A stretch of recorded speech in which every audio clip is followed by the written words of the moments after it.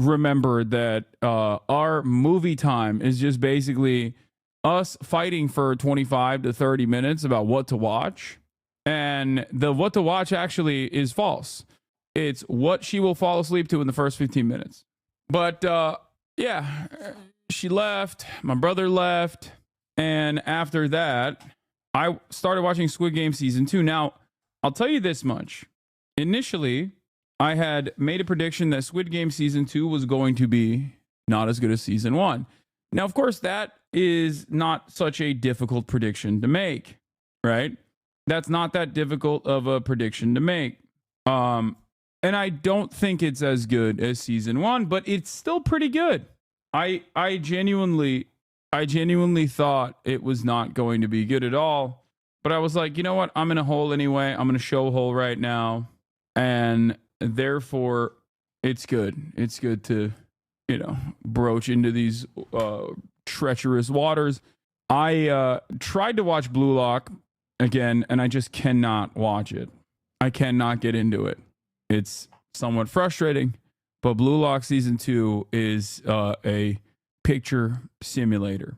Okay, last one from yesterday. Your craziest unmute ever. Maybe he's just wearing like track pants or whatever that are like tight, so they're pulling. I mean, like fuck Hasan, I guess. Like his ego doesn't matter. I was unmuted. Damn. I just unmuted. I fucking hate that guy. That's a crazy time to unmute. What happened? Wait, Elam, are you plat? I'm plat now, bro. Elam, you are not a plat level player. You are boosting.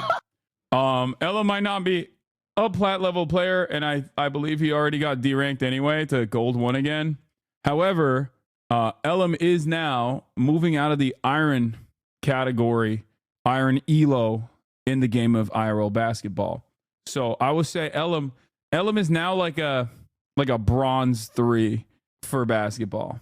Okay, and I think that must I want to give him his props. He played big. He played like a big man. What is this? Get ready for the first welcome. Oh, get ready to welcome Marvel's First Family and Marvel Rivals trailer on January 6th. Yeah, I mean, there's a Fantastic Four movie coming out, right? I assume that's the reason why they got this. I guess I'm gonna play Thing. I suspect. But I'm in a hole anyway. Oh my god, I hate it when you guys clip something that I just said. New tank for me. Gotta play the Thing. Small Head Brothers for life. Yeah. Gotta tell her happy birthday. Oh, Morgan, happy birthday. Morgan is 28. Morgan is a skinny girly now. Important message alert. So as I deal with dude, I know, I saw it's right here. You guys are so funny. I forget how incredibly isolated this community is because like Christian Divine posts a TikTok. TikTok has 1,608 likes and like 25 people since I started have linked it.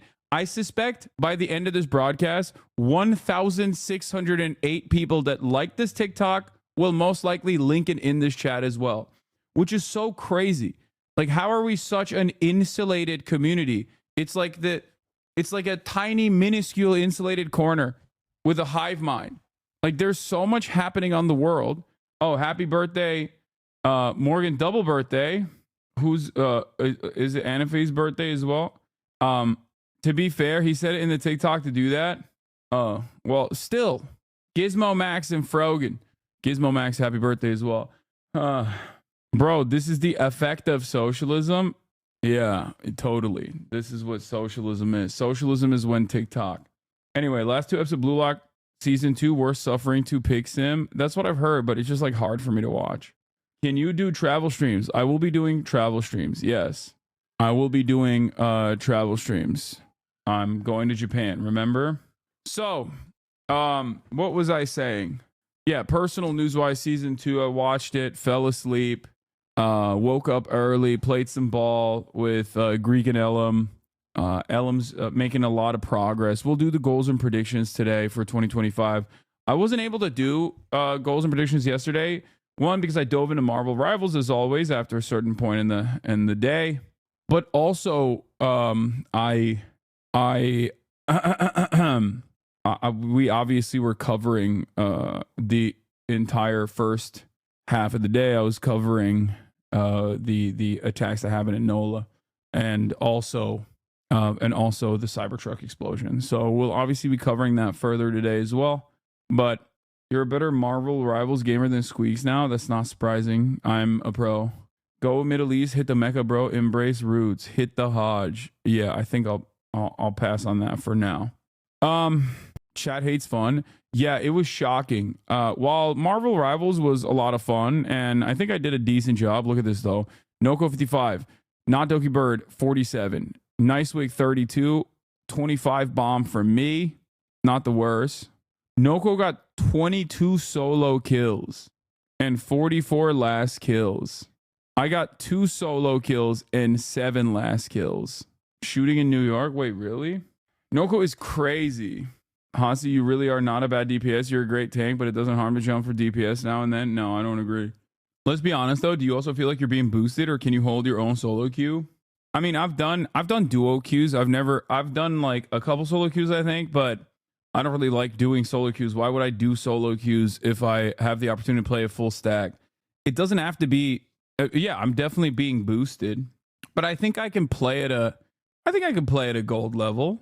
Like I'm capable of playing at a gold level. I wouldn't say that I'm that bad of a tank. I mean, I do go crazy every now and then. I saw someone claiming 6Q is cheating. Yeah, but they're also cheating because we're playing against other 6 stacks. Your Venom is gold, not your Hulk though. It needs work. It's new for me. Yeah, chat clearly hates you and doesn't want to watch you game because they have a personal vendetta against you. Has nothing to do with the fact that a lot of people find watching other people play games boring. I can't. I know, this is a video game platform. Also, if you stuck around for it, you would like it.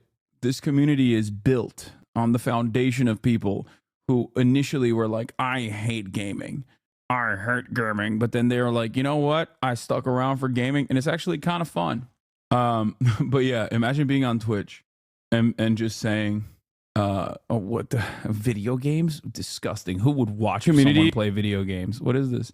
Yo, I swear to God, this community is so good at making like sexy fan edits. They are so bad at making like alpha male edits. Like this community has a real problem trying to make alpha edits. Oh shit. That's my number. Oh, damn. Whoa. Yes. Oh God. Yes.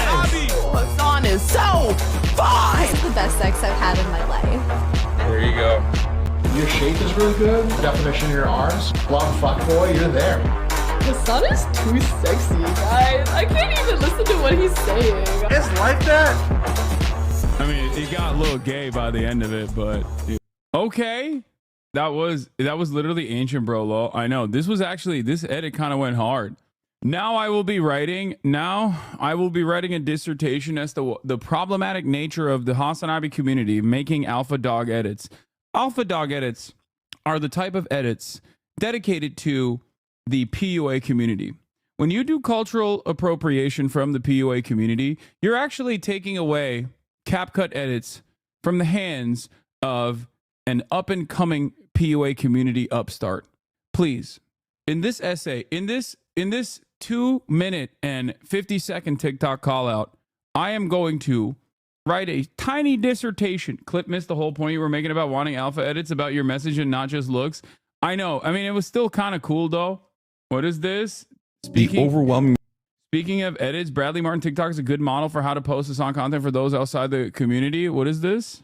Majority, if not the entirety of the homeless population is created because of the housing market. There are plenty of people who have jobs, but because the housing market becomes insane, they just can't pay for housing. So they still retain their jobs, but they live out of their cars. And it's not about like fucking deporting 20 million migrants or whatever. Like that's not going to fix the housing market. It's going to make it worse, actually. Who the do you think builds the houses? You know, it's like 25% of the construction industry is undocumented migrants. Good luck. You know, imagine wiping out a quarter of the workforce. You're not building houses no more after that. And of course, the voiceless, poor working class people are the ones who get over in the system because they don't have the same defense mechanisms that a rich person has. Rich people can get together and be like, you're not doing that. They can buy politicians. They can host politicians in expensive dinners and shower them with gifts and become friends with politicians. They go to the same schools with the people that are in positions of power. Their children work under them. There needs to be a underlying like base level of material equality. What Americans believe we have right now, which we don't have, is the equality of opportunity.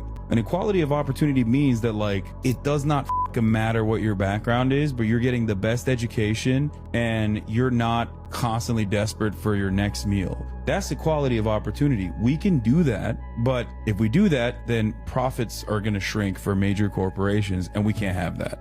There it is. It's greed. That's all it is. House should be free, though. Not affordable. It's a necessity, not a luxury like a Mercedes or something. Empty, overpriced houses everywhere just so the landlords can raise the price. Hasan is 100% correct. His answer is so clear and thought out. Hope he runs for president. He could surely win.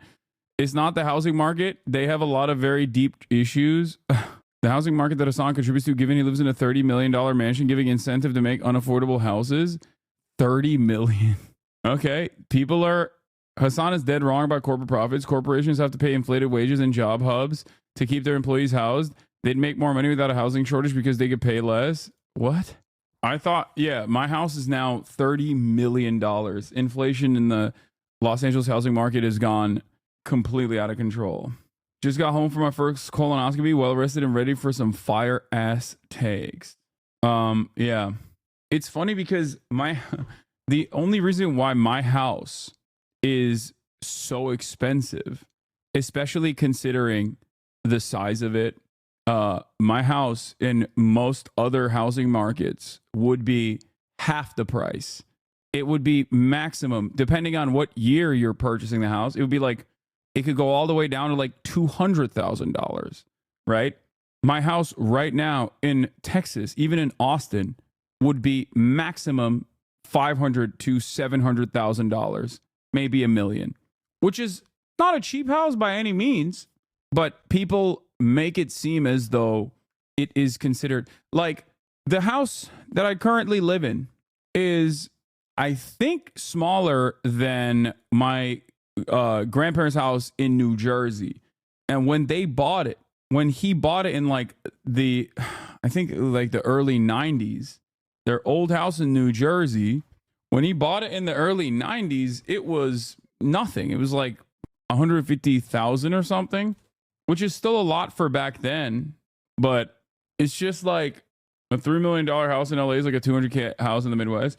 Yeah, people say like, oh, your grandparents are rich. I mean, I've talked about this before. They used to be. But once again, it's funny that you mentioning you have a house is enough flex on 90% of us here. It's so funny that this conversation, it's funny that you mentioning you have a house is enough flex on 90% of us here. It's so funny that this conversation all of a sudden, like people that are currently living in their parents' Connecticut mansion, okay, that is significantly nicer and more expensive than the house that I'm talking about in New Jersey, are in the chat typing, wow, rich grandparents. Like it's so funny to say this because you have no understanding of what the house that I currently live in looks like and the house that you're currently typing that from. Like you're not living. People will be living in Ohio in like a compound, basically typing like, wow, rich socialism, but it's not on screen. So, you know, in North Carolina, a 3-story, roughly 3.5K square feet house is around 350K to 500K. If you're not in the big cities like Raleigh or Charlotte, if you go there, you will see the numbers. Mine is 1.2K, bought at 126K 5 years ago, but at the time it was appreciated to around 200K. You literally had that one guest that said your house ain't shit. No, I've had multiple guests that make fun of me. Your title is incorrect. It was way more wild. CYBERTRUCK was active duty, currently stationed in Germany, who was on leave. Oh, I didn't know that. That's crazy. I thought he was a veteran.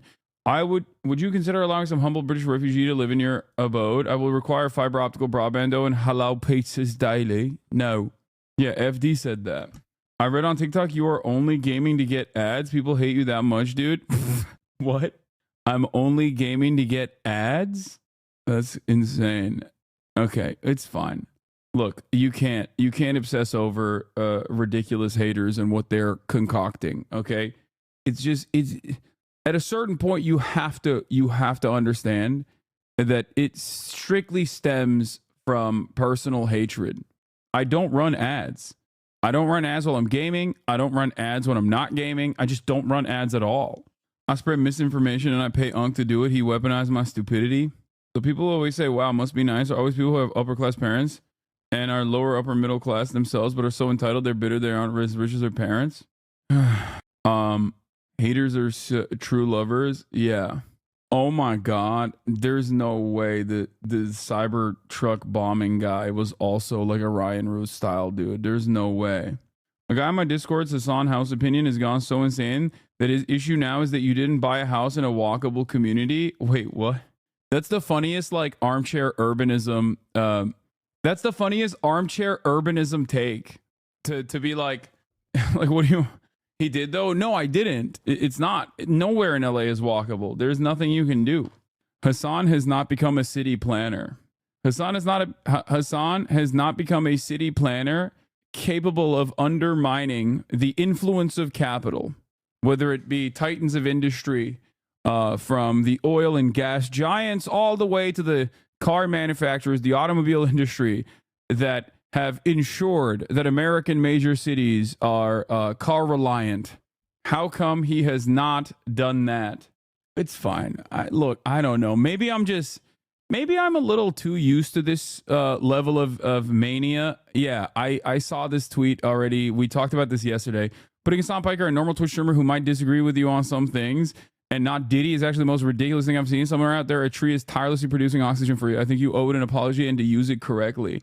And the person didn't even know who JD Vance was. Okay? Like, no more male impregnation. I don't even know what that is. Like, I don't know what they're saying. Most people online are either 12 or deeply mentally ill. Okay? It's just not. I think people are going to get wild this year with the hate against you. Probably. But it's fine. Okay? That's every year. The house thing really is hilarious. Even one of my good friends who's otherwise intelligent on the left hates you because you have a home. Socialists can't own homes, like his brain rot. Yeah. What? You was slacking on Bradley talk? Didn't talk about Tate getting out? What? Tate getting out? Who? What do you mean? You have to be sick to wish people's death? I don't know. Dude, I predict 2025, we're gonna... Look, we haven't done the predictions yet, but I predict that in 2025, conspiracies are gonna get even more supercharged than 2024. And there was a lot of craziness going on in 2024 in terms of conspiracies. I mean, we literally ended the year in 2024 with people tackling the concept of fog. Okay? People are now saying fog is a conspiracy. So, like, I'm telling you, it's going to get worse. It's going to get so much worse. But yeah, let's NOLA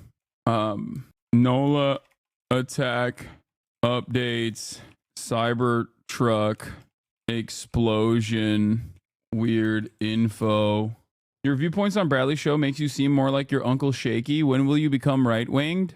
When will I become right-winged? My viewpoints on Bradley make me look like I'm right-wing? What?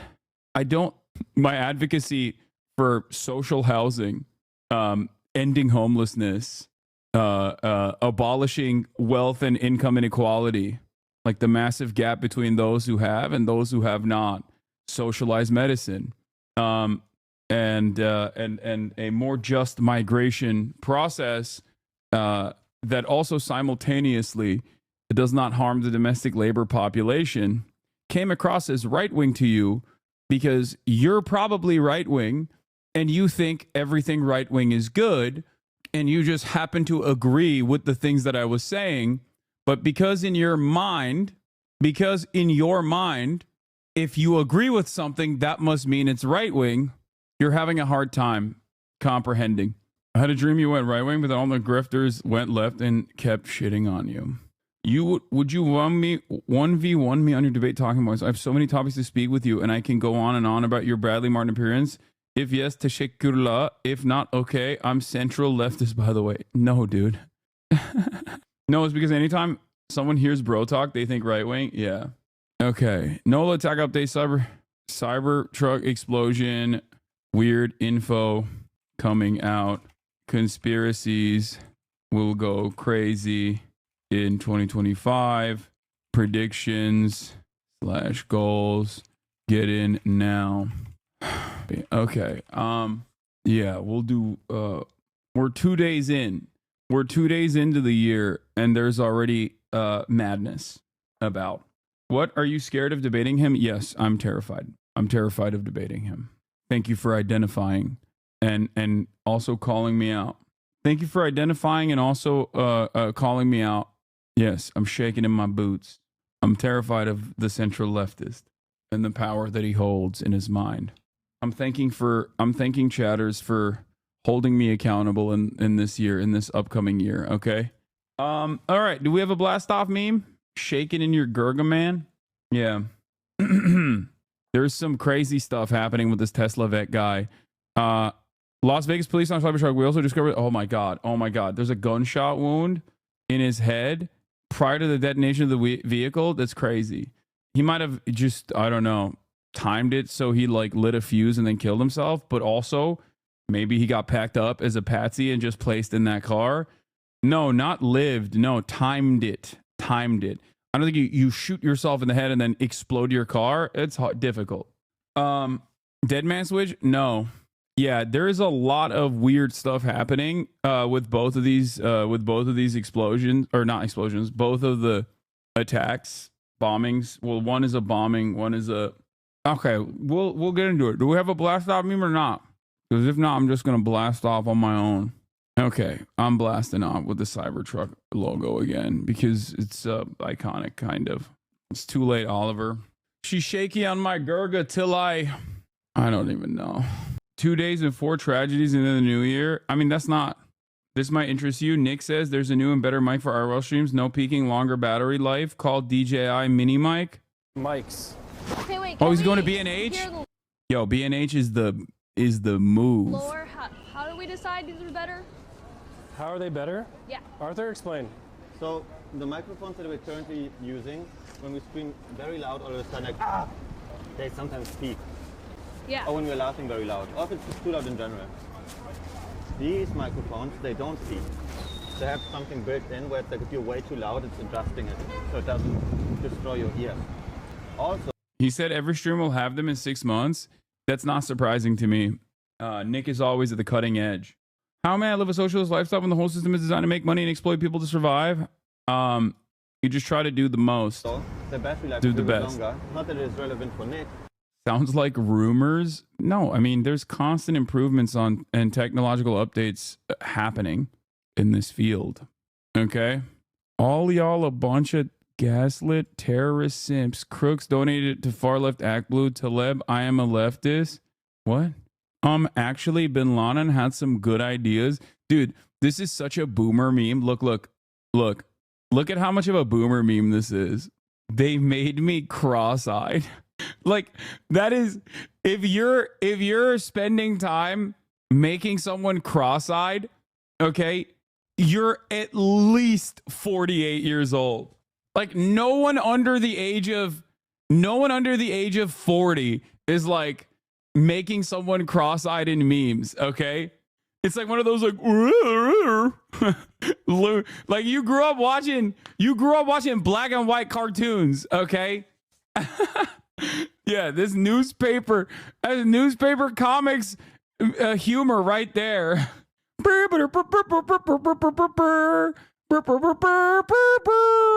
Tom and Jerry ass, dude. Oh my God. This is, dude, yo, get the bed, Grandpa. What are you doing? Making memes. That's awesome.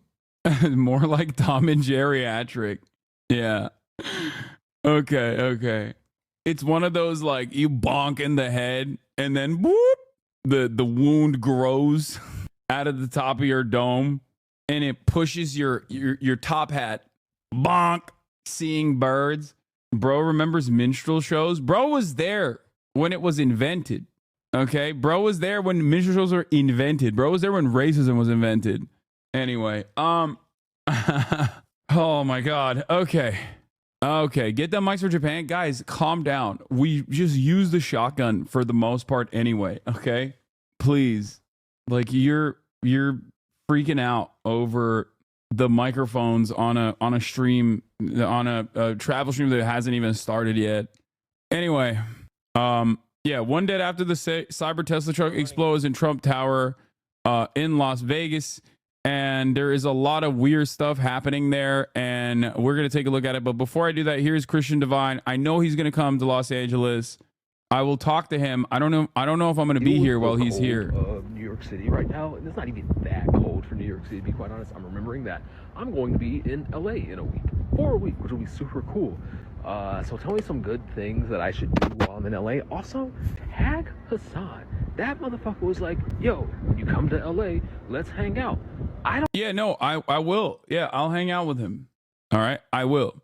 China has announced sanctions against 28 U.S. companies. 2025 is the year of China. Okay.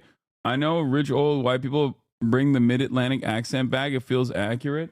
Why is the mic being blocked? Such a thing now on newer iPhones that was never an issue before. What? Yeah.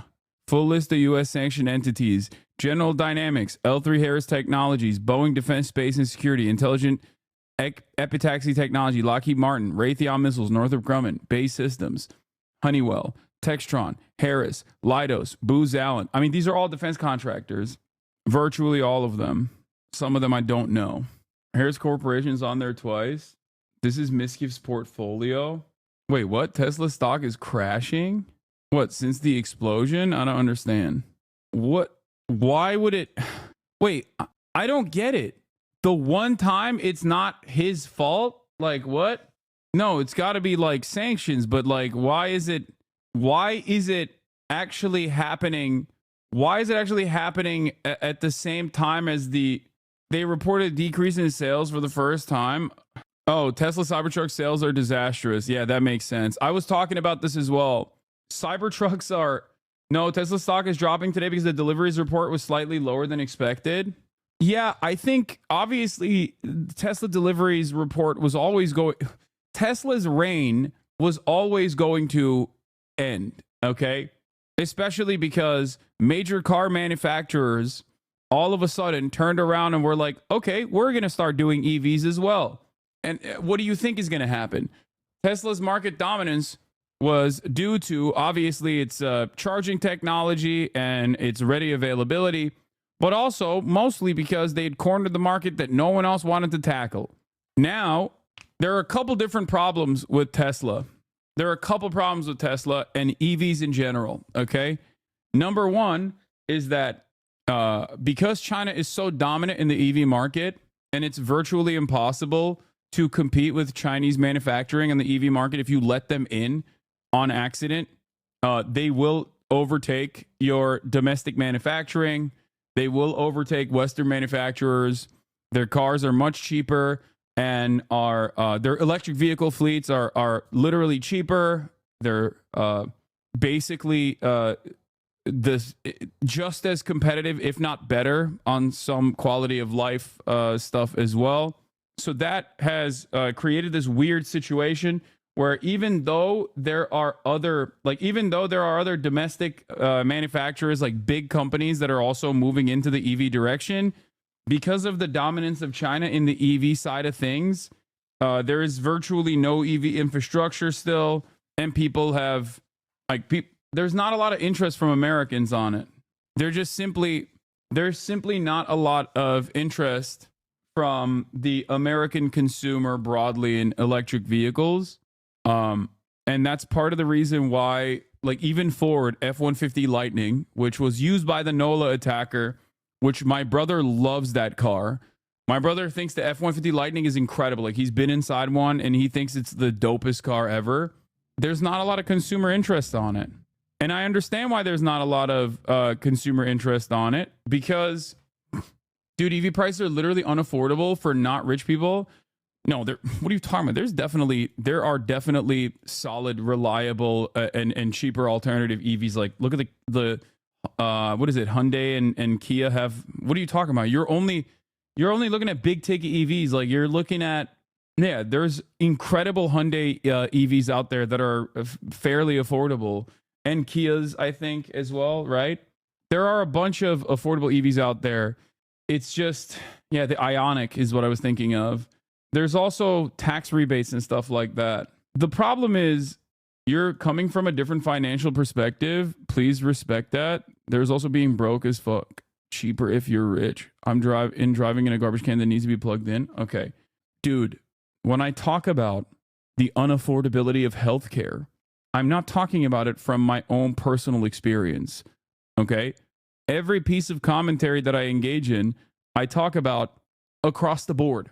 If I exclusively gave you my own personal experiences with what I can afford and can't afford, then yeah, we would be having an entirely, there would be no reason for me to ever do commentary. I would tell you, America is the best nation on earth. Life is amazing here. Okay? Because the United States of America is the greatest country on the planet if you're rich. Okay? It is Disneyland. If you're wealthy, there's no issues.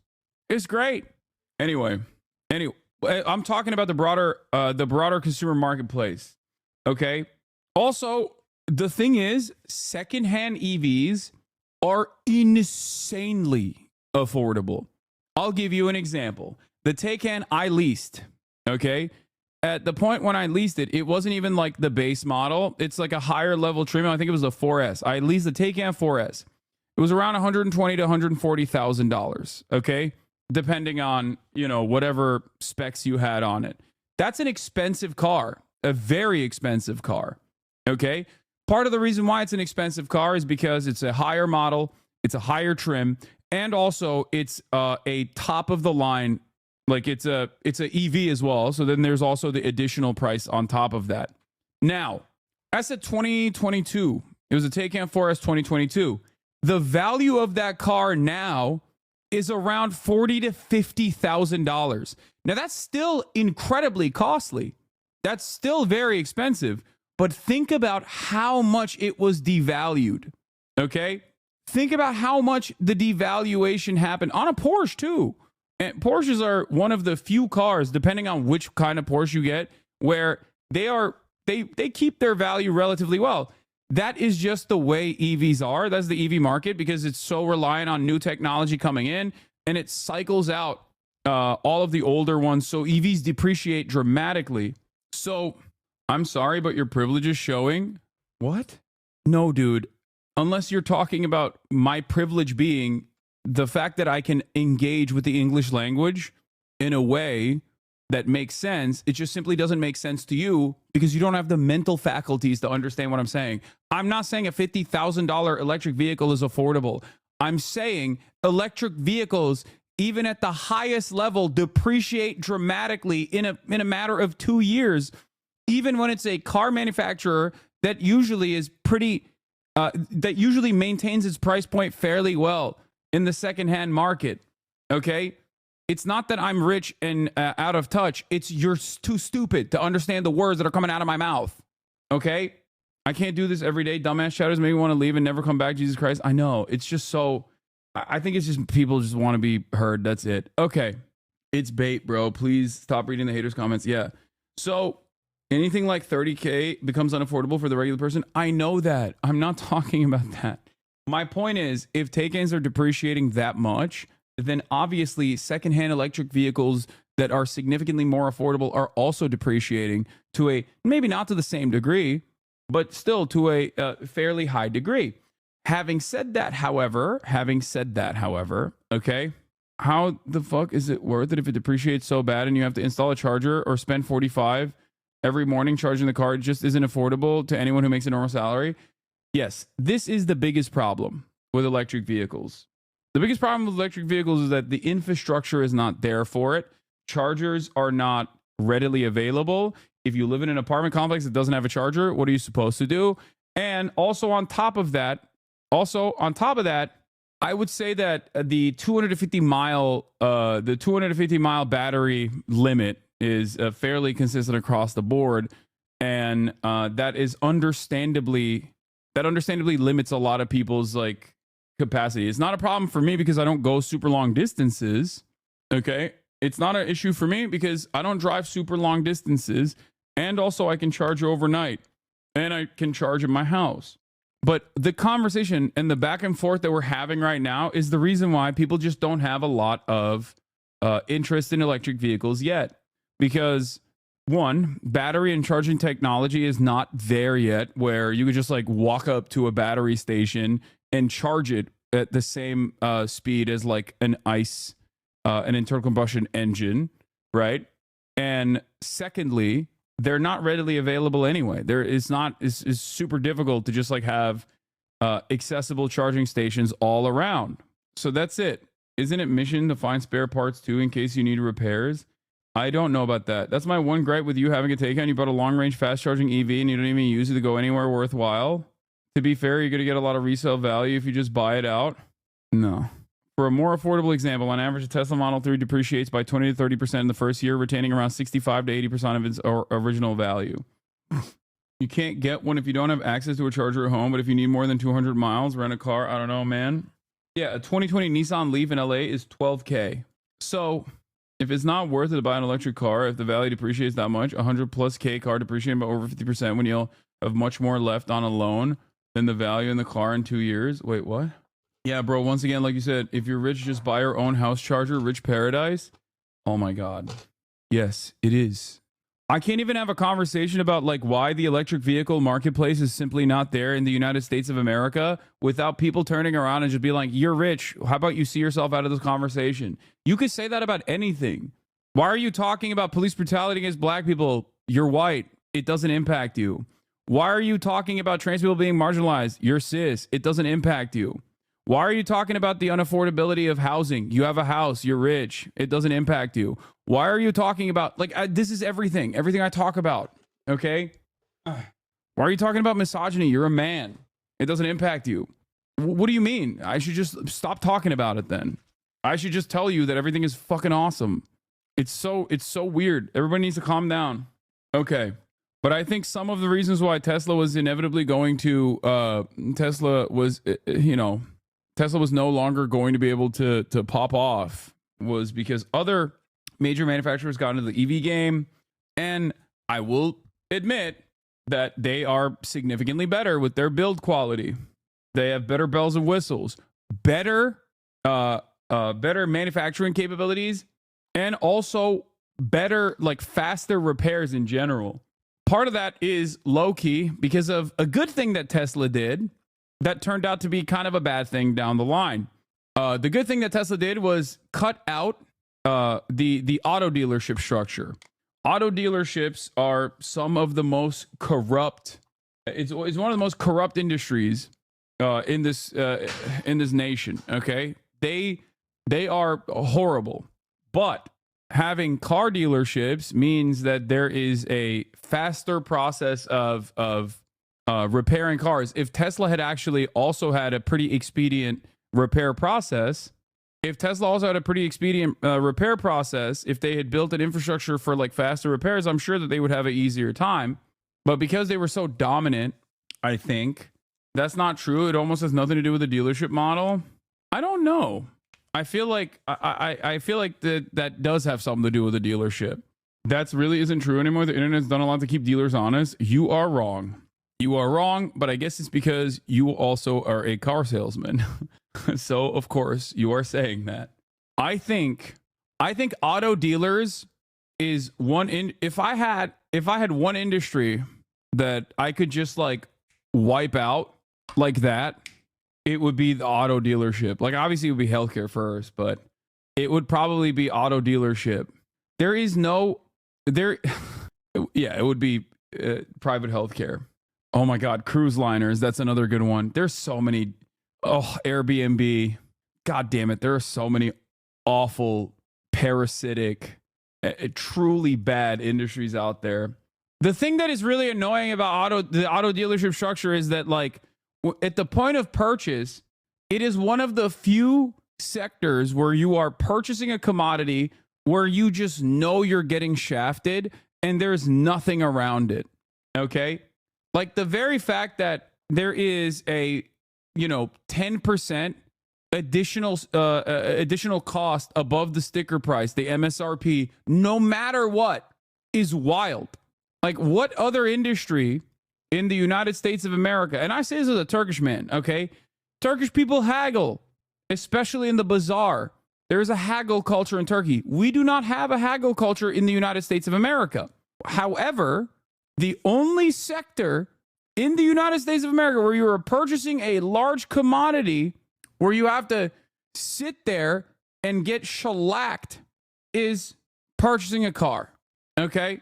When you're purchasing a car, you just sit there and you know that the person that is sitting in front of you is cooking you in very meaningful ways.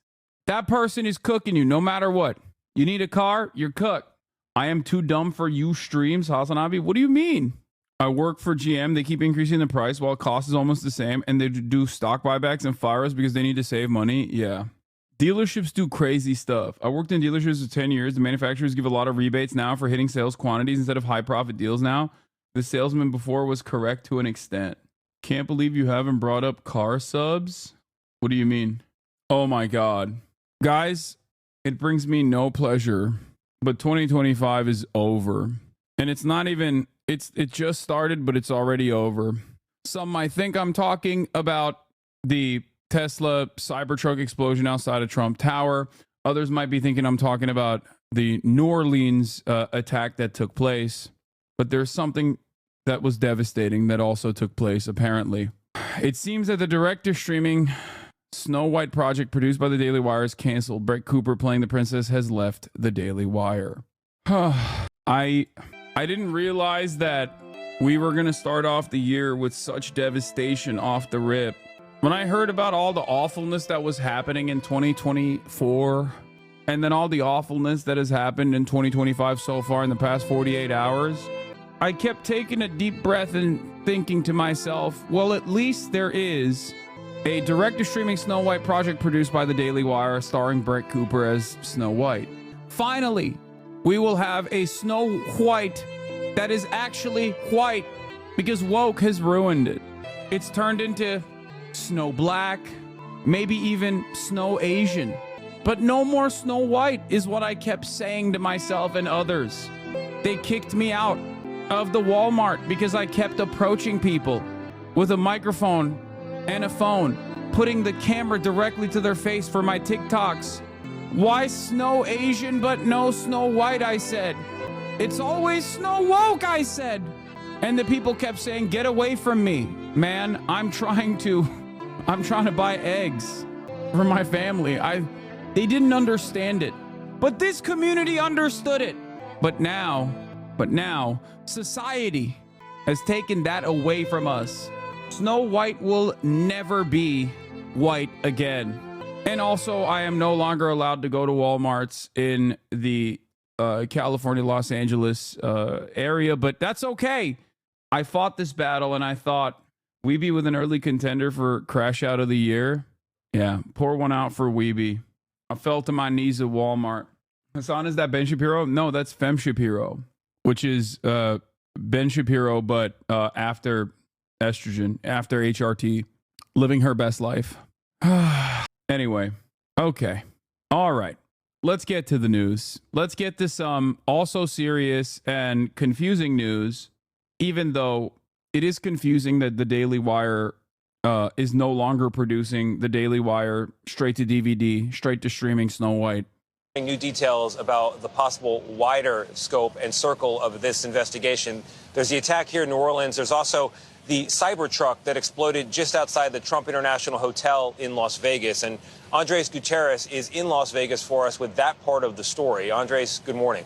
Good morning, Tony. Sources tell CBS News that the Cybertruck was rented to a Matthew Livelsberg, an active duty member of the U.S. Army who is currently on leave. CBS did speak to two of his relatives who said that they had no idea that he was involved in this incident, but knew that he had recently rented a Cybertruck. We're told that his wife hadn't heard from him in several days. This was the scene from inside the lobby of the Trump International Hotel just after 8:30 Wednesday morning. A 2024 Tesla Cybertruck engulfed in flames in the valet area just outside the main doors. We saw sparks. It was pretty fast. This surveillance video caught the moment that Cybertruck exploded. I just heard a boom. Oh my God. Investigators say the truck had just parked at the hotel. It was sitting in the porte cochere for about 15 seconds before it exploded. It was like a firework. It was popping sound, bang sound, and a lot of sparks fly. As police moved to evacuate the 64-story hotel, firefighters worked quickly to put out the fire. Once the fire went out through the suppression efforts of the fire department you'll see some of the evidence in the back of the vehicle. So those are gasoline canisters, they are camp fuel canisters, and large firework mortars. Police also said that because this explosion happened in a Cybertruck, the damage was very limited. Tesla CEO Elon Musk explained why in a statement on social media, writing, quote, "The evil knuckleheads picked the wrong vehicle for a terrorist attack." Like, what's the right vehicle for a terrorist attack? Like, it doesn't. It's a strange way to talk about things, you know? Also, Elon Musk had to change his account immediately. Remember, he changed his name to like Kekius Maximus or whatever. Unfortunately for him, this happened, so he couldn't keep his account as Kekius Maximus, and he had to change it back to Elon Musk immediately to do PR. What happened? Right, the privacy folks who own Teslas must be thrilled to learn that Elon records footage of them at every charge up. Apparently, he also has the digital keys to all the vehicles in case any corpses need to be removed. The sheriff said Tesla CEO Elon Musk helped the investigation by having the truck unlocked after it auto-locked in the blast and giving investigators... Yeah, I think it's pretty funny for... like, obviously, it's not necessarily like a bad thing that like there is some sort of like fail-safe. But it is funny that it auto-locked during the blast. Elon was like, it's the worst car to kill yourself in. Or it's the worst car to do a suicide attack in. It is the best car to kill yourself in, though. It'll kill you even if you don't want to die, actually. It will auto-lock you.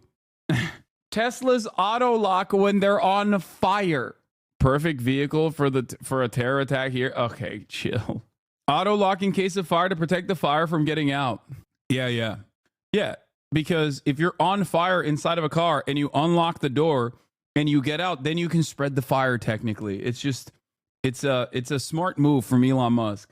The smart move from Elon Musk also is that it's better if the person just dies in this fire rather than survives and then ends up suing the manufacturer, you know?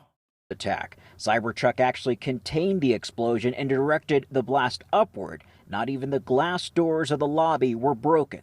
And so now authorities are looking into several parallels between this incident and the attack in New Orleans. Besides, yeah, his name change thing was very funny. A story in 4 parts. Kekius Maximus. Imagine you're a journalist. You're writing about Elon on X, and it goes, Elon Musk, aka Kekius Maximus on X, crying, laughing emoji. Elon Musk quote retweets it and says, this will be priceless. And then this happens, and Elon Musk immediately changes his profile picture and name. Turns out it's not priceless. Turns out maybe it's necessary. What happened? I thought it was going to be priceless when Kekius Maximus was talking about, you know, how Cybertruck is the worst car to do a terrorism in. Is he laughing at his own joke again? I mean, you got to do that sometimes when no one else is laughing. You got to train your audience to laugh. Oh, this was also funny as well. Marcus Brownlee sells his Tesla Cybertruck. Elon unfollows him. This was before the explosion, by the way. Yeah. Okay. We got another base Bill Burr take. Okay, we'll look at that in a little bit. You are not allowed to sell your Tesla. You're never allowed to sell it. You have to sit on it. it's a timing on New Year's Day. Both involved trucks that were rented from the Turo app, and both did involve U.S.-born military service members who served in Afghanistan around the same time. Officials in Vegas talking now about the Cybertruck attack there at the Trump Hotel. Let's listen in. As many of you went to sleep last night, and I just want to give you an update on a lot of what it is that we found through the processing of the Cybertruck. This is a joint investigation involving the FBI, the ATF, the Las Vegas Metropolitan Police Department, and these folks worked through the night and found a lot of stuff that is very useful for this investigation. As you look at this Cybertruck here, we had to transport this down to our fleet services so that we could really get through this thing. And I remind you that the subject inside wasn't able to be removed for a very long period of time because he was burnt beyond recognition. And so as we continue to move through this, I'm going to talk a little bit about his identity and what we believe but I would like to highlight a couple of things that the teams found inside of the Cybertruck that are useful to the investigation. And that, first and foremost, is a military identification. We also found a passport. We found a Desert Eagle 50 caliber semi-automatic pistol. And if you'll notice on a lot of these guns that we're going to talk about here, they're almost just burnt beyond recognition as well. There's a SLR model B30 semi-automatic firearm, number of fireworks that were still in the vehicle that had to be removed. Notably, we found an iPhone. Yeah, I mean, the man suspected of being behind the Tesla Cybertruck explosion in Las Vegas was a big supporter of Donald Trump and voted for him in November. Dude, I don't know what is going on in the United States of America. I'm willing to, I mean, this in and of itself reads very weird. It reads very strange. Okay? This story is weird. It's like, I don't know anymore. I don't know if it's like a psyop or what. I don't know if it's a psyop or if people are just unwell. Like it's a very, very weird story. Okay? Maybe an accident. Gonna be real funny if this guy was just a hog who had tons of fireworks to celebrate and just blew up by accident. But I got, dude, I'm not gonna lie, I got nothing. I just don't know. I don't know what the hell is going on. I don't know what is happening. I feel like people are unwell, so it's difficult to ascertain whether or not this is a byproduct of people that are unwell, or if it's, I don't know, the State Department activating a sleeper cell in the wrong time or something. I don't know. But I also feel like one of those like Trump supporters who always is like after every mass violence incident, like after every mass shooting, they're like, oh, it's a psyop. To do what? I don't know. You know what I mean? If you were to come at me and ask me, okay, what's the psyop? I have no answer for you. Do you know what I mean? Like, what is happening? What is going on? Like, the ISIS one makes kind of sense from a psyop angle, right? It's like instilling fear about ISIS, but ISIS also doesn't make sense. Like, it would be better if you were going to do if I'm the government and I want to manufacture consent and instill fear in the heart of Americans, I would probably not hit an ISIS angle. I would hit a Hamas angle. I would be like, oh, this guy was a supporter of Hamas, or this guy was a supporter of like Iran or something. You know what I mean? Or he's a Chinese supporter. He's a supporter of the CCP or something. Like, it doesn't make sense. When you say ISIS, people go, ISIS 2025 doesn't make any sense. His wife was an anti-Trump person in 2016. Wait, are you talking about NOLA guy or Las Vegas? If this guy has a wife and also is a divorced dad, I'm going to lose my mind, because then both of the people are the Vegas guy. So both of the people are possibly former wife guys turned divorced guys, not divorced. NOLA guy was legitimately just an insane psychopath. This one seems most likely like a dumb accident. FBI are in Colorado Springs investigating a lead into the Cybertruck explosion. Dude, I just don't get it. I don't get it. I don't understand what is going on. I'll be honest with you. I'm going to be very, very honest with you. This stuff is just like, I don't know. I'm at a loss for words here.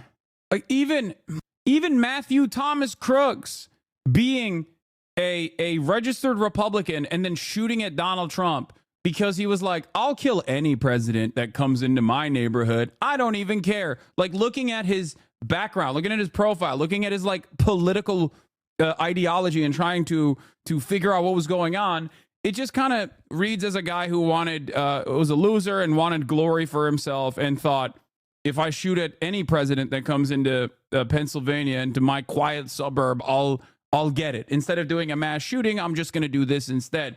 So that part, albeit crazy for any other country, makes a lot of sense for America, because gun violence is a constant part of our lives. But then you have NATO guy Ryan Ruth, who is also a former Trump voter, who bricked his brain and also was spending a lot of time, it seems, around Fort Bragg. Okay? Partially because he had 1,000 combat-ready Afghan troops that were NATO trained, ready to go, ready to operate in Ukraine. That was his thing. Ukraine was his big thing. He was a Ukraine guy. Okay? That's weird. That's a weird situation. Okay? Now you have 2 other vets that have also spent time at Fort Bragg. 2 other vets in 2 separate parts of the country. Don't dead name Fort Liberty. Okay, stop. 2 other, 1 active duty service member, 1 veteran, both spent time at Fort Bragg, both went to Afghanistan. Don't know if the other vet is, don't know if the NOLA guy was also, don't know if the NOLA guy was also a Trump voter, but like, they both use Turo to rent cars. They're both electric vehicles. Like, I don't know what's happening. It's weird. Bizarre, but NOLA guy is the one who filed for divorce, not his wife. I read through the divorce records yesterday. Wife accused him of abuse and cheating. That's all the tea. Why doesn't it make sense? Why is it hard for you to believe these guys did it in their own? It's not the first time someone or a group of people were radicalized and did an attack and pledged allegiance to ISIS. You sound like a MAGA hog. What is an acceptable reason for you? I mean, I don't think you need to be like a MAGA hog to look at a situation like this and go, it's a little odd that the first day of the new year led to 2 veterans popping off in very different ways in different parts of the country. You know, I think it's weird if you assume they're connected via their divorces. No, I don't think they're connected via their divorces. The guy is not even divorced. This guy is not even divorced. I'm saying that, like, there is a point of radicalization for both of these people, most likely, if this guy also, if this wasn't an accident, because we still don't know exactly what happened here. We don't know what the motive is. We just know the person's background. And it's weird. The background is weird, especially because he's still an active duty guy. The other guy, the NOLA guy, was also a normal dude, which is crazy. Like, he was a very normal dude. He had a life. He had a wife. He had children, I think. Like, he had a career. And people say, I mean, the media has been covering his background saying like, well, he was $30,000 in debt, which is a lot of money to be in debt. But also the average American student coming right out of college has more debt than that. You know what I mean? So that also doesn't make a lot of sense either. Like, what American doesn't have a tremendous bounty? What American does not have a tremendous amount of debt that they have to pay off? It's just, it's weird. It's a weird situation. And a smartwatch, and then several credit cards were also in the name of our subject. Our subject is 37-year-old Matthew Livelsberger. He's of Colorado Springs, Colorado, born July 22nd of 1987. Now, as you'll see here on a picture of his driver's license, let's see, the question really still remains for me, and I know that there's a lot of you folks in the media that are identifying this person as the person in our vehicle. As I mentioned to you already, his body is burnt beyond recognition, and I do still not have confirmation. Yeah, I mean, it's crazy that his name is Life is Burger. Okay, this is like, I'm done. I can't even, dude. Come on, Life is Burger, Life is Burger, Life is Gun, Gun and Burger, Gun Burger. Is this a joke? Are you joking? We're not a serious country, man. We are a deeply unserious nation. 100% that is the individual that was inside of our vehicle. And so as I'm calling it now... I'm sorry, that's a J.K. Rowling style naming, okay? Oh yeah, here we have an American character. His name is Matthew Lifesburger. His name is Matthew Hamburger. Like, what the hell? No. If I read this in a book, I'm like, come on, dude, this is disrespectful. Like, that's not really like you think, oh, American guy. His name is Hank Cheeseburger. Okay, shut up. The subject or person of interest. I will not come back until I have the confirmation through DNA or medical records that this is indeed, in fact, the subject inside of the vehicle. Now, further complicating this identification of this individual, we also discovered through the coroner's office that the individual had sustained a gunshot wound to the head prior to the detonation of the vehicle. One of the handguns was found at his feet inside of the vehicle. Obviously, in how we're trying to identify him, and I'm feeling comfortable to give you this information, is a tremendous amount of substantial evidence to include he rented the Turo vehicle. There are 2 tattoos, one of which was on the stomach and one of which is on the arm, that we can see bits and pieces of it as in comparison to what. That's so crazy that he's just like, that's so crazy that he is just so shredded and so burnt that they're just like, they can't even figure out who the dude is yet completely. It is that we now know he had on his body that has given us a lot of confidence that this is, in fact, the same person, as well as the clearly obvious, which is the credit cards, the military identification, the passport. And then furthermore, as you'll see here in just a very short period of time, we tracked his movements from Colorado to Las Vegas, and in a number of the photographs that we were able to determine, he was the individual that was driving the vehicle. And also, I'd like to iterate this point to you. We still have only ever seen him in this vehicle, and we're not aware of any other subjects involved in this particular case. Now, I would like to acknowledge a couple of things because I know what's going on in the social media world, and there are a number of things in this case that are similar to the attack in New Orleans. We do know that our subject here served in the military. In fact, he is a current member of the military. Both of the subjects served at Fort Bragg, North Carolina. What we do. Dude, this is going to break people. I mean, it's breaking me, so I get it. It's even breaking my brain. It makes no damn sense, bro. I mean, like, it's just so close to one another at the same time. Like, it's just, I'm sure it's pure happenstance. It's pure, I mean, it's purely coincidental that there are so many like similarities. Like, these people have like crossed paths in the past as well. Do know about that is it's a very large It's not. I'm not saying it's connected to one another. For the record, I'm not saying that. Military base, and we have no record that they served in the same unit or even at the same years at Fort Bragg. Something that continues to remain under investigation. I also know that they both served in Afghanistan in 2009. We don't have any evidence that they were in the same province in Afghanistan, the same location, or the same unit. Again, something else that remains under investigation. And we also know, of course, that they both used the rental company Turo to rent their vehicles. And they're both EVs. They both use EV trucks. That is, if this person actually, by the way, while we're having this conversation, there are a lot of weird parts about the story with Matthew Hamburger guy. Okay. It still could be an accident. Like, they haven't really figured out what's going on. Now there's also evidence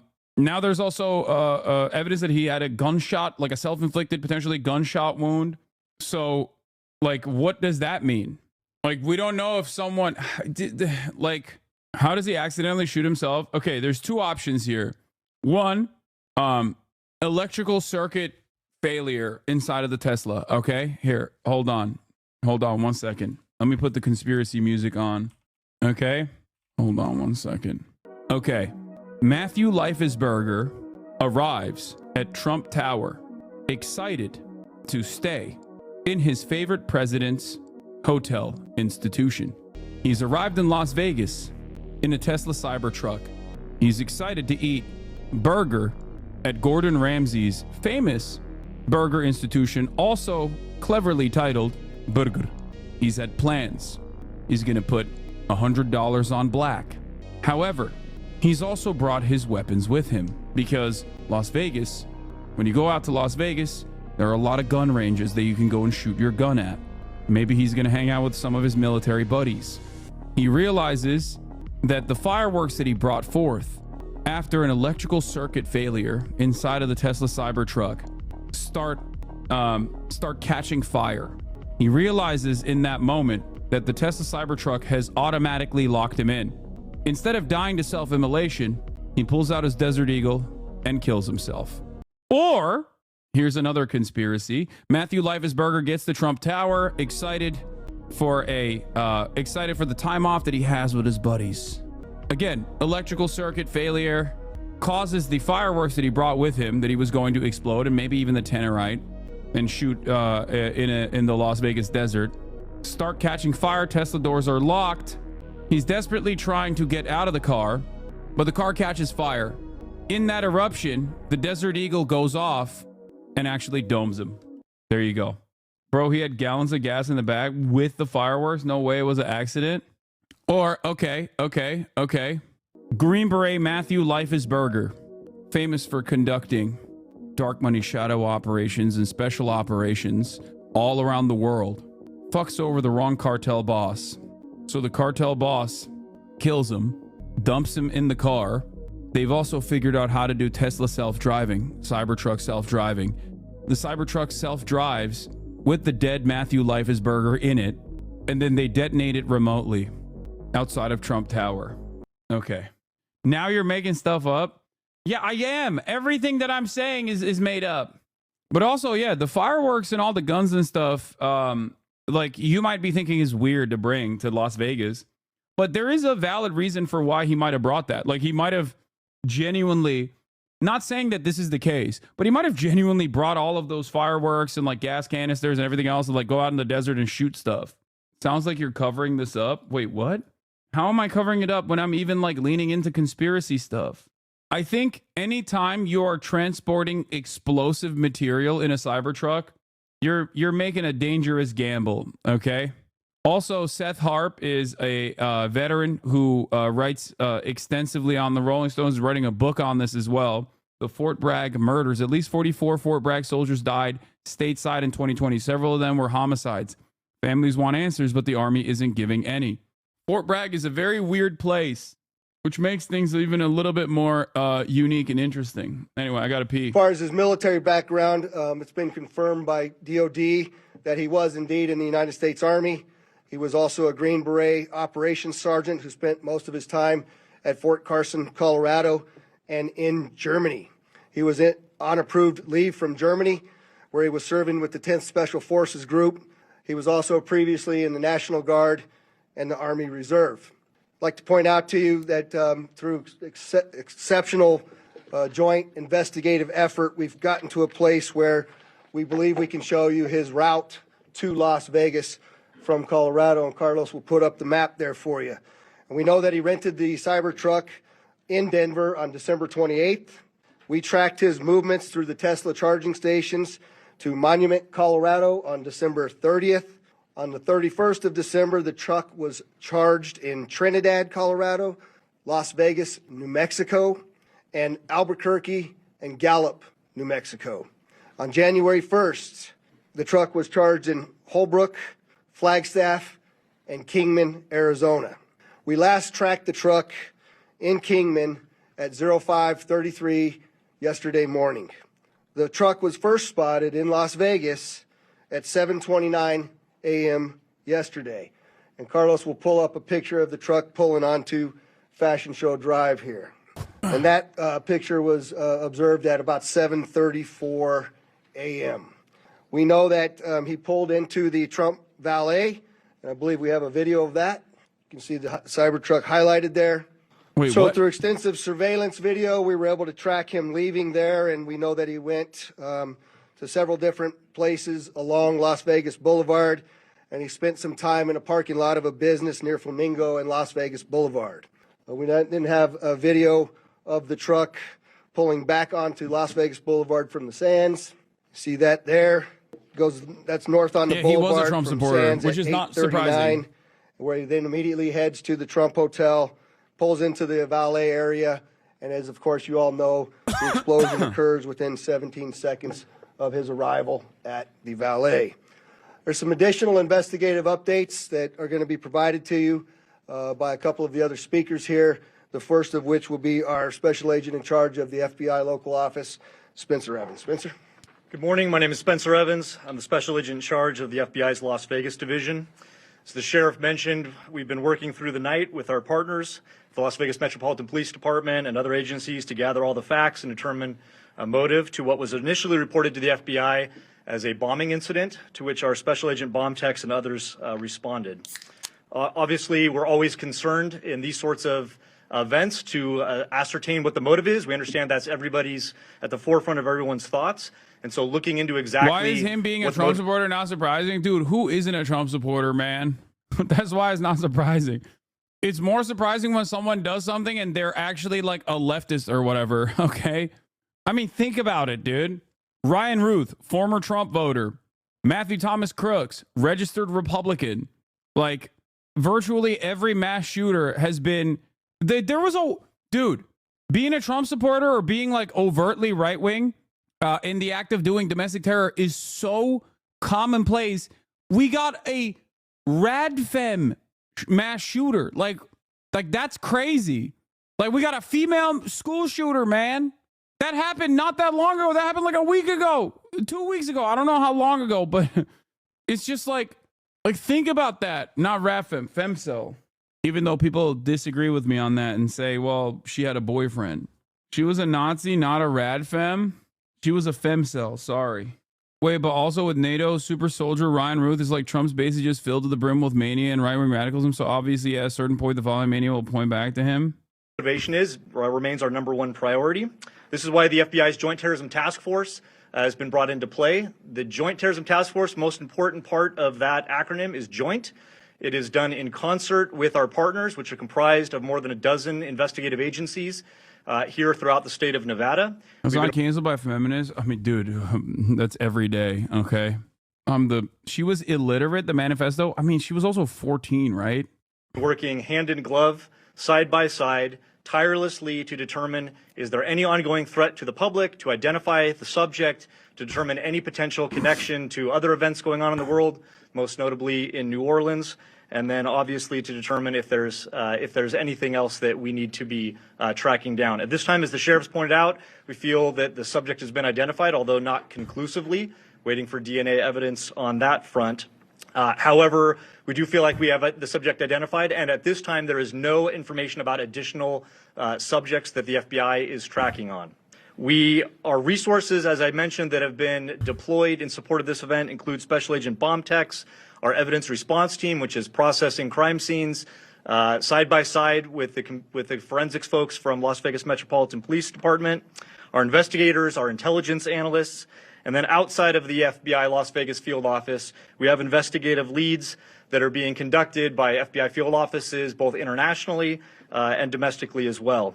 As always, when the FBI is involved with any sort of case like this, we ask for help for the public. Anyone with information related to this incident, we encourage you to please call 1-800-CALL-FBI, or you can submit a tip online at tips.fbi.gov.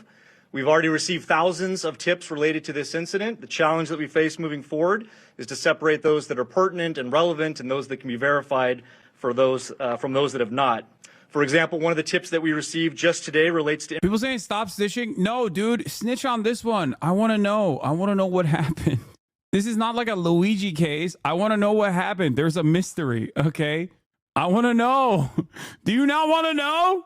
Notice how they're not offering rewards since McDonald's did not get paid. No, the reason why they're not offering rewards is because no CEO died in the process. No. If the valet driver had died, they still would not have offered rewards, okay? Yeah, rewards are for high-profile targets, okay? Like a CEO, like an actual person of value, a person of worth. We, on the other hand, are worthless. Information alluding to this subject's personal experiences related to his time and activity in the military. Again, that's unverified and uncorroborated, but one of many tips and leads that we will be following. Yeah, also with Luigi Mangione, we immediately knew what was up. We immediately knew what was up. I like that this person said, yeah, you think I am, in the eyes of our institutions, you think I am as valuable and as important as a healthcare CEO, as the CEO of the most profitable healthcare company in America? Y'all are insane. I'm a Twitch streamer, dude. What the hell are you talking about? Take off your horse blinders, dude. I'm the CEO of doing it with your mom. That's the only thing I'm the CEO of. Yeah, but you're my favorite Twitch streamer. Aw, thank you. FBI Deputy Assistant Director Christopher Rea. I'm from our Counterterrorism Division at headquarters. I'm also joined by Assistant Special Agent. Okay, now we're back to the NOLA one. NOLA, New Orleans officials update deadly truck attack investigation. Alethea Duncan from our New Orleans office, who you heard from yesterday. I'm here to discuss not only the latest investigative information we have here in New Orleans, but I'll also let you know about other investigative activities outside of the state. I first, and most importantly, want to send our deepest condolences to the victims of this horrific attack and their loved ones. 14 innocent victims were killed in this senseless attack, and at least 35 are injured. We cannot ease the grief people in this community and across the nation are feeling at this time, but rest assured, we stand with you and in support of you. All the resources, and I'm going to go into that a little bit later, all the resources of the FBI are being focused on tracking down every piece of evidence, every lead, every interview, every potential lead we've got. While I won't be able to answer all your questions today, my goal is to be as forthcoming as possible with you on what we've uncovered so far. First and foremost, let me be very clear about this point. This was an act of terrorism. It was premeditated and an evil act. This was obviously a critical incident, and with that, lots of information and tips. Yeah, notice how, hey, by the way, notice how nobody is batting an eye at being like, yeah, of course it's an act of terrorism, and of course it's evil. Whereas with the Luigi Mangione case, they had to spend a whole bit of time being like, guys, what is going on? Yeah, because there's a difference between, you know, civilians, random civilians being ruthlessly and senselessly slaughtered by some psychopath. I'm not condoning Luigi Mangione allegedly, okay? The alleged actions of Luigi Mangione, we still don't know if he did it, okay? But, you know, seems like there's a difference there. Come pouring in from law enforcement, first responders, and the public. We have been aggressive. Thank you for stating the obvious. We never knew how civilians are important until you said it right now. Wait, what? Are you talking to the FBI guy? Running down these tips and information. As you all know, that takes time, and we will continue to do so until every lead has been followed through on. This investigation is only a little more than 24 hours old. So I ask you to keep in mind that as I go through some of the specifics later. But at this point, currently, and this is another fact I want to be clear on, we do not assess at this point that anyone else involved in this attack except for Shamsa Din Jabbar, the subject you've already been briefed on. A little bit about what the FBI it turns out he acted alone. is doing. So we are surging people and assets to the area from across the region and across the nation. Special agents in multiple field offices across the country have been deployed and are assisting with potential aspects of this investigation and following up on every lead. Additional teams of special agents, professional staff, and victim specialists continue to arrive to provide more investigative power and assistance to the victims and their families. We've also forward deployed a number of our critical incident response. Also, I'm glad they brought the white guy on instead of the DEI hire black woman, as according to Benny Johnson and many right-wingers. This dude is literally flubbing his words in a spectacular fashion. Way more than the lady did yesterday. I wonder if there will be DEI hire analogies made or inferences made about this guy. I'm just saying. Group assets, including members of our hostage rescue team, special agent bomb technicians, and crisis management coordinators. In addition, we have deployed more evidence response technicians to continue to process the various scenes that we have. So far, we have received just over 400 tips from the public, and that information is being followed up on both here in New Orleans and across the country. Some of the tips are here in New Orleans, and there are other tips in other states across the country that we are following up on. The FBI team and our law enforcement partners here are also reviewing hundreds of hours of surveillance and other video from both the French Quarter and other locations. As for a timeline, at this point, investigators believe Jabbar picked up the rented F-150 in Houston, Texas on December 30th. He then drove from Houston to New Orleans on the evening of the 31st, and he posted several videos to an online platform proclaiming his support for ISIS. There were 5 videos posted on Jabbar's Facebook account, which are time-stamped beginning at 1:29 a.m. and the last at 3:02 a.m. Dude, the the last second I'm ISIS now take from this dude is also crazy, especially because I want to see these videos so bad. CNN has access to the videos. They uncover the videos as well. And they said that he was like, oh, I first wanted to gather my entire family for a New Year's celebration and assassinate them. And then I just chose to be ISIS instead. It's like what? What does that, how does that happen? What do you mean? You just chose your ISIS all of a sudden. Like, how does that work? In the first video, Jabbar explains he originally planned to harm his family and friends, but was concerned the news headlines would not focus on the, quote, war between the believers and the disbelievers, end quote. Additionally, he stated he had joined ISIS before this summer. He also provided a will and testament. FBI... I feel like we will never get the full story on this guy like so many others. They knew so much about him and knew it immediately. Yeah. It's a it's a super strange story. Like they didn't say he was on the radar or whatever, but I don't know. It doesn't make sense. And ATF, FBI, we have a couple different scenes at the location. We have released the scene at Bourbon Street. That scene has been released.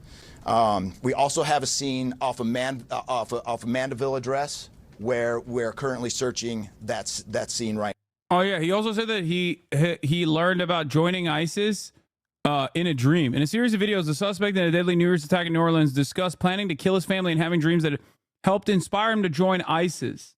According to multiple officials briefed on the investigation, Shamsuddin Jabbar, the 42-year-old man who police suspect drove pickup truck into a crowd of revelers on Bourbon Street, killing at least 15 people. I believe the number is 14, according to the bald man. The bald FBI man said the number is 14.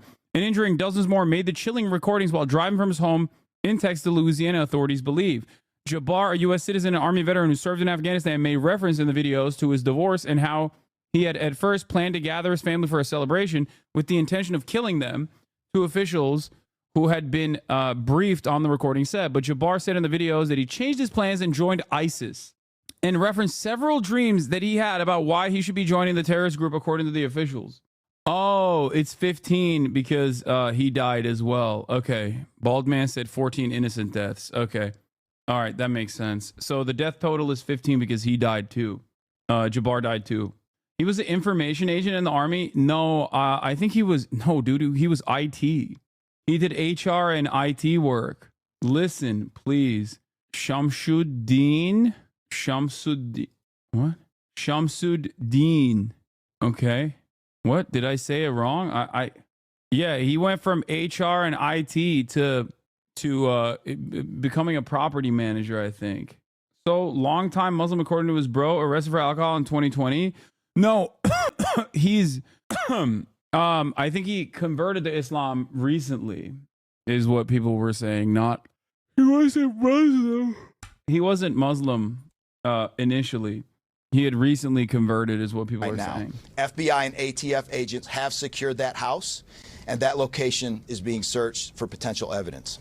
On New Year's morning, Jabbar opened fire after ramming through a blocked-off area of Bourbon Street, used his truck as a weapon to run over. It's probably a one-sided relationship with ISIS. ISIS probably didn't process his membership. Okay, you're joking, but like, I mean, what is ISIS? What remains of ISIS at this point? Like low key. But even with the Pulse shooter, the Pulse nightclub shooter, it was like a last ditch. He was also like, oh, I decided I'm ISIS now, right? But at least in that time frame, ISIS was still like a real organization. Didn't the Pulse nightclub shooter say he's ISIS too? Yeah, he pledged allegiance to ISIS. But that's like, again, that's 2016. That's when at least there was like that is when there was at least like something to point to as far as like ISIS existence. Over the victims. Teams of specially trained victim specialists, again, as I said, are on the ground. Yeah, or the San Bernardino shooting as well. Like, what is ISIS now? What the hell? Orleans, assisting survivors of the attacked and loved ones of the deceased. We do not believe the public is in any danger around any of these locations. 3 phones linked to Jabbar have been recovered, and digital media exploitation is a priority to see what is on the devices and determine if there are any other potential leads. Additionally, we have recovered 2 laptops and are currently reviewing them for any potential leads. Those laptops were recovered at the Mandeville address. Chatter, is this guy your uncle or not? I don't understand. What the heck are you saying? Like, what is happening? Where's that Chatter? I lost him. We have Muslim family, so I think he was on and off. Check log. Yes. Listen, please. Wait, what? Very normal. That's my unk, bro. Do you have any questions? Been declining all news people reaching out to me, but I talked to you. Wait, what? It's my uncle. I'm freaking out. He used to be super normal. My name is very Arabic, and I'm not even Muslim, but I get the blowback. It is Hasan. It's my uncle. He's a divorced dad. No, there are Muslim family members. He got cut off by a bunch of family. Some fundamentalist Muslim family members. Wait, what? Okay, yeah. I mean, do you want to be on the stream? But I do need to. This is unverifiable. Do not boost this person. Yeah, I mean, I would need you to send some info to at least the mods to verify that it's your uncle. How do you verify this? What do you mean? You can just if you can very easily verify it with like a photo or something. I can send you a pic of us privately. Yeah, can you send it to one of the mods or any of the mods around? That's crazy. This might not be the play. Hasi government will intervene if true. What are you talking about? Like we'll verify, and then what are you saying? ISIS did the Russia attack, 130 plus dead, and then the Soleimani funeral explosions, 100 plus dead in the last year. Man, come on, it's still around. Brother, sister, or the emperor. You understand that like ISIS seemingly always is around when it comes to America's foreign adversaries. We're talking about any number. I mean, first of all, ISIS in and of itself is already a State Department invention to begin with. But having said that, at least during its peak, there were lone. Wait, what? This person said, "Great, you're now." Wait, hold on. This is really funny. This person literally said, "Great, now you're platforming terrorist nephews. Ethan's gonna have a field day." Okay, dude, that's insane. I don't know who to send it to. Wait, are none of the mods around right now? I don't think any of the mods are around. Hold on. I'm here. Okay, can you send it to Anaphase? It's a joke, most likely. Actually, redirect this chatter to somewhere like Dropsite. They can verify it and get it in print. It's right in their wheelhouse. Okay, reach out to Anaphase, bruh, babe. Or MHUD. Guys, this is not your opportunity to demand to be modded, okay? It's not going to happen. What are the chances it's real? Fairly high, but we'll verify first. The chatter's name is Bruh, BRUH, Babe 11. Okay. I think people forget that this is an entire arena, like a massive stadium full of people. So it's not that surprising that there's like at least 1 or 2 degrees of separation. I don't know why people, I don't know how people are confused when stuff like this happens. Okay. I guess like whisper to one another or something, or potentially reach out through Discord. I don't know. And then I'll have you on once they verify. Sorry, was having issues. Okay. Yes, one time I was watching the stream and I saw my boss. Yeah. It's because you don't have a stadium reverb on your mic. Fair. Okay. I got you. I block whispers from strangers by sending a whisper to Anaphase. You will allow them to whisper you for 48 hours. You can disable their access again in whisper settings. Message. How do you actually confirm this is not a bad faith phishing attempt to get you into some sort of manufacturer's scandal? I mean, it would have to be an unimaginably sophisticated campaign to be able to do such a thing. And also, why would it get me in trouble? We're literally verifying. Is the process of verifying that easy? Yes. Do you have Discord, bruh, babe? Anyway, you do not. Okay, that's fine. Wait, so you still can't use the Whispers product? I'm confused. All right, let's continue. Evidence technicians will also be going over the F-150 truck Jabbar was driving. As you know, we recovered an ISIS flag from the back of the vehicle. Jabbar declared his support for the terrorist group on social media, as I stated before, as he made his way to New Orleans. FBI bomb technicians also recovered 2 IEDs in coolers, one from the cross section of Bourbon and. Okay, yeah, email me. Verify your phone number and then whisper anaphase or me. She says that it's not letting her like verify her phone number or something. It just like keeps asking to verify her phone number. If the chatter follows a mod's channel, then the mod can whisper them. Chatter has whispers disabled. She doesn't have Discord. So my suggestion is to follow Anaphase or Fizz on Twitch, and then you'll be able to, the mods will be able to whisper you. Orland Street, and the second at an intersection approximately 2 blocks away. There were multiple reports of other devices. Those reports turned out to be misinformation or not actual functioning devices. Those are the only 2 devices that we've been able to recover that were functional. Both devices were rendered safe on scene. We did obtain surveillance footage showing Jabbar placing the devices where they were found.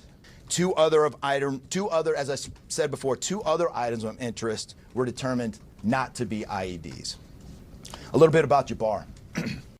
Yeah, this is something that I did also call out yesterday before more information came out. That there was a likelihood that like the IEDs were potentially there was a likelihood that they could have been just like fireworks or something. Jabbar himself was born in the United States and is a U.S. military veteran. We are looking in everything in his life. While we have No, I don't even think it's a manufacturer consent attempt. I don't even think like thinking that the shooter / driver worked with other people was necessarily a manufacturing consent attempt. I think in the heat of the moment, people actually end up getting things wrong. Part of the reason they just end up getting things wrong. It's normal. It's New Year's Eve. There are obviously like fireworks and things of that nature. There are explosive devices that are going to be around. All fireworks are, at the end of the day, explosive devices. It's it's not. I don't think that they were trying to create this like cynical, sophisticated, manufacturing consent campaign. I'm not talking to a person potentially connected with her. Dude, what are you talking about? Do you think that like do you think when you're, okay, chatter, let's say your dad becomes like a psychopath and kills someone and you're like, how would that become a problem for you? Do you think that this is like genetically traced or something? Like a third uncle that you have doing a crime means that you're a criminal? Like, what are you talking about, dude? It's one of the most you're not in any way, shape, or form connected to this at all. You're just offering background information. You're offering background information in regards to the suspect. Interviewed many people who know Jabbar. We still need to talk to others. Yeah, like mainstream media interviewed every single one of Luigi Mangione's like loved ones, and you're over here being like, well, I don't understand. Like others, whether you know Jabbar personally, worked with him, served in the military, or saw him in New Orleans or Texas, we need to talk to you. You may not think you have relevant information, but what you know could tie in to one of our investigative leads. Specifically, we want to talk to anyone who was in the French Quarter on New Year's Eve or early on New Year's Day. That includes people spotted near one of the 2 IEDs on Bourbon Street. The IED was inside a cooler, and many people stopped and looked at the cooler and then continued on their way.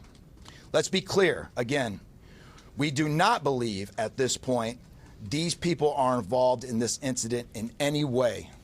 We want to speak to them as witnesses and want to know what they saw and when. By the way, that is also going to be a problem for them, especially after we saw the images of like random people getting arrested at their houses with the full might of the American military, basically.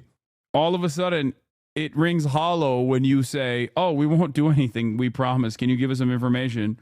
When clearly they did treat a lot of people. They treated a lot of people like they were straight up involved. I went down to the crime scene last night. It is very hard to put into words what it looked like and how difficult it was to see. Anyone with information can call us at 1-800-CALL-FBI or send digital tips to fbi.gov/Bourbon Street attack. Early this morning, evidence response teams finished their work at the crime scene. Bourbon Street has been turned over to the city of New Orleans. As you know, there's also an FBI investigation in Las Vegas. We are following up on all potential leads and not ruling everything out. However, at this point, there is no defense. All right, I believe it. All right, bruh, babe. I'll have you on as on guest star.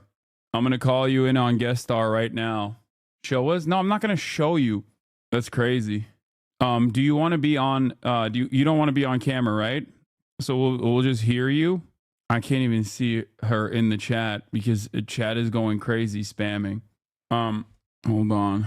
Okay, I just sent you an invite, bruh, babe.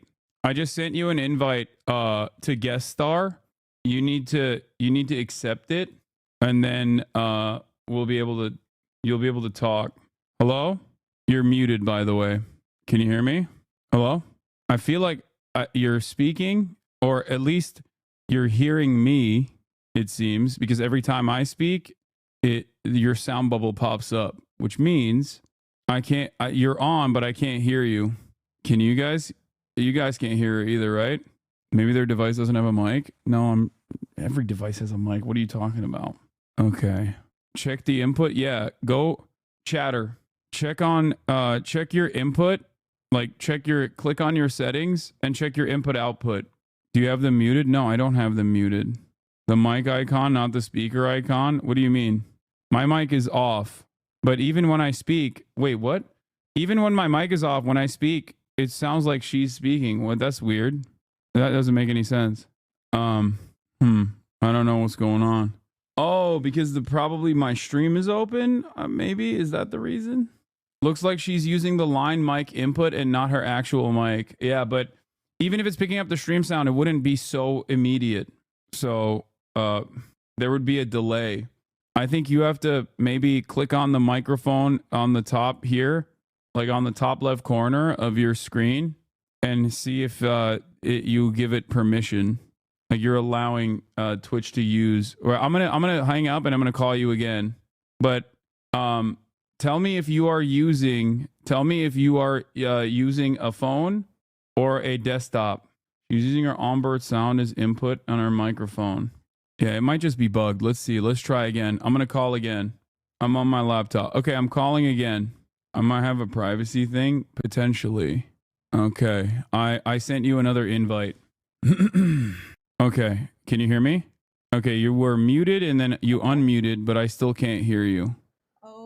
Oh, wait, I can hear you now. Hold on, I heard you for a second. Mute something. Sorry, I hear everything. Okay, you're low though, but I can hear you.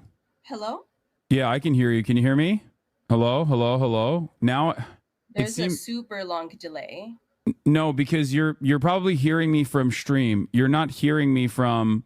Here's the problem. You're hearing me from the stream. You're not hearing me from the actual. You're not hearing me from the actual guest star feature. So you fixed your microphone, but I think you need to change your audio as well. Then I'll listen to the call. No. Here's what we're gonna do. You just need to. You need to also change your input on your. You need to change your input on your what do you call it? On your audio as well, and then mute the stream. Your output. Okay. Your input is working. We can hear you. You need to change your output, and then you'll be able to hear me in real time. Can you hear me? I'm gonna keep talking to see if you can hear me eventually while you're changing your input and your. Changing your output, Yes, I can still hear you. I'm trying to find the settings on my laptop. But you can't hear me in real time now. No. It's not necessarily. I'm still listening to the stream. You have okay, and it's also not. Thing on the call. I don't know how to unmute you. Okay. I'm thinking I guess you could download Discord as well. And then that would be much easier to do. If you could download in I just unmuted. Oh wait, you did? Okay, perfect. Can you hear me now? You are. Oh my gosh, yeah, I can hear you. Okay, perfect. There it is. All right. So we have Bruh Babe here. What do you want me to call you?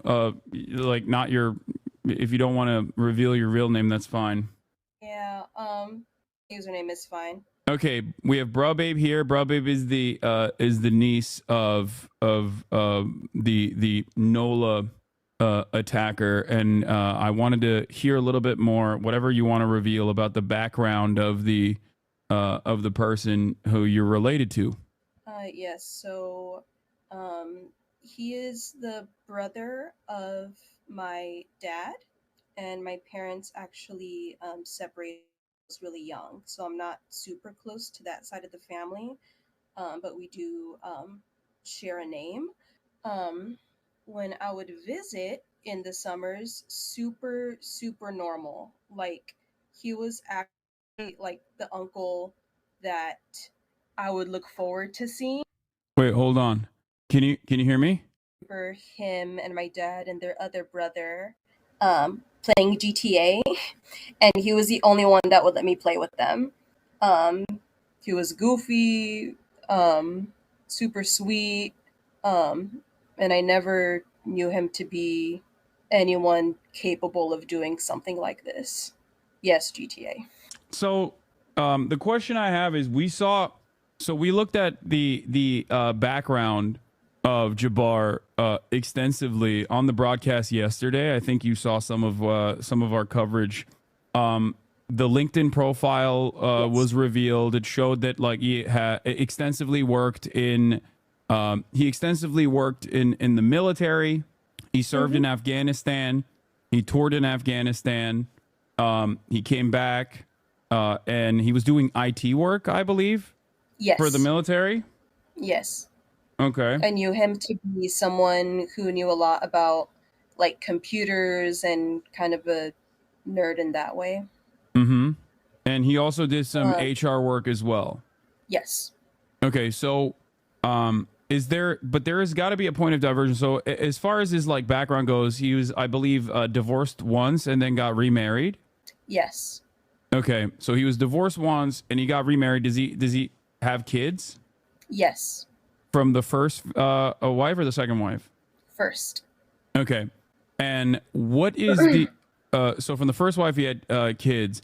What is the extent of like what is his ethnic background? Because I'm a little confused. Is he like where is he from? Yeah, that's part of what is kind of confusing about this, because he obviously has a very ethnic name. Shamsuddin is what we would call him, and Yeah. I have a very ethnic name as well. It's very yeah, and Jabbar, we share that. So does my dad and their other brother. However, I think one of them is actually one of my uncles is like a half brother. And their stepdad was the one who was Muslim, and he's the one who kind of named everyone. So I always kind of associated the family with Islam, but like no one practiced it. Okay. Yeah, it seems like everyone's super Christian in the family, but we have super Muslim names. But there are some Muslim family members. But like I've never seen anyone with a Quran. No one's ever gone to a mosque or whatever. So the religious aspect of it is a little weird for me too, being a frequent victim of Islamophobia. When I'm like, dude, I was raised Catholic. Like, it's just my name. I'm sure that's not helping. So Shamsuddin was also he was not you're saying he was not raised Muslim. Not to my knowledge. Okay, and not only to your knowledge, not only was he most likely not raised Muslim, but also there were some people, I believe that it was he still with his second wife recently, or had I do he not believe so. So he had also separated from his second wife. Okay, because his second wife, there were some people that reached out to the second wife, and the second wife's partner said something along the lines of like how he had actually exhibited weird behavior, and that he had like recently converted to Mhm. Islam. Yes, so that was probably around the time period where he started acting um, erratic, I guess. But I believe even at that time, it might have been at the very beginning, like when the family's mostly Christian and or agnostic, and then someone starts talking about the Quran, the other family members are kind of like, "What the fuck?" Um, so I think that might have been the beginning impression of that. Um, like I don't think it was 0 to 100. Um, Okay. I also know around this time, me and his daughter, because I don't talk to my dad either, just because he's a narcissist and annoying. But me and Shamsuddin's daughter had actually bonded about not talking to our dads at some point. That's interesting. So he was also, but that his daughter from his first marriage. He didn't have children from his second marriage, right? Hello? Not that I know of. Okay. Sorry, So it was buffering. Not that I know of. okay, so you're talking to your cousin, Shamsuddin's daughter from his first marriage, and she's telling you that her father has started acting differently, acting strange, and this happened. Do you have an exact timeline, if you don't mind me This was asking? probably honestly around 2020, I believe. Oh, so he started talking, he started behaving differently in 2020. Was there like a pivotal moment in his life in this time frame? Is this after the first like was he married to a second wife at that point? I believe it was after the second wife had separated. Oh, okay. I think your analysis of the narrative of him being a divorced dad and having all that stress and the money stress is the actual cause of the issues, and then you just needed some sort of like scapegoat, I guess, or some reason to be so drastic. Yeah, so I guess the question I have is like what's interesting about it is that there's videos of Shamsuddin online from his real estate job, I believe as recent as like 2020 or 2021, or at least he has posts on Twitter as recently as 2021, where his social media footprint is not strange at all. It doesn't have any of the markers of like a person on the throes of radicalization. He just looks like a very competent, normal, if not somewhat kind individual, which is unique because when you compare it to like when you compare this to the Christmas market attack, which was fairly similar to the NOLA attack, that person had an extensive social media footprint, was a person who was in these right-wing circles, he had demonstrated militancy. He was saying a lot of radical things, but also saying a lot of insane things that weren't even like political in general. Oftentimes he said a lot of radical things in the political sphere, but there was very clearly something wrong with him. Whereas Shamsuddin did not demonstrate any of that, at least on his social media. But you're saying that as early as 2020, there was a little bit of a separation, and there was an attitude change from him after the separation of his second marriage. Hello? Hello, can you hear me?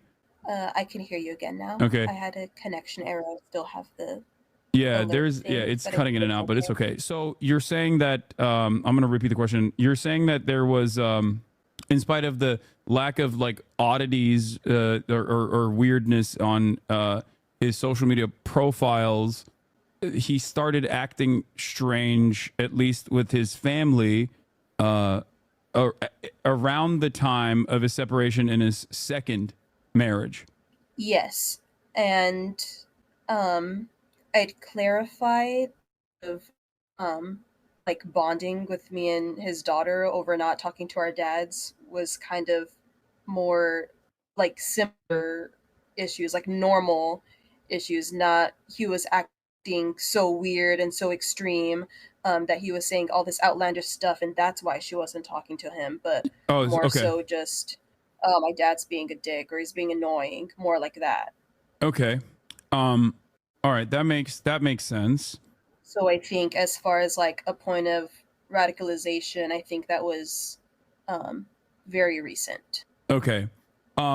So it seems like he became more maybe he became more isolated. Do you know when the last time your cousin talked to her dad? I am not sure. Okay. When was the last time you talked to him or saw him or heard of him at all? Well, actually, I don't know if it's revealing too much about myself, but I'm also in real estate. So he kind of helped me with the licensing process and where to go and how to pay your dues and all that sort of stuff. So When was that, if you don't mind me asking? around 2020 as well. Oh, okay. And he And didn't nothing odd. and he didn't seem odd at all when you last talked to him. Not at all.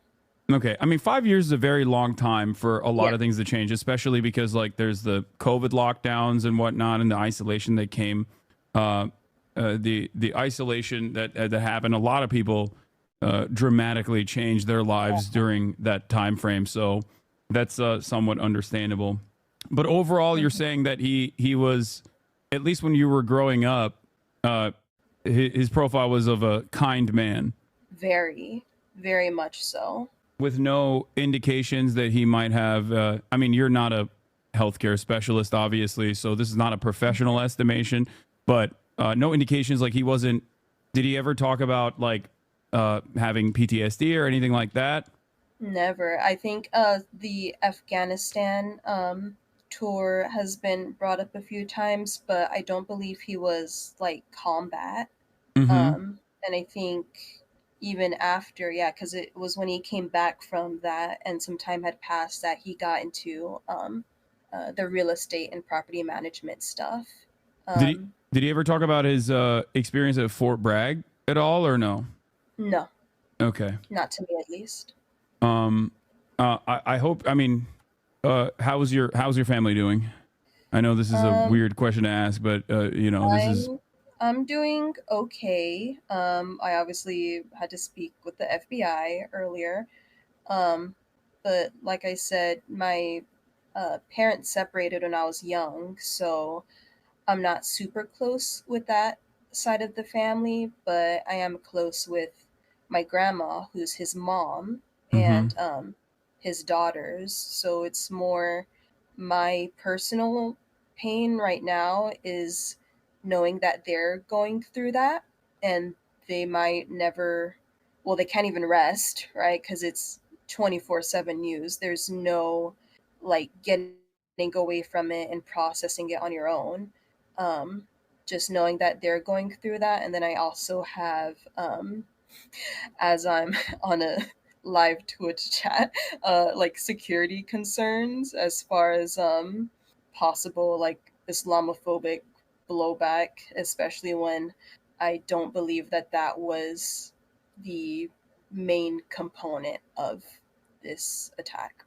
Yeah. Some of the reports on this, from CNN, which I'm sure you've probably seen, has shown that he had recorded himself and he had posted on his Facebook. I don't know if you saw those Facebook posts or not. I don't know if you have Facebook still, but it seems that he was posting videos of himself, especially on his way to New Orleans from Texas, where he talked about, I'm sorry to bring this up, and this is a little heavy, but rounding up his family and potentially killing them, but then chose to join the Islamic State, ISIS, and he had also printed out an ISIS flag, which he hung upside down.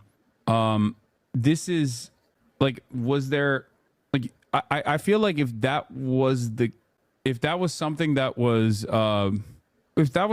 on his mind, it seems like it would be something that he would have at least like not revealed to his family, his immediate family members, but at the very least, like they would have gotten an indication that he was clearly mentally unwell to that degree. I think he was sort of Wait, you're cutting out. Can you hear me? I think there's connection issues. Can you hear me now? yes. Oh, okay. Yeah, I didn't hear anything from your answer, but you heard my question, right? Yes, that you would expect some signs.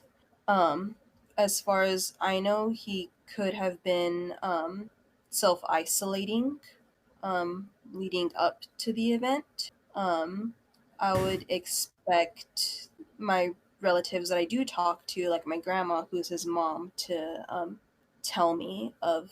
Tell you of what? Hello? I lost you again. Can you hear me Because we now? weren't. Oh yeah. So hold on. Sorry. Yes. You got cut out until you said talking to his mother, your grandmother. Yes, I would have expected her to clue me in on that because I don't live with them, so he very well could have been showing signs, and I don't think he lived with her. So as he continuously self-isolated, it could have gotten worse and worse. But if he was, showing signs of something so grave as that, that I would expect to be told about that. Yeah. So there was some talks about his trips to Egypt and whatnot. Do you have any idea on that? Or, I mean, or was it just for fun? I do not have an idea of that. I am inclined to believe that they were just for fun. I think Yeah. one anchor said that I wouldn't be surprised if his trip to Canada had more influence on him than his trip to Egypt. Yeah. And I'm likened to believe the same. Yeah. So there was that, and then the other question was about financial troubles. At Mhm. what point did his financial troubles start, to the best of your knowledge?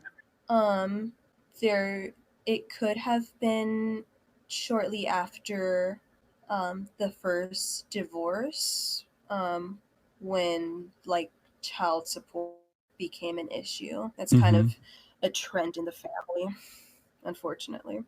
Okay. And then there's like a potential for piling on, and then the second divorce as well.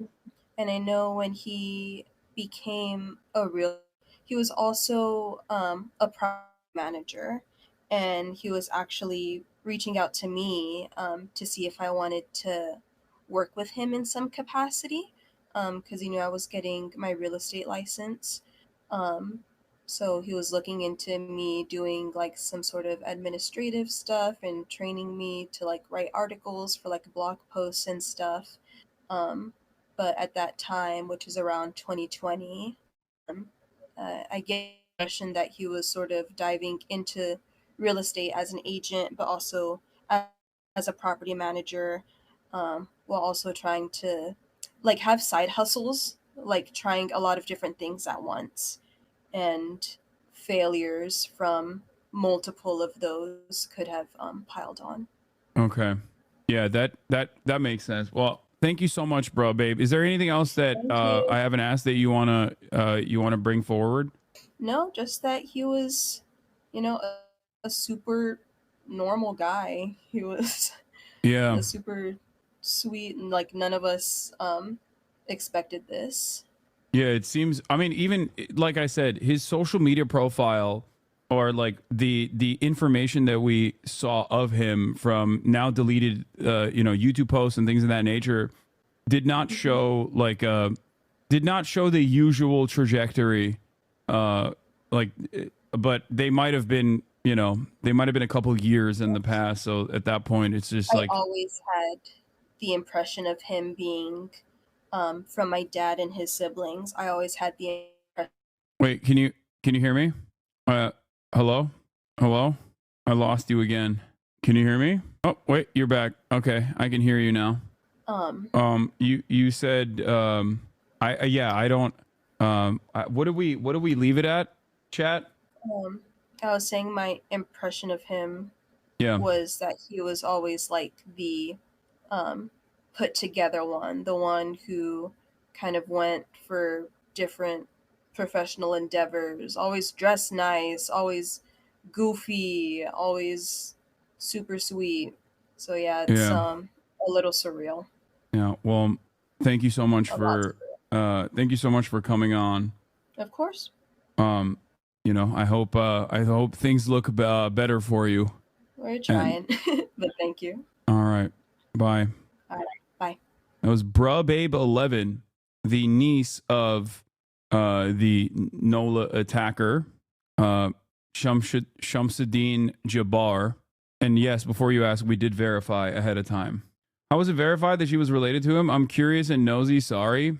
Don't worry about it. What do you mean? She sent us photos of them together. Yeah, immediately as soon as we pull out, as soon as we get out of emote only mode, people immediately get annoying. Yeah, family photos. It's crazy to think he'd lived down the street from me, 5 minutes away. Yeah, he was not a Trump supporter to my knowledge, by the way. Oh, that's good. Thank you for that. I forgot to ask that. Yeah, we should just do permanent emote mode only. I tuned in a little late. What does she suspect was the reason he got radicalized, or was he just normal and crashed out suddenly? The suspicion is, again, none of us are professionals, but the suspicion is that it was the financial complications that came from the first divorce with like child payments and whatnot, and then the second separation from his second wife. The second separation from his second wife was like the seemingly trigger point that, like, around 2020 when he had his second separation. That's when he started not behaving in like an erratic manner or anything, but basically it seems like there was a point of isolation. What is this? Greenville Co., South Carolina. Situation unfolding in Greenland Co., South Carolina that closed I-85. Sources tell me it involves an 18-wheeler driver apparently pulled over and stated he has a bomb. Multiple agency incident. That is insane. This is near Whitehorse Road. Update. Exits are blocked and traffic is back for miles. Sources tell me state transport police pulled over the 18-wheeler. That's when he stated he had a bomb. Jesus Christ, dude. What is happening this year? What is going on this year? All right, we're going to get back to the NOLA attack. Tentative link between the attack here in New Orleans and the one in Las Vegas. Just the and again, second day, dude. As I close, I'll preface everything with what I started with in the beginning, which was this is very early in an investigation like this. Again, our thoughts and prayers are with the victims of this tragedy and everyone impacted across the country. They remain at the heart of our investigation. I also, although I've only been on the ground here a short time, I also want to express a sincere appreciation for our partners here, which include the U.S. Attorney's Office, HSI, ATF, the New Orleans PD, the Louisiana State Police, the Governor's Office, and countless others. And on our breaking news out of New Orleans now, the FBI says it believes the Army veteran from Texas who intentionally rammed a truck into a crowd on Bourbon Street acted alone. They say 3 phones and 2 laptops linked to the driver have been found, and that FBI bomb technicians recovered 2 improvised explosive devices in the Bourbon Street area. And this is coming as we're getting some new surveillance video of the attack. It shows a harrowing moment here. Just before you see there are people barely getting out of the way of the truck. It's unbelievable, and so thankful that they were able to get out of the way as that truck sped through the French Quarter. CNN anchor Anderson Cooper is live on the scene in New Orleans. Anderson, what more details are you learning at this hour? Yeah, well, we have just, CNN has exclusively obtained actually video of the terror attacker. This I want to show you. This is taken from a doorbell cam of on a street where the attacker, you see there off to the right with the vehicle that he used in the attack. That is him arriving at and entering an Airbnb that he had rented about 2 miles from the Bourbon Street location. Where he, according to law enforcement, conducted this terror attack. That is the vehicle that we know came. He was rented in Houston. He rented it on December 30th. The FBI said today at a press conference they had several hours ago. He then drove it New Year's Eve, and while driving made about 5 videos in which he spoke to camera, according to the FBI. They recounted a little bit about what he said. He said that he had, they were showing the timeline. He rented the truck, drove it to Houston between 1 and 2 a.m.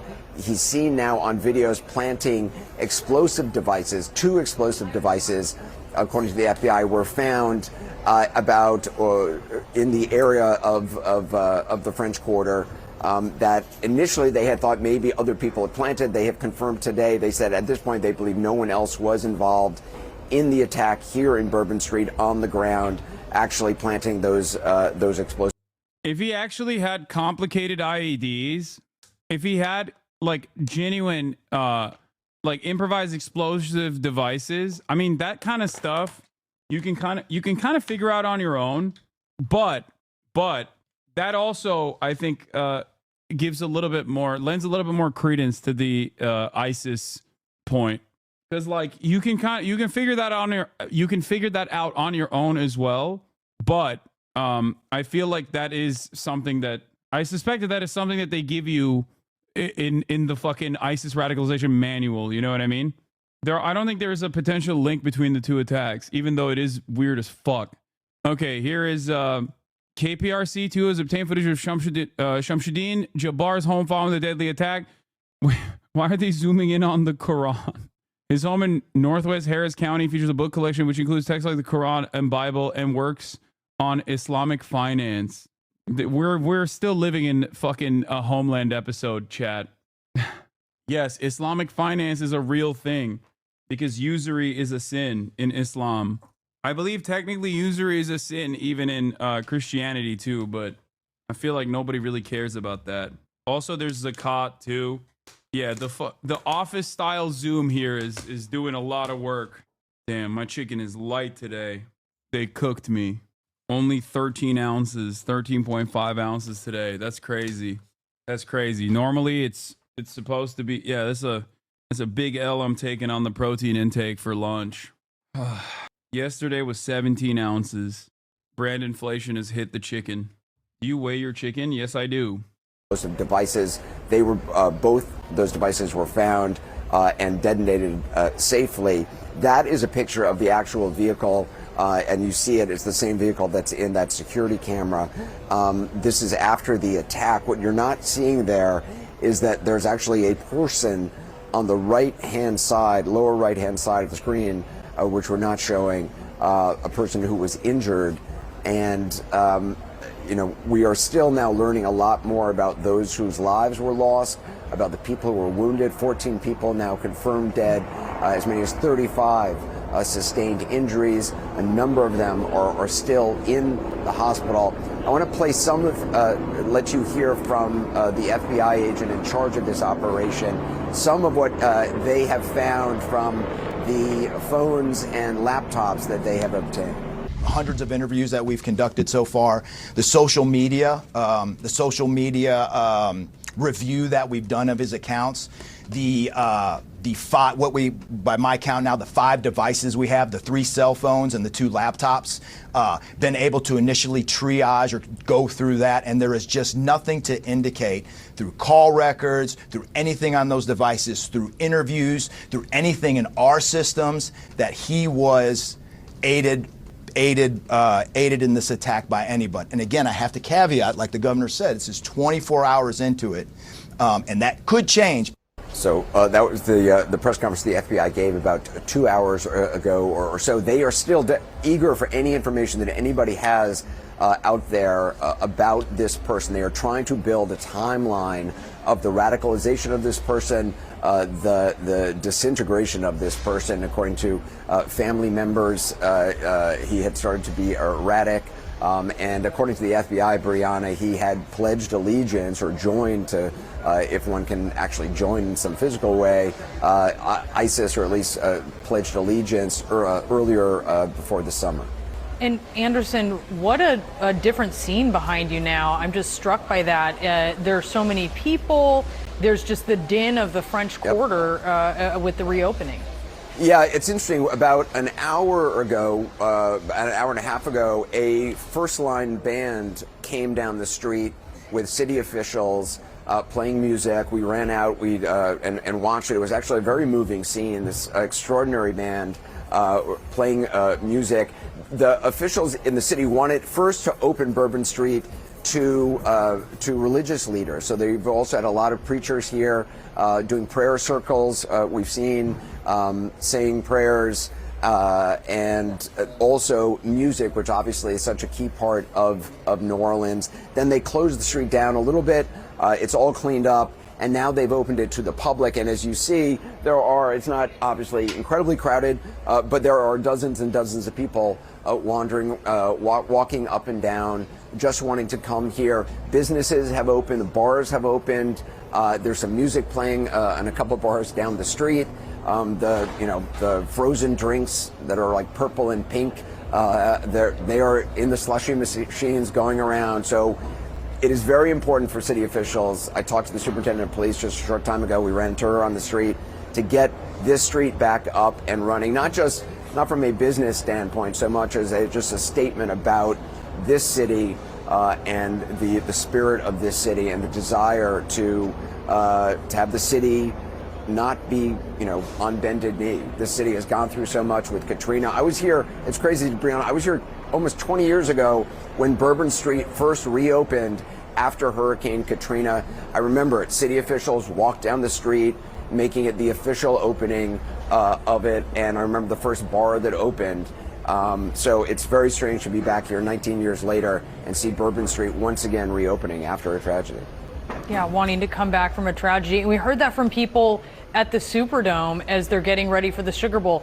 They don't want to let terrorism win here. They're dedicated to showing up for the game as well. Anderson, thank you so much for sharing that with us. We do appreciate it. Live there in the French Quarter. Give me a call. I'm glad to help anytime, and I'm looking forward to talking to you. Once drumming up business as an estate agent, now suspected of driving terror through New Orleans with an Islamic State flag on his truck. Shot dead at the scene, 42-year-old Shamsuddin Jabbar is the focus of a massive FBI investigation. A US citizen, born and raised in Texas, Jabbar served in the Army from 2007, working in HR and IT and deploying to Afghanistan. He became a reservist in 2015 and that same year went to university, complaining in an interview about the challenges of life as a veteran.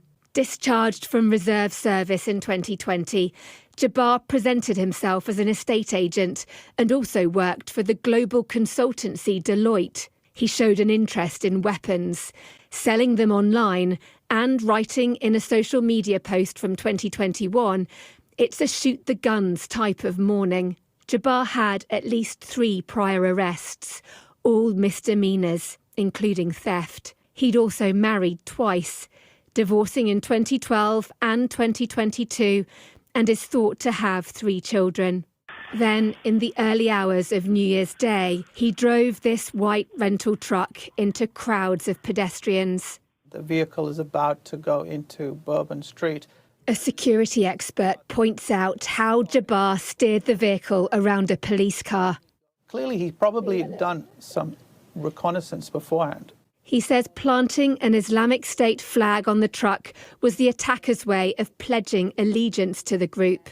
Well, it's an important reminder for all of us that ISIS hasn't disappeared, it hasn't dissipated. It may not necessarily control swathes of territory in Iraq and Syria like it used to, but it still infects the minds of young, impressionable people around the world. Turning a vehicle into a weapon is a tactic seen before in attack.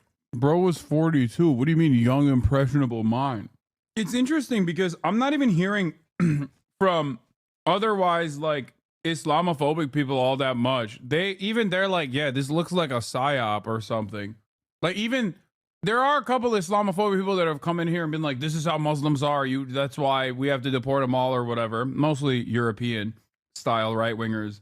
But like, that's how they speak about your community too? What? Linked to Islamic State, such as in London in 2017, as well as in the French city of Nice a year earlier. Security officials across the world, including here in the UK, have long been warning about the persistent danger of Islamic terrorism. Just last October, Ken McCullum, the head of MI5, said the terrorist trend that concerns him most is the worsening threat from Al-Qaeda and in particular from Islamic State. Hunting for clues, the FBI says Jabbar posted 5 videos on social media before launching. Bro, the country that they're reporting this from literally had pogroms after the Labor government took power. There was literally a pogrom that took place. Like, what do you mean? That wasn't that long ago. His rampage, claiming to support Islamic State. Officers for now believe he acted alone, but they'll surely be sifting through his contacts and communications to find out why. And if there's any hidden evidence of direction or even support from the terrorist group. Deborah Haynes, Sky News. I mean, if he made improvised explosive devices, like I said. Joining us now is Chris Poussin. He went to school with the suspect from. That actually somewhat fits that bill of like a ISIS lone wolf attacker. So who knows? The New Orleans attack. Chris, thank you for being with us. Just tell us a little bit about your experience with Shams Sadine. You called him Sham in middle school and high school. Is that right? Right. Yeah. Shams Sadine, his friends called him Sham. Okay. So you went to middle school and high school with him. When he went off to the Army, you went off to the Air Force, and I know you kind of lost touch, but then you'd gotten back in touch a few years ago on social media. Tell us first what he was like in middle school and high school. Back then, he was really reserved. He kept to himself. He didn't say too much. He was very smart, very good in school. He wasn't like a troublemaker or anything like that. He was just he was the model student really. We met in 8th grade, and then we just happened to move to the same town in 9th grade. Went to the same high school, so our friendship just continued on until high school until he joined the Army, and like you said, I joined the Air Force. So when you touched base with him a few years back on social media, I think it was 5 or so years ago, and got back in touch with him, what were those exchanges like, and had he changed? Well, yeah, we had lost touch because whenever we graduated, social media wasn't a thing yet. So whenever Facebook came along, we reconnected. And then we kept in touch for several years, actually, through Facebook, just messaging back and forth, just checking on one another. And then up until the last, few times I had spoke with him, he had become really, enthralled in his faith. And pretty much every conversation we had or post that he was making at that time, in some way, shape, or form, it all, resorted back to his Muslim faith. Okay, so he talked a lot about Islam. Did you get the sense he was radicalized? Or I understand you are... Okay, I don't know if that makes sense, because since we just interviewed an immediate family member, and she said that, first of all, this man says his faith. The dude wasn't even Muslim, okay? And there isn't even any media reporting that says that he was Muslim from the start. All the media reporting on the matter says he converted to Islam recently. But maybe he's talking about his recent posts. But also, even then, if he was connected to him, if he was talking to him like maybe as recently as like a couple months ago, then that's different. But if he was talking to him 4 years ago, 5 years ago, I don't think that he had converted to Islam at that point. Are a Christian, and you were talking with him about religion. Were you having, respectful exchanges? It was very respectful, and it wasn't anything like he was upset or mad at anybody. Every post and every conversation I ever had with him, he was never mad at anything. He never talked about overthrowing the government or being mad at a particular race or religion or anything like that. He was always very respectful and very positive. His message that I got from him after every conversation was that he was very positive. And it's just that when he said they recently reconnected, he meant 5 years ago. 5 years is recent to men, chatters. No, it's not a men thing. If anything, it's an old person thing. Older. I think it's wild that we're also memory holding the fact that Donald Trump immediately said this was an illegal immigrant doing the crime. What happened yesterday just came by complete complete surprise. I never would have seen this coming. Yeah, you were shocked. And we've learned from our reporting that I think since about that time you would have re-engaged with him on social media. He has been suffering financial problems. He has obviously his family, his place in his family has certainly fallen apart. Did you talk to him about any of that? No, we didn't get that deep into it. Whenever we had messaged each other back and forth, it was just more so checking on one another. Because like I said, we met in middle school back in 1996. I don't get it. So they talked about religion, but they didn't talk about like his immediate family troubles? That doesn't make any sense. Whenever we did talk, it was just, how are you doing? How are things, on your neck in your neck of the woods, and just, keeping it pretty superficial. We never got into anything really deep, with family issues or anything like that. So what is going on? Hey, yo, my boy HasanAbi finger in the corner. What is happening? Why are people talking about this?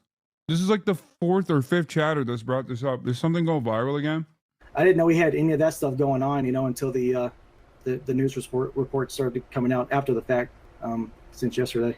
So, you were shocked by this, and you also have an interesting perspective because you have a military background.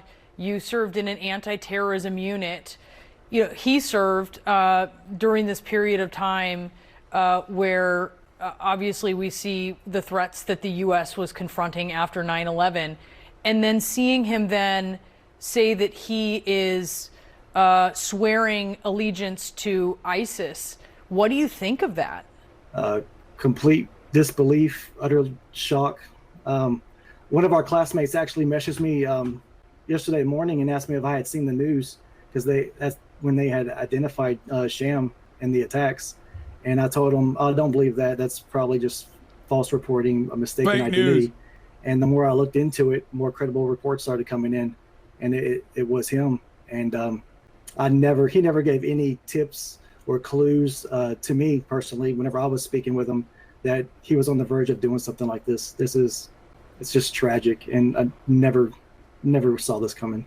What questions do you have about how he made this change and went from the person that you knew to the person who committed this horrible act?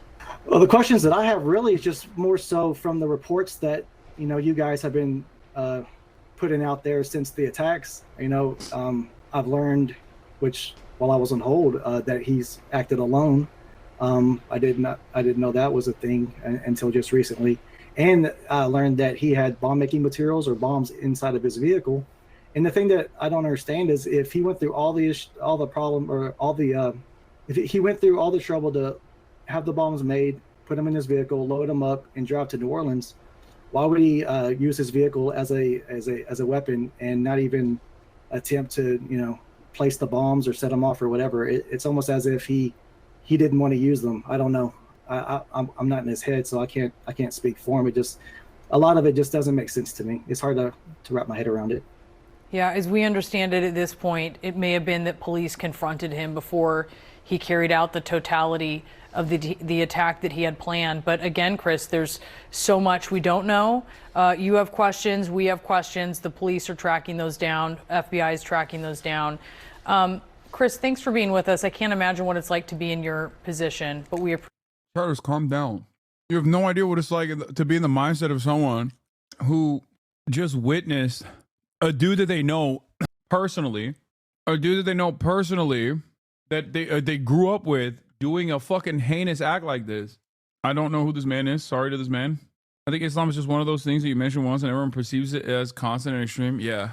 The suspect's brother speaking out about the attack, telling the New York Times, quote, "As far as I know, he was a Muslim for most of his life." Wait, what? Chatter, your dad said this? What he did does not represent Islam. This is more some type of radicalization, not religion. Rabbi Lightstone served as the senior advisor to Donald Trump's ambassador to Israel. Could be the third brother. Not my dad, another uncle. And he joins us now. Rabbi, thank you so much for getting up with us this morning. As Todd just said, the suspect said it was more of radicalization than religion. What are your thoughts on all of this? Yeah, no, I think that's 100% correct. This is not the religion of Islam. What this is a religion of radicalization. And what's come about is the ability to convince or to try to blame others for your circumstance. And that manifests itself in, unfortunately, this terrible terror attack. And more than anything else, my hearts and prayers out to all of the victims and all of the people of New Orleans today. So what can we be doing differently to tamp down on this kind of radicalization? What should we be doing? Okay. It's interesting because, one, they brought a rabbi to talk about it, but also the rabbi kind of spit. Like, he kind of cooked there. He was like, yeah, this has nothing to do with, like, religion and people just, like, bringing it back to people blaming religion. So I got hit with the left-right combo there. At first I was like, what the fuck? But we'll see. Not what he was going for. Okay, maybe I'm wrong. We'll see. Doing to make sure that this does not become the new normal going forward? That's exactly the correct question. This protest that happened in Times Square, that happened within hours after this person with an ice. God damn! Okay, bro. Oh my God, bro said, yeah, the fucking pro-Palestinian demonstrators, they're doing basically what this guy is doing.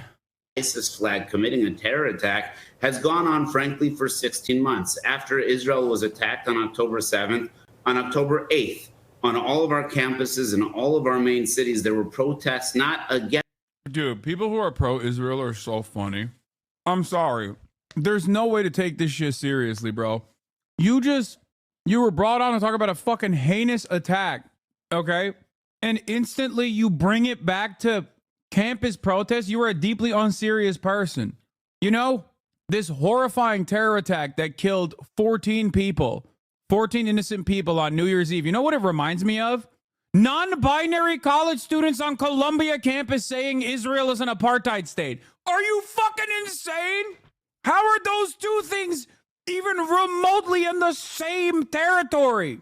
What a fucking psychotic, like, hyperfixation, dude. It's like those memes about future text messages, you know, like text messages from future, like everything comes back to just like how college campus protesters and how scary they are. Like, that's an insane thing to say. You know who the real victims are? Me and my personal feelings about college campus protesters saying correct things, like objectively correct things. Yeah, one of the victims was a Palestinian American, Kareem Badawi, 18-year-old Palestinian youth killed in Bourbon Street in New Orleans, was a talented athlete, beloved Baton Rouge community member, and he had just finished his first semester of college. Against terror, but in favor of terror. And the White House just sat there and said, well, they have a point. And what we need is leadership that says they don't have a point. There is no room for terror. There is no room for radicalization. Right, but how do we stop this? I mean, we keep seeing it happen over and over and over. It is becoming the norm, whether people want to believe that or not. What do we have to do? What does the government have to do? And really, what does the incoming administration need to do to stop this? I think two different things. Number one is it does start at home. I think we need to check on our brothers. We need to check on our sisters. We need to check on our children and to make sure that they're being raised with the correct moral and values that they can be. We need to check on our veterans and to make sure that they're being taken care of appropriately. But at the end of the day, we elect leaders in order to lead. And when leaders look both ways at terrors and at victims and say, they both have a point over here, that's not leadership. So this is actually something pretty simple to fix because most Americans know the difference in. Yeah, Biden, it was crazy when Biden came out and was like, you know, the NOLA attacker had a point. That is the takeaway here. Obviously, he's talking about pro-Palestinian protesters and lying and claiming that the Biden administration or Kamala Harris was even remotely empathetic to their plight. They were not. What a fucking insane situation. Ironic to be on Fox News saying this because there was one time when there were real Nazis on one side and there was a president that said both sides are very fine people. Oh, that's right. That was Charlottesville and the president was Donald Trump. Between good and evil. Every American that I know knows who the bad guy in this video is and know who the good guys are, the people who ran to stop him. That needs to be said clearly from all leaders, and it needs, frankly, to be said from parents to their kids as well. Yeah, you make a good point. There is a massive morale issue right now in the world, in the United States. I do fully agree with that. Rabbi Lightstone, thank you so much. I do apologize. We had a very busy scheduled to last over from New Year's Day on, dealing with 2 crises, one in Louisiana and one in Las Vegas. And I've assembled the entire defense and intelligence apparatus of the country in the Situation Room, and we've been spending a lot of time there. But I'm going to take another 2 minutes to talk a little bit about that and then go on to what we're here for. I want to give an update on the investigations into yesterday's terrorist attacks in New Orleans and the truck explosion in Las Vegas. I've just come from the meeting, not just, it's been, well, we prepared these remarks, better part of an hour, from my Homeland Security team. The number of people killed in New Orleans has risen to 15, including the attacker. 35 people were injured. Today, the FBI briefed me that as of now, we have no information that anyone else is involved in the attack. They've established that the attacker was the same person who planted the explosives in those ice coolers in 2 nearby locations in the French Quarter just a few hours before he rammed into the crowd with his vehicle. They assessed he had a remote detonator in his vehicle to set off those 2 ice chests. So there's no question that, remember all the talk about other people were involved, placed in, they have him, they have established he's there, and even established that he had a detonator to explode those ice chests. As I said yesterday, the attacker posted several videos just several hours before the attack, indicating his strong support for ISIS. Federal law enforcement and the intelligence community are actively investigating any foreign or domestic contacts and connection that could possibly be relevant to the attack. And so we're also continuing to investigate whether or not there's any connection between the New Orleans attack and the explosion in Las Vegas. As of now, they've just been briefed. They have not found any evidence of such a connection thus far. I've directed them to keep looking. The individual who rented the truck that exploded in Las Vegas also served as active duty U.S. Army. And the FBI is working with the Department of Defense on investigating, including the service members' possible motives and all those he worked with, who served with him, with things he'd say and do. I directed my team to accelerate these investigations so we have answers to our unanswered questions. They're making every single resource available to get the job done. And we're going to share the facts as soon as I learn them so the American public doesn't have to wonder. In the meantime, like I said last night, New Orleans is a city of tremendous spirit. You can't keep it down. You really can't. And we're seeing that today. The Sugar Bowl is back on. Kickoff is going to take off very short. Bro, babe, grandma confirms he became significantly more Muslim 3 years ago, post-second divorce. He was the type of person to tell her mom, you shouldn't speak negatively of people when they're not present to defend themselves. So significantly more Muslim, what does that mean, though? Does that mean that he was already Muslim? He had converted already? She doesn't believe ISIS stuff either, though.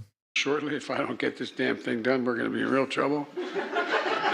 And the FBI has handed control of Bourbon Street back to local officials. Security of the area has been reinforced, and it should be open for business later today, the Bourbon Street.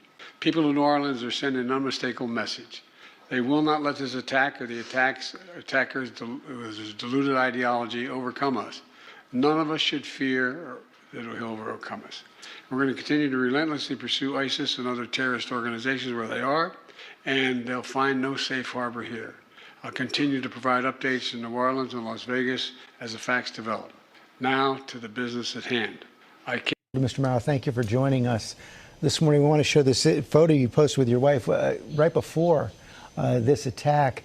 Just explain what you experienced when you knew something was going wrong.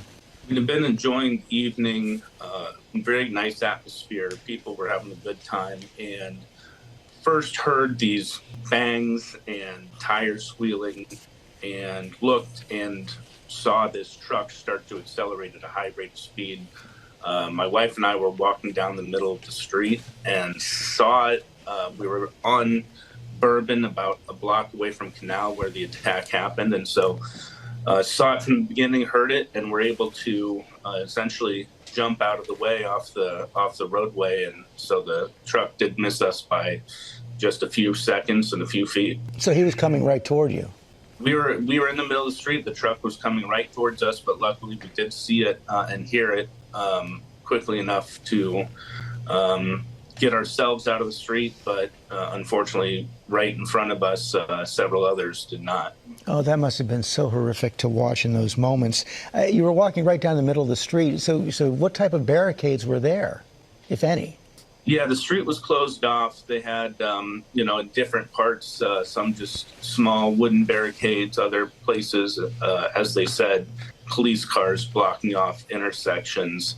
There didn't appear to be a lot of heavy metal barricades or anything like that. But it did seem pretty well clear. The roads were closed to people who were trying to just drive by. But in this case, no hard barricade or object to stop the truck from driving through.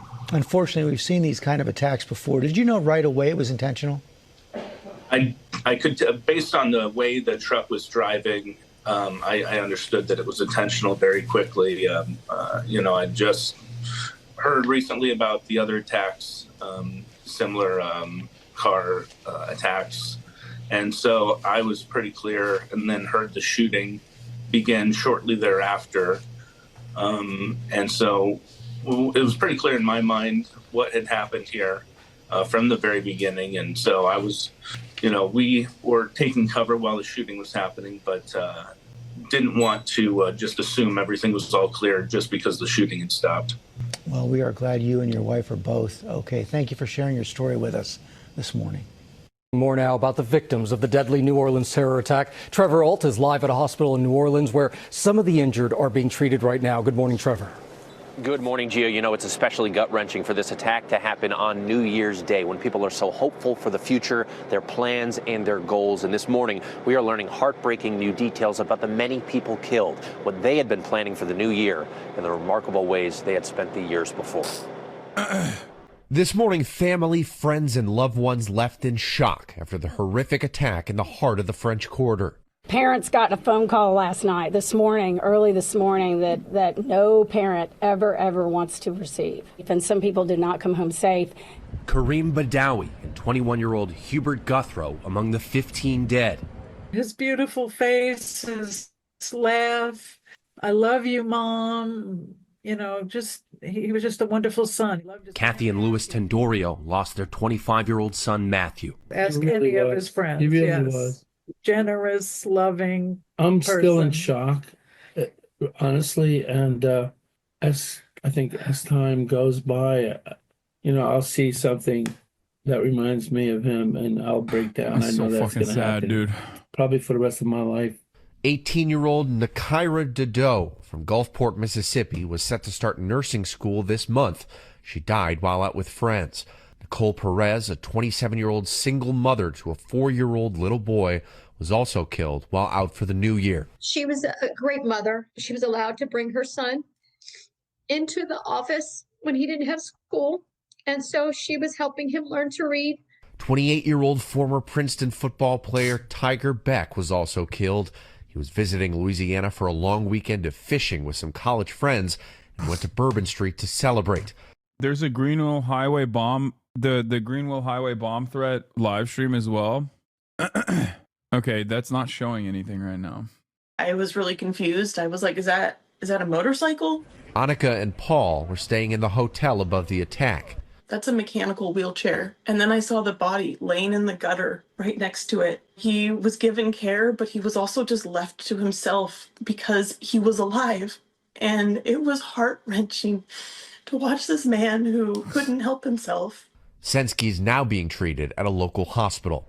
And we have also learned that one of the many people in critical condition currently in the hospital is a student at the University of Georgia, one of so many students in town here for the Sugar Bowl, George.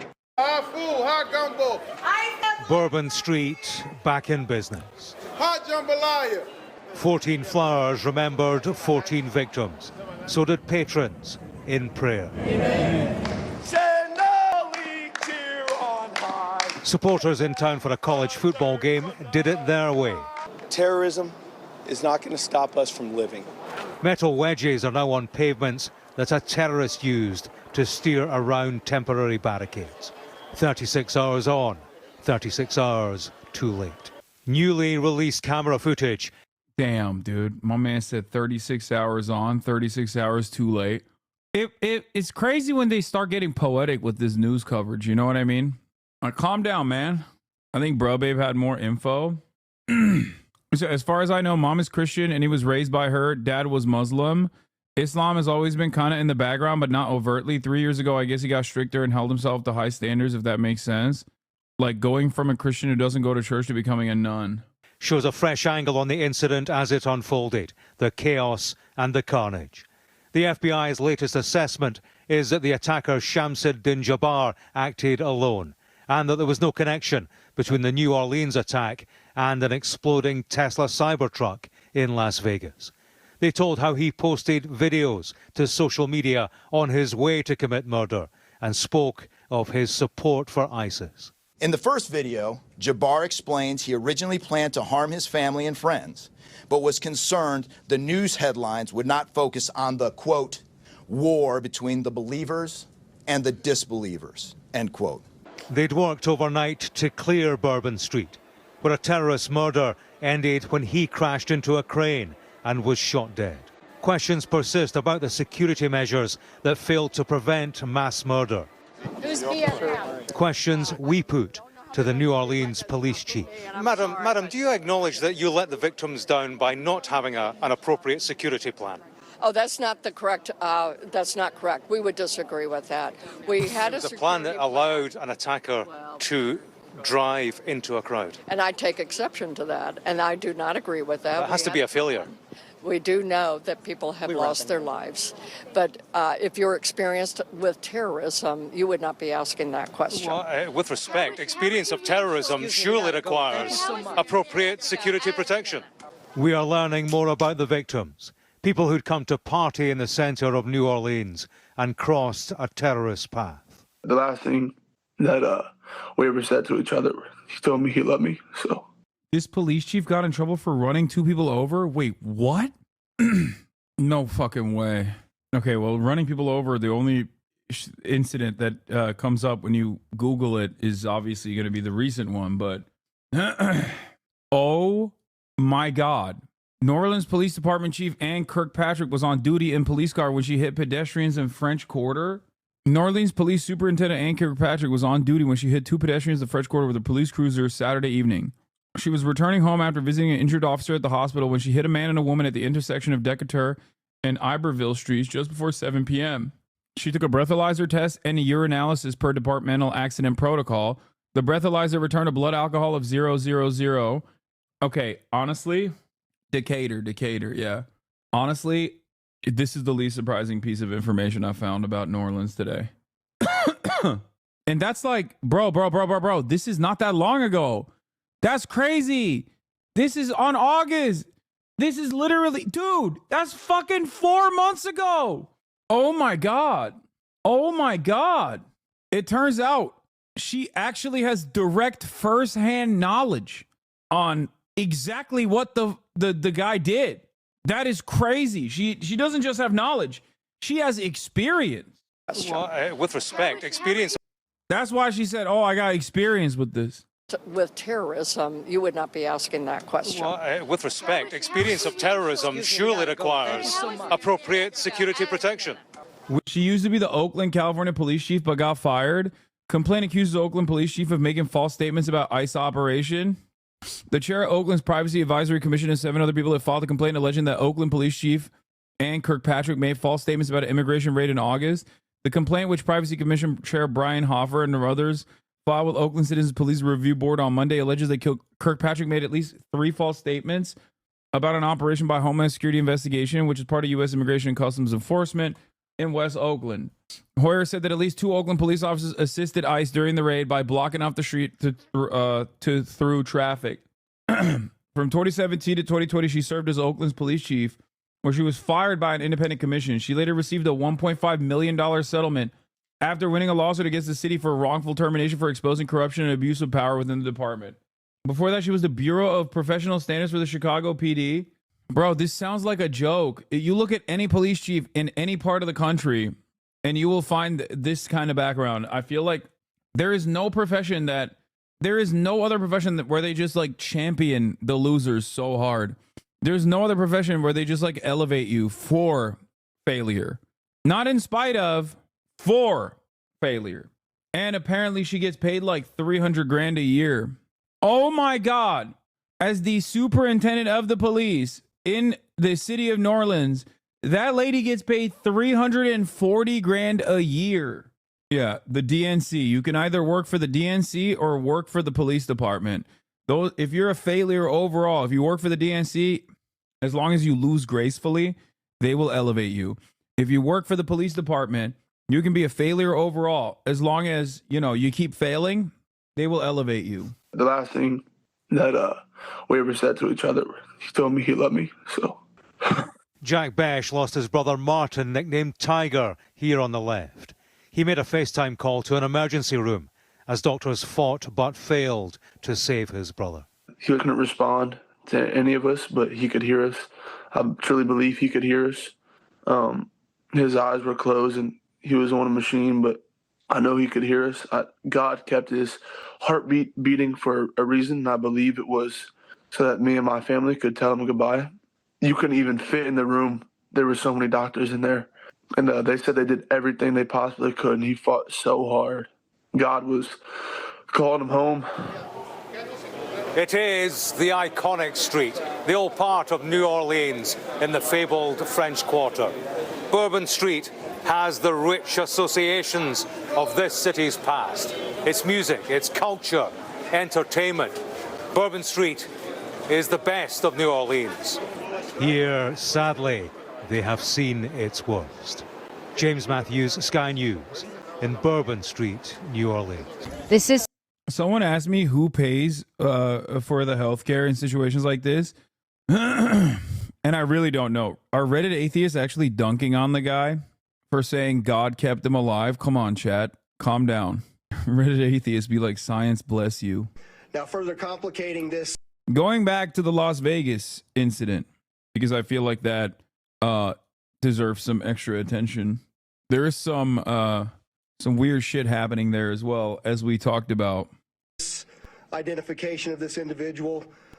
We also discovered through the coroner's office that the individual had sustained a gunshot wound to the head prior to the detonation of the vehicle.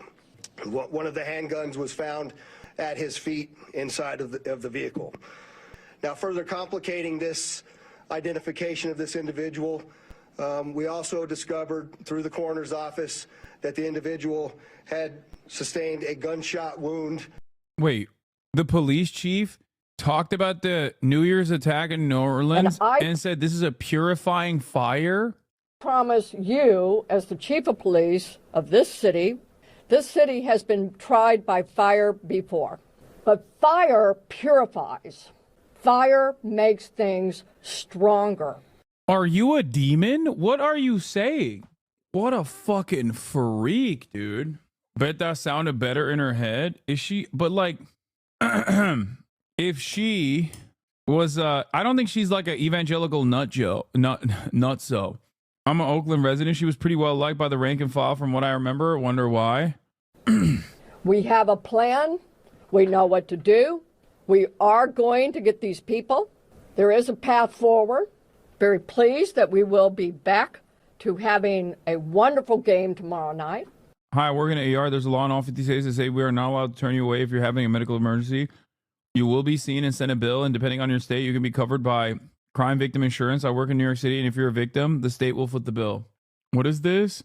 Louisiana state legislature limits the operators of motor vehicles for harm caused for certain persons who are injured while illegally blocking a road or highway.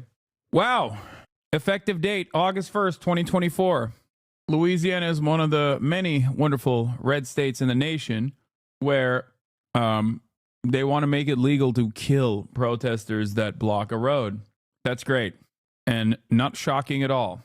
Also, as far as the New York Times goes, although the New Orleans attacker, as far as we know, didn't have any, didn't say anything about Gaza. In their incredible coverage of determining, or in their incredible coverage of the officials trying to determine if the New Orleans suspect had ties to terrorist groups, they add this in the fucking, they add this in the byline. U.S. officials have warned that the conflict in Gaza and Lebanon could spill into the United States, most likely in the form of small radicalized groups acting on their own initiative or lone wolf terrorists. Thank you, New York Times. So this is the liberal version of what we saw that rabbi do on Fox News, for the record. This is how you manufacture consent. On the Republican side, you got people directly saying like, well, you know, the real violence that's happening is exactly like what this guy did. College protesters against Israel, they're doing the same thing. They're doing a 14-person manslaughter shootout with the police every time they say Israel's an apartheid state. That's the Republican version of it. This, on the other hand, is the liberal version of it. It's a kinder, gentler, more, I would say, nefarious, more insidious version of that same exact cynical laundering of certain narratives. Really fucked up. I cannot believe how wonky this statement is, and I need to include it. And the need to include it and therefore implicate an entire Muslim community who happen to live in the neighborhood. Jabbar's recent address in the Houston area shared the same street with nearly a dozen properties owned by people with names common in Islamic cultures. What the hell? They're like, this guy's neighbors are also Muslim. We looked up the property records. According to Harris County, Texas land records, Jabbar's residence and other properties appeared to be behind a common wrought iron gate at the beginning of the street. Google Street View imagery shows Houston is home to a large Muslim population. I live on a block with predominantly Jewish neighbors. I'm Muslim. If I were ever to be in this situation, never will be considering Jewish or something. This person wrote that so weirdly. Yeah, a small plane has crashed in Fullerton, resulting in a 4-alarm fire. It apparently crashed into a furniture factory in Fullerton, California. I mean, look, this is we're hyper focusing on like crazy stuff going on. I mean, this in and of itself is like an isolated incident, most likely. You know, I'm not gonna sit here and say that the day of reckoning is upon us. But Cybertruck blast suspect was a Rambo type who loved Trump, family says. Going back to the Cybertruck story, Elon Musk, of course, revealed that he helped the investigation by having the truck unlocked after it auto-locked in the blast and giving investigators videos of suspect charging stations along his route from Colorado to Las Vegas. Las Vegas Cyber, I don't know who this guy is, and I'm not inclined to share that information, so don't send me links from random people like that. But Las Vegas Police Department found a Defense Department Common Access card in the Cybertruck. We already covered how insane it is that the truck auto-locked. Daily Beast also covered the story. Wait, what the hell? Wait, why can't I? Oh, there it is. I did it. No! Fuck. Okay, well, you know what? We're not going to cover Daily Beast. We're going to look at the Independent. Active duty Green Beret who was driving a Tesla Cybertruck that blew up outside the Trump International Hotel, Las Vegas on New Year's. What? Oh my God. Gross. Blew outside the Trump International Hotel, Las Vegas on New Year's Day, was 100% a patriot, his bewildered uncle said Thursday. Matthew loves the burger, was like, he's 37 years old, was like a Rambo type, for lack of a better word. Dean loves his burgers, said to the Independent. Dean, whose older brother loves burgers, a father. Roger, himself an Air Force veteran served in Vietnam, said his nephew loved the Army. He used to have all patriotic stuff on Facebook. He was 100% loving the country. Okay, this guy was a certified hog, I think. He continued, he loved Trump, and he was always a very, very patriotic soldier, a patriotic American. One of the reasons he was in special forces for so many years. It wasn't just one tour of duty. Yeah, so he was racist. Wrote a book about the U.S. military spent years recruiting dangerous extremists because they couldn't attract enough soldiers and didn't want to institute a draft. This policy, which was behind many atrocities abroad, is now coming home. This guy served in Iraq as a military intelligence officer. No, this is a different person, chat. This is not loves his burgers, right? No, Matt Kennard is using a different example. One example of many. I got hold of a 2006 U.S. criminal investigation. Yeah, this is a different person. This is not him. He's just using this as an opportunity to say, like, they hire and recruit a lot of dangerous white nationalists. I still do think that the guy who went boom boom outside of the Trump, if his fucking family's like saying how patriotic he was on Facebook, I suspect that he says some stuff because there's only one way to show how patriotic you are on that website. You know what I mean? Dean Loves the Burger said he was aware of the explosion in Vegas, but had not yet been made aware that Matt Livelsberger, how do you say this last name? Livelsberger, as he called him, had been named the culprit. Of the Independent contacted him for comment. At first, Dean assumed the explosion had been caused by one of those big lithium batteries that short-circuited or something, he said. He was relieved of the blast, only caused 7 minor injuries and didn't kill anyone else. But he added, the amateurish construction of the explosive device, an array of propane tanks, fireworks, and camping fuel, left him with a slew of additional questions. Matt was a very skilled warrior, and he would be able to overcome, if it was him, if he did this, he would have been able to make a more sophisticated... Dude, his family members are like, nah, dog. He would have been, I'm disappointed in his improvisation skills. Like, he would have made a way sicker explosive, dude. That's a crazy thing. CNN is reporting on it, so let's take a look at what they're saying about loves the burger. Automatic handguns that were legally purchased shortly before this explosion happened. So, Wolf, there are a lot of questions still about why he did this. And one investigator today said it is not lost on me that it is a Tesla vehicle, a Tesla made by Elon Musk's company, and that this happened in front of a Trump hotel, but they do not have enough evidence to say if there was any particular motive, political or otherwise. Wolf. All right, we'll find out. I know this investigation is only just beginning. Natasha Chen, thank you very much. Natasha's in Las Vegas. I want to get some more on these breaking stories right now. Joining us, the U.S. Homeland Security Secretary Alejandro Mayorkas. Mr. Secretary, thanks so much for joining us. I know you have a lot going on. We really appreciate it. So this investigation and what happened in New Orleans is now what, in its second day. Where do things go from here? What do you still need to know? Well, the FBI is leading the investigation, Wolf. As you know, of course, 14 innocent lives were lost in the event, and our hearts break for the families and loved ones. And we pray for those who suffered injuries for their swift recovery. There's still a great deal of investigation underway. The FBI has, of course, captured videos, as the reporter indicated. We have located phones and laptops. Residences are being searched. There's a great deal of investigation still underway. The conclusion has been reached. This is an event that was inspired by a foreign terrorist ideology. This individual ascribed to the heinous beliefs of ISIS. With respect to the Las Vegas incident, no motive has yet to be determined. Both investigations are at an early stage. Yeah, that's what I keep hearing.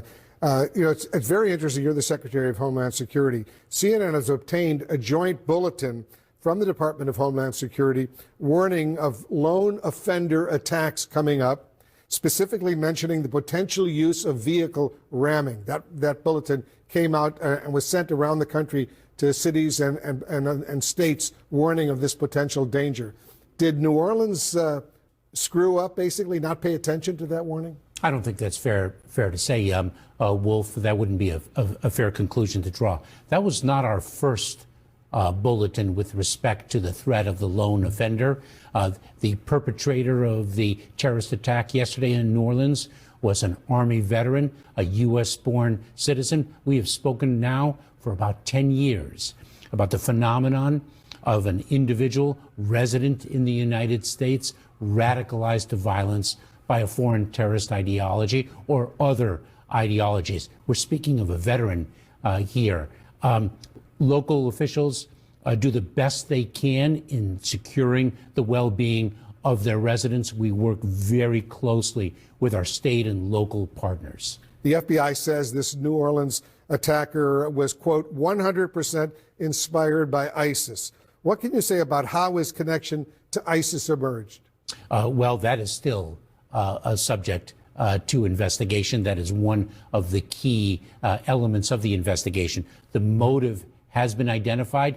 Why precisely this individual radicalized an Army veteran, a United States citizen, why he radicalized to a foreign terrorist ideology is still the subject of review. Why there was encouragement by the FBI special agent to individuals who know Jabbar to communicate with the FBI whatever information they might have about that path to radicalization. Very disturbing indeed. In Las Vegas, as you all know, Mr. Secretary, a decorated active duty Army Special Forces sergeant is believed to have caused that CYBERTRUCK to explode just in front of the Trump Hotel there.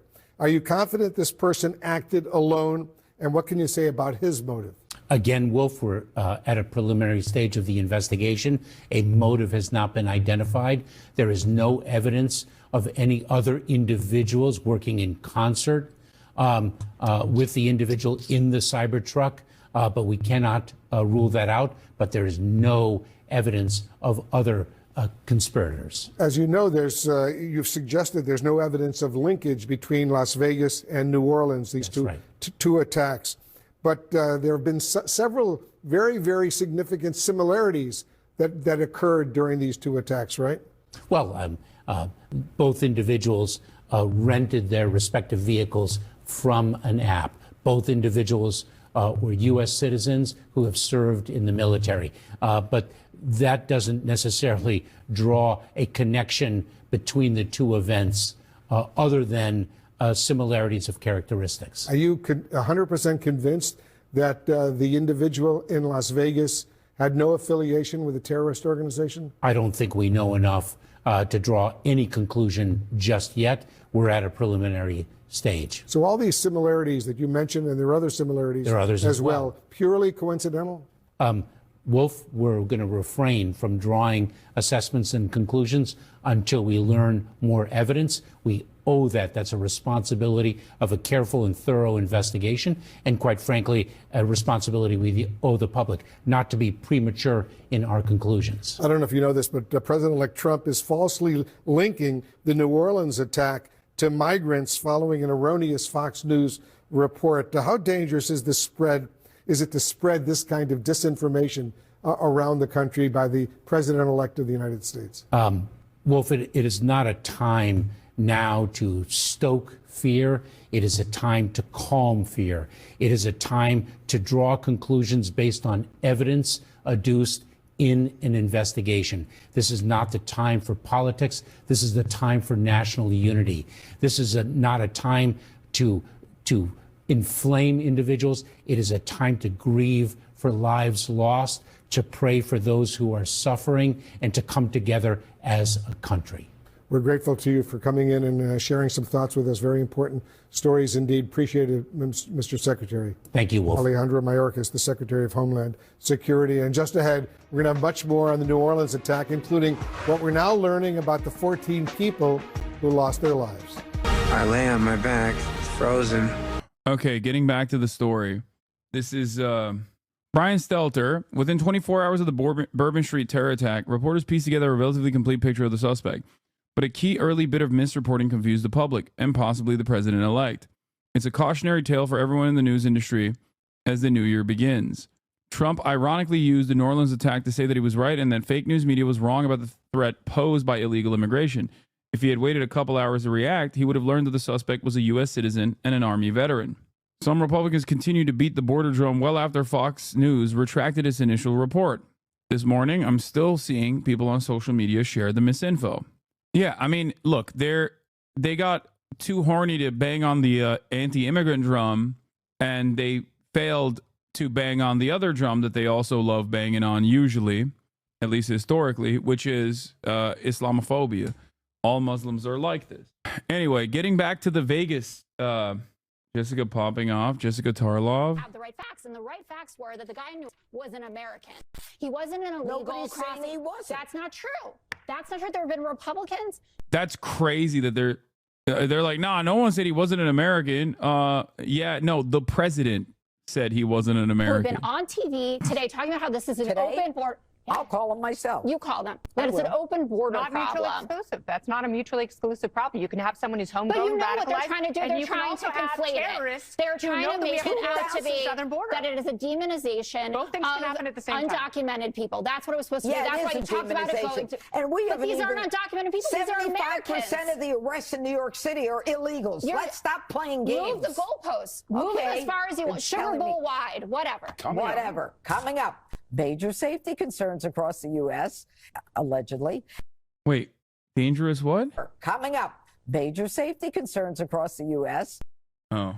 She says 75% of the arrests that were taking place in New York were illegals, which I don't think is correct. That's an insane statement to make. And it's also, arrests don't necessarily mean a real crime had taken place regardless, but that sounds like an insane stat.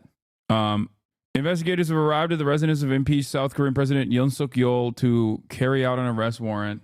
Another brave incel being placed behind bars for doing what's right, which is trying to do a failed coup. Also, there's some additional crazy stuff with this coup that I didn't really get into that much. Apparently, there's some reporting that he purchased North Korean military uniforms or something, and he was going to do a fake. He was going to do a fake coup thing to try to go to war with North Korea, to implicate some South Korean members of the parliament with a false flag attack. We'll look into that in a little bit, though. I want to get back to this Las Vegas guy. Okay, this is the Las Vegas the Las Vegas Tesla truck explosion. These are the family members, the immediate family members of Matthew Livesberger, okay, talking about him. Matt was a very skilled warrior, and he would be able to make, if it was him, and if he did this, he would have been able to make a more sophisticated explosive than using propane tanks and camping fuel. He was what you might call a super soldier. If you ever read about the things he was awarded and the experience he had, some of it doesn't make sense. When he had the skills and ability to make something more, let's say, efficient, his skills were enormous from what he had been taught in the military. With Livesberger's skills, his uncle suggested his nephew could have fashioned a bomb that would have obliterated half of that hotel if he seriously wanted to hurt others. Think of Oklahoma City, he said. McVeigh was just a normal soldier, not a tier 1 operator like Matt. Bro, I think you need to surveil the family.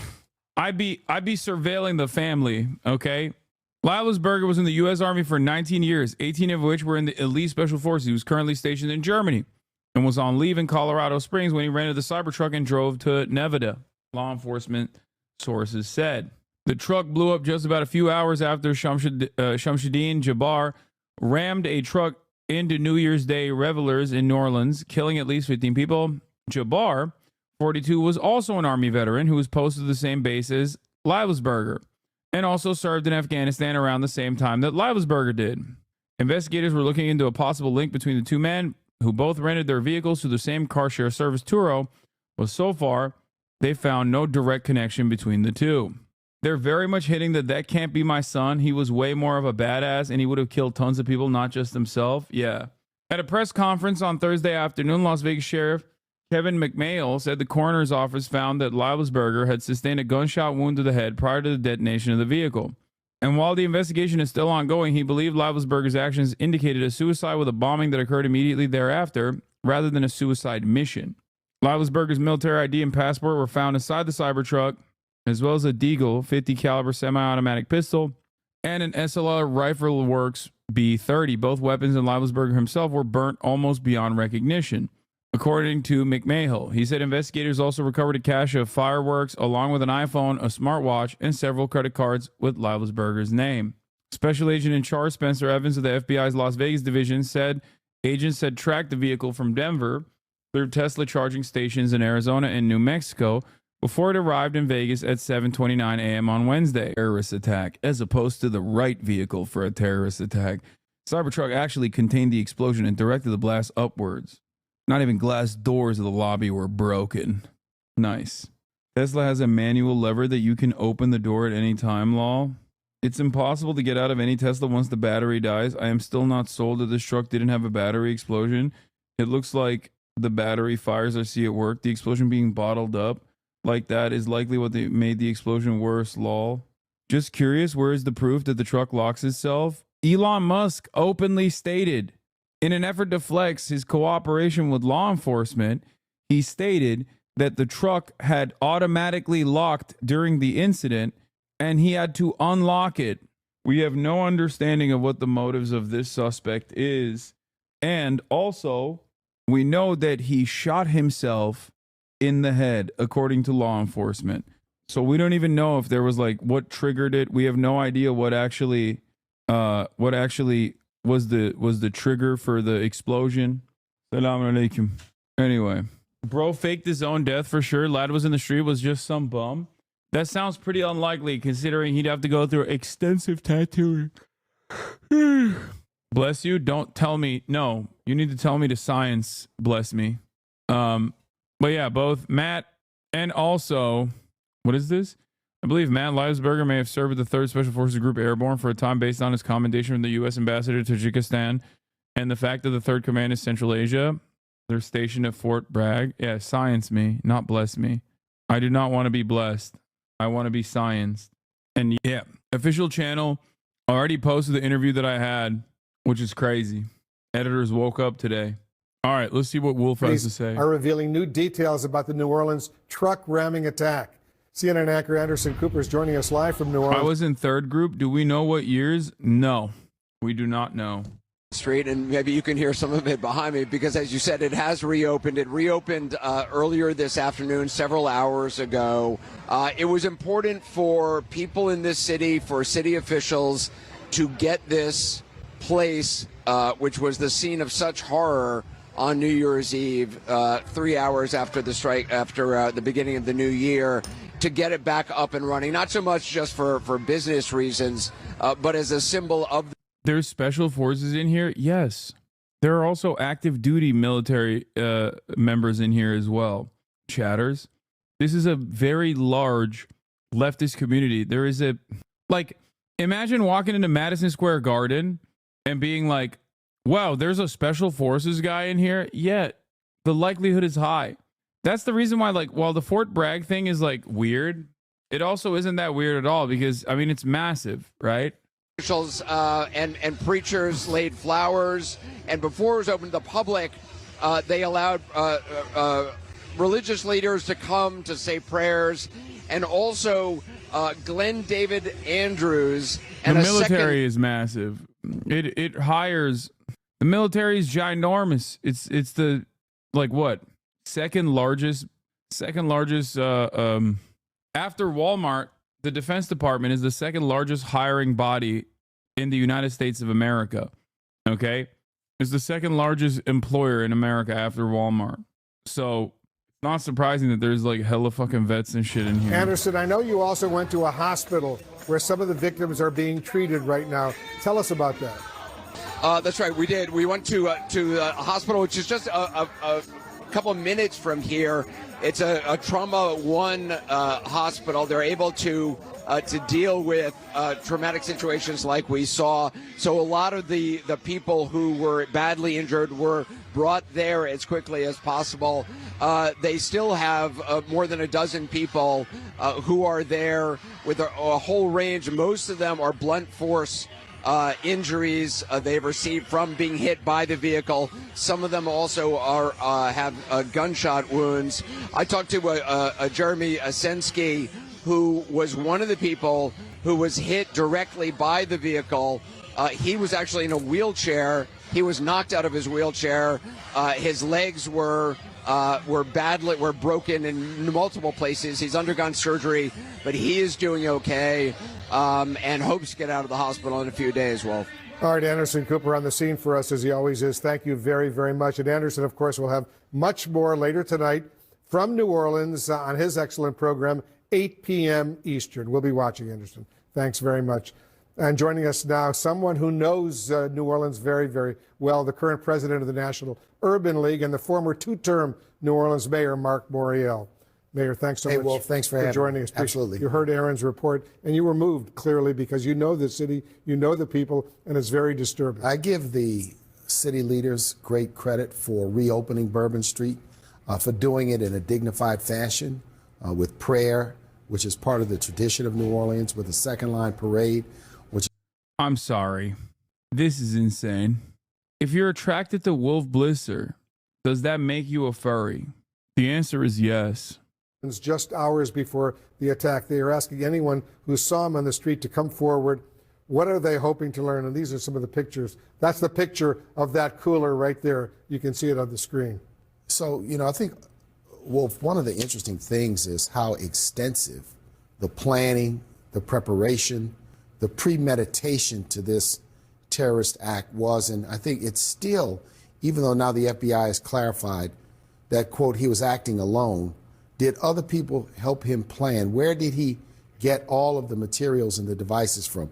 What went into taking someone, a military veteran, a graduate of Georgia State, a person that worked for a Big Four accounting firm, and his anger, his rage, his hatred became so empowering that he kills 15 people on a night and on a day that is a day of festivities and a day of celebration.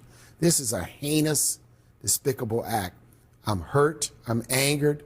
And when I saw the photos of those young people who were out there partying, young professionals, young people in the early stages of their life, now snuffed out, I am just so hopeful that all Americans will understand that for us, this should be a moment like 9/11, when we should push back against politicians or leaders who want to exploit with rhetoric this awful event and instead say, let us unify to continue this fight for a safer America and safer communities. As a former mayor of New Orleans, and you know the city well, you know the people well, what do you think the city could have done, potentially looking back, to prevent this terror attack? Well, one thing I think could have been done is when they took the barricades down, they could have come up with a plan B. A dump truck could have been put there. A temporary barricade could have been put there. That may have saved some lives, but it would not have stopped him from maybe identifying another target or a different target. One thing I'm interested in is whether he cased this location out, whether he planned in advance the exact location that he would use this truck to ram into a crowd of people. So they could have done that, which is why I've said on a number of occasions what's important is for city leaders to evaluate the security plan around the quarter, evaluate the security plan around downtown New Orleans to determine very quickly what enhancements and fortifications are needed. Mayor Mark Morial, thanks very much for coming in. Thanks, Wolf. Thanks for the important work you're doing with the National Urban League. Thank you, Wolf. As well. Appreciate it very, very much. And just ahead, new information coming in on the victims of the New Orleans terror attack, including a student and former college football player. 11 people were injured in the small plane crash near Fulton Airport catches fire. Chad, you hear this quote from the former We mayor? as black people, it's time. It's time for us to come together. It's time for us to rebuild a New Orleans, the one that should be a chocolate New Orleans. And I don't care what people are saying uptown or wherever they are. This city will be chocolate at the end of the day. This city will be a majority African American city. It's the way God wants it to be. You can't have... Wait, Adrian Dittman posted on 4chan accidentally revealed he has admin privileges on Twitter? No way. Admin portal? Switch account? Nah. I mean, no shot. I don't believe in 4chan shit. Why the fuck would Elon... look. Elon could be Adrian Dittman. That's one thing. But it's on 4chan, man. He's like randomly posting stuff on 4chan. I mean, it's bait. It says bans too. He has a link for bans. I can see Elon being a 4chaner. He is a 4chan poster. But would he post a screenshot? Graphic content is permitted. It just has to be politically relevant and in good taste. No one wants to see snuff content on their feed. Elon is very liberal about it. Some footage crosses the line. But he's been very decent about the last couple of happenings and allowing the uncensored footage to be hosted on X.com. Big difference in reporting news and happenings to fellow friends and disrupting the feed to discourage users from returning to the platform. There must be a balance. It's fake. The links don't line up. Yeah. Text doesn't line up. Artifacts on letters match exactly with ones for matching letters switch account. Letters with no exact match in switch account appear to be from a slightly different font. Like, look at the D and the L. Look at the way the D looks and sits. Called kerning. No, man, the D is fine. It's the text baseline and spaces between the... Elon Musk confirms to use burner account on X to role play. Oh, well, I mean, there was a different Twitter burner account. Yes. Now you know why Elon didn't want that latest deposition getting out there. Elon test, Elon Musk. Grimes left the king of SpaceX. Her kids must hate her. They probably want to spend all their time with Mr. Tesla. Wait, this isn't a real tweet, is it? No, but this account did tweet some weird shit. I remember. Not this one, but he tweeted, Elon Musk tweeted like some random stuff, no? Like he was using this account to basically tweet as though it was his child. What is this? Elon is a great father. Elon is a father who gets lots of sex. Please do not conflate conservative Republicans with the alternative right. Neo-Nazis are purely hateful incels. Elon is a father who gets lots of sex. That is, every day that goes by, I just wish I didn't know about these things that I know about. Also, in other news, a standing ovation for Liz Cheney here in the East Room of the White House as President Biden presents her with a Presidential Citizens Medal. As every day passes, democracy dies to thunderous applause. Also, just a small girl from a small town next to a man who was once a boy from a small town in Pennsylvania. Thank you for everything, President Biden. Biden shook the hands of every freaking grifter. Incredible. Also, David Pacman was invited, and I don't know. I mean, he was glazing. He was glazing the M pretty aggressively. Bernie came out with a statement on H-1B visas, and Nazi twit is glazing him. Why didn't you get invited? Why didn't I get invited to the White House? Think. Why didn't I get invited to the Joe Biden White? Anyway, a refugee from Kuwait has been granted asylum in the UK, but recently traveled to Iraq for a visit. Unfortunately, he was kidnapped and detained in Kuwait due to his political views. His name is Salman Al-Khaldi. Okay. Why are you telling me this? All right. There's one more story that I want to cover that I think is not getting a lot of attention in the sea of all of these, in the sea of all these other stories about, exploding Teslas and the NOLA attack. The FBI found 150 homemade bombs at Virginia home during search in December, prosecutors say. In Norfolk, Virginia, federal agents found one of the largest stockpiles of homemade explosives they've ever seized when they arrested a Virginia man on a firearms charge last month, according to a court filing by federal prosecutors. Investigators seized more than 150 pipe bombs and other homemade devices when they searched the home of Brad Spafford, northwest of Norfolk, in December, the prosecutor said in a motion filed Monday. Prosecutors wrote that this is believed to be the largest seizure by number of finished explosive devices in FBI history. Most of the bombs were found in a detached garage at the home of the Isle of Wight County, along with tools and bomb-making materials, including fuses and pieces of plastic pipe, according to court documents. The prosecutor also wrote, several additional apparent pipe bombs were found in a backpack in the home's bedroom, completely unsecured. In the home he shares with his wife and 2 young children. Spafford, 36, was charged with possession of a firearm in violation of the National Firearms Act. Law enforcement officers allege he owned an unregistered short barrel rifle. Prosecutors have said he faces numerous additional potential charges related to the explosives. Defense attorneys argued in a motion Tuesday that authorities haven't produced evidence that he was planning violence, also noting that he has no criminal record. Further, they questioned whether the explosive devices were usable because professionally trained explosive technicians had to rig the devices to explode them.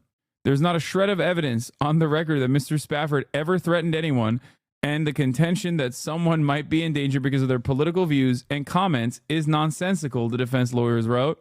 Messages were left Wednesday seeking further comment from the defense lawyers who signed the motion. The investigation began in 2023 when an informant told authorities that Spafford was stockpiling weapons and ammunition, according to court documents. The informant, a friend, told authorities Spafford had disfigured his hand in 2021 while working on homemade explosives. The informant, a friend, probably a federal agent. Prosecutors said he has only 2 fingers on his right hand. The informant told authorities that Spafford was using pictures of the president, an apparent reference to President Joe Biden, for target practice, and that he believed political assassination should be brought back. Numerous law enforcement officers and bomb technicians searched the property on December 17th. The agents located, so hearsay. Guys, it's illegal to have 150 finished pipe bombs in your house. Like, what do you mean? Like, what do you mean so hearsay? It doesn't matter if he was going to blow up President Brandon or not. Like, This ain't communist China, brother. If I want to make pipe bombs in the privacy of my own home, I should be able to do so. What the hell's going on? I'm sick of the goddamn nanny state. Yeah, God forbid men have hobbies. The informant told authorities is hearsay. I know his intent to kill the president while alleged play no role in the fact that he had 150 finished pipe bombs, chatter. That's my point. Like, that is already illegal on its own, chatter. Not whether or not he wanted to kill the president or not. Bro was out there crafting like he wanted to make sure he could hit the higher point on his skill tree. Yeah, he wanted to develop explosive ordnance expertise. He's like, I'm sorry, I got this Rust style craft bench, and honestly, I wanted to get to the third tech tree. You know, once I started making it, I couldn't stop.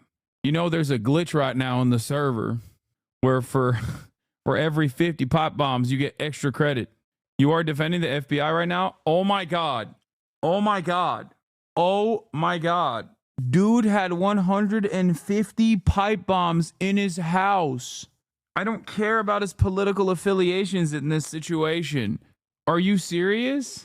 Like, this is the one thing that the FBI is supposed to do, is just like apprehend guys like this so they don't turn around and say, oh, we had him on our radar. Like, usually they turn around with guys like this and say, oh, he was on our radar. We didn't realize he was going to use 150 pipe bombs. It's like the Department of Homeland Security, okay, is an institution. It's relatively new and it shouldn't exist. But before the Department of Homeland Security, you had INS. Also, I have issues with that as well. But before the Department of Homeland Security, sex trafficking still happened, okay? And the FBI was in charge of it. Now, the Department of Homeland Security under ICE takes care of sex trafficking incidents, okay? It investigates and prosecutes sex traffickers. Do you think that I'm against that function of the federal government? No, I am not. Just because I am against ICE on principle does not mean that I don't think that there needs to be a federal government agency that is in charge of investigating and prosecuting and putting behind bars people who engage in sex trafficking, for example. Or in this case, if someone is building 150 pipe bombs in their home, it's good that the federal government goes, hey, that's illegal. We're arresting you. Wow. Controversial opinion, I know. I had to take the glasses off for this one because I didn't want to read chat any longer. You know what I mean? This one cooked me a little bit. I'm not going to lie. This one took a lot out of me. I must be just like Jank, going right wing on my right wing arc. Okay. Anyway, numerous law enforcement officers and bomb technicians searched the property on December 17th illegally, in direct violation of his Fourth Amendment and Second Amendment rights, by the way. I call that unlawful search and seizure, brother, in direct violation of the First Amendment, Second Amendment rights. My Second Amendment is there to protect the First. That's why I need the goddamn pop bombs. Anyway, agents located the rifle and explosive devices, some of which had been hand-labeled as lethal, and some of which were loaded into a wearable vest. I wonder what he was going to do with the 150 pipe bombs, some of which were loaded onto a wearable vest. Technicians detonated most of the devices on site because they were deemed unsafe to transport, though several were kept for analysis. At a hearing Tuesday, federal magistrate Judge Lawrence Leonard determined that Spafford could be released into house arrest at his mother's home, but agreed to keep him detained while government files further arguments. I'm sorry, what? I'm sorry. What the What? In response, prosecutors reiterated why they believe Spafford is dangerous, writing that while he is not known to have engaged in any apparent violence, he has certainly expressed interest in the same through his manufacture of pipe bombs marked lethal, his possession of riot gear, and a vest loaded with pipe bombs, his support for political assassinations, and his use of the pictures of the president for target practice. dude, there are certain first-time offenses that you are, allegedly engaging in that require you to not be able to go out in public. Okay? This, I believe, fits that bill. As opposed to, not that far away, in Florida, a judge put a $100,000 bail on a woman having a phone call, a claim denials phone call. Like, you could let Luigi out right now, tomorrow. I wouldn't feel unsafe. This guy roaming the streets, everybody should feel unsafe. What the hell? You are to the right of the FBI on this issue? Yeah, I am. Because I secretly think the FBI is like, no, that's our guy. Dude, you're letting him out? I mean, you're not letting him out? Dude, come on. Come on, Judge. That's our best. That's the next guy. That's the next Jabbar right there. What are you doing? We haven't even activated him yet. He was a Republican, so he should be able to go home, lol. Yeah. Excuse me. He has a wife and children. There's a lot of dangerous bomb-making materials in his... There's a lot of dangerous bomb-making materials in his house, out in the open. If he's not there, his kids could be unsafe. Oh my God, he's out. He's out on bond. In our own backyard, we're hearing new details on an FBI raid on a home in Isle of Wight County, and where the feds say the largest seizure of finished explosive devices in their history. 36-year-old Brad Spafford faces a weapons charge for now. Then on your side's Nick Broadway has new reporting from court documents and reaction from the community. Oh, I didn't see what he looked like. Yeah, no, he's clear. He's in the clear. No, this is a honest to God cornbread countryman, dude. I mean, come on. Yeah, he one of them good old boys. Let him out, Judge. New reporting from court documents and reaction from the community. The people I spoke with who live nearby say they don't know much about Brad Spafford and haven't even met him. They told me he and his family moved to this house behind me just a few months ago. Those who spoke with me did not want to appear on camera. They tell me Spafford and his family kept to themselves after moving to the 20-acre farm last fall. A friend of the suspect acted as an informant for the FBI for more than a year. They told agents Spafford was stockpiling weapons, at one point blowing 3 fingers off his hand while making homemade explosives. The informant said Spafford used pictures of President Biden for target practice, alleging he hoped a shooter doesn't miss Kamala. They also told the FBI that Spafford and his friends are preparing to do something Spafford cannot do alone. In mid-December, the FBI swarmed in with a helicopter. I mean, don't investigate the friends either, I think. I wouldn't. I think they're all fine. They're just good old boys, hanging out, having fun. What's wrong with you? You're weird for thinking it. Yeah, you should wait until they actually do something, and then you can have an incredibly violent siege campaign on whatever compound that they live in with their families, and then gas the entire family and kill all the children and the dogs alongside the people in a shootout. And then you can pat yourself on the back. Like, yeah, we did it. Only after the bombs have exploded, of course. And you can tell the media, hey, he was on our radar, by the way, but we let him go. After parked in the field across the road, and several agents. Bro, I know FBI informants are sus. I know. They are notoriously corrupt. I know. The dude still had 150 pipe bombs in his house. Hello? Like, I don't care about he wanted to kill Biden stuff, okay? That's it. For me, listen, I have a fairly high bar to clear in terms of what I think constitutes a grave threat to the public. Okay. And for me, what I personally believe constitutes a grave threat to the public is when you make your 149th pipe bomb and you go, gotta get one more just to round it out. Okay. That's it. You do that. And I'm like, maybe you should be in jail. Oh my God.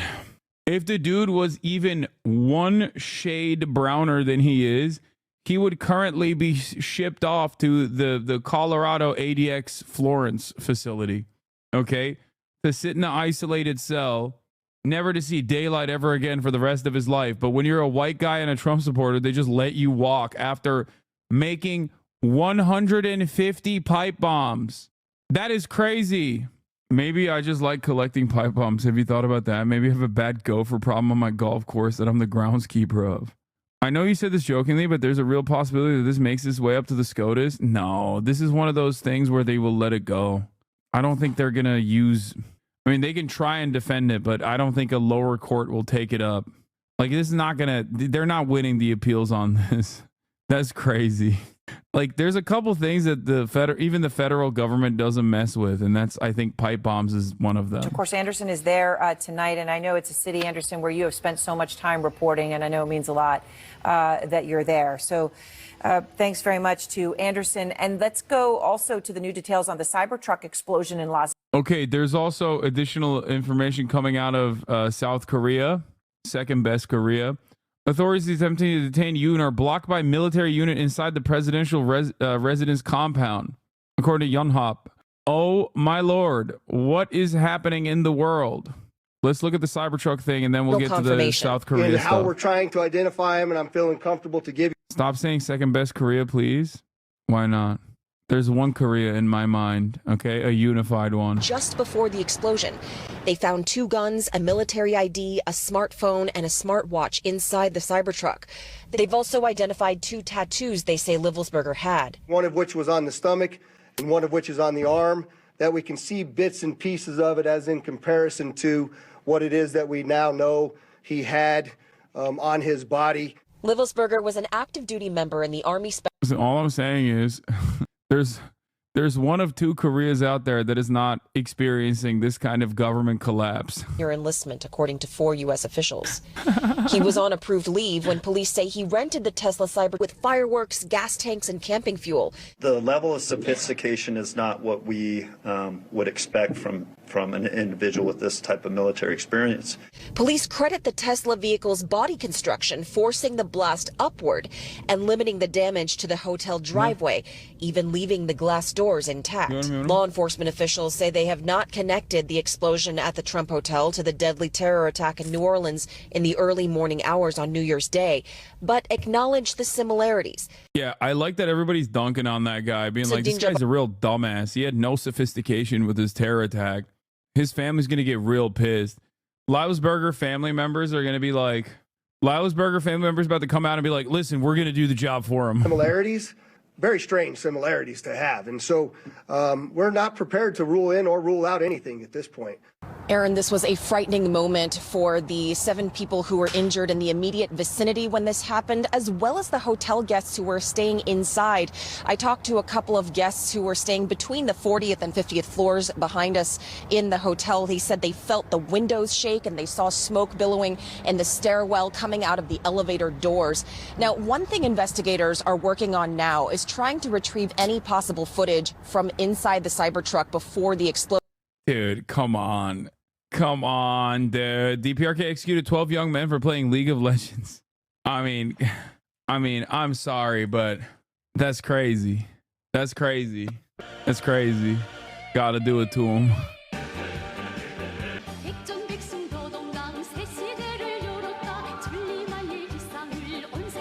Yeah, a bit harsh, but understandable, you know? I'm not an advocate for capital punishment.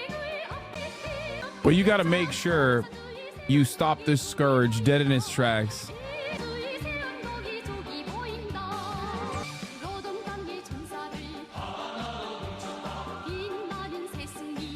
Why are playing propaganda WTF? What? Has to try to get Plat in Rivals because he isn't good enough to hit Plat in League. I will never be bad enough as a person to play League of Legends. How dare you? Are you proud of us, Hasan? Y'all are crazy. You have a Hostwit faction? Did you see DPRK TV? A guy in Canada was able to pick it up via satellite? I did.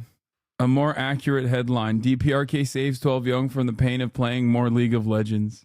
Yeah.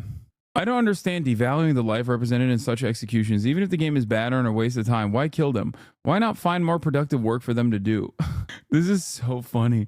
A person took this seriously from pamphlets and responded with like well, you know, it's okay that you're criminalized playing League of Legends, but you might as well put him into the salt mines. Oh God. The average American's processing capabilities of like foreign adversaries is like tuned to the level of a fucking child. Okay? Like, even if it's very clearly a meme account doing a clear meme, they still have that dog in their brain that says like, yeah, I believe it. The DPRK would do such a thing.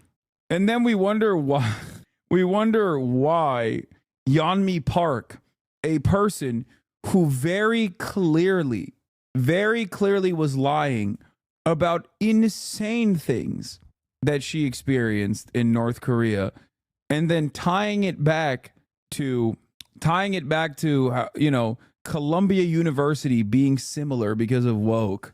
Like, that person, so many Americans believe that. Would they not legitimately do that? Is possible? No, they would not legitimately do that. What are you saying, dude? I don't know. But I don't, like, my first inclination when I hear about this sort of thing, not me, Park. That wasn't me. I literally never said that.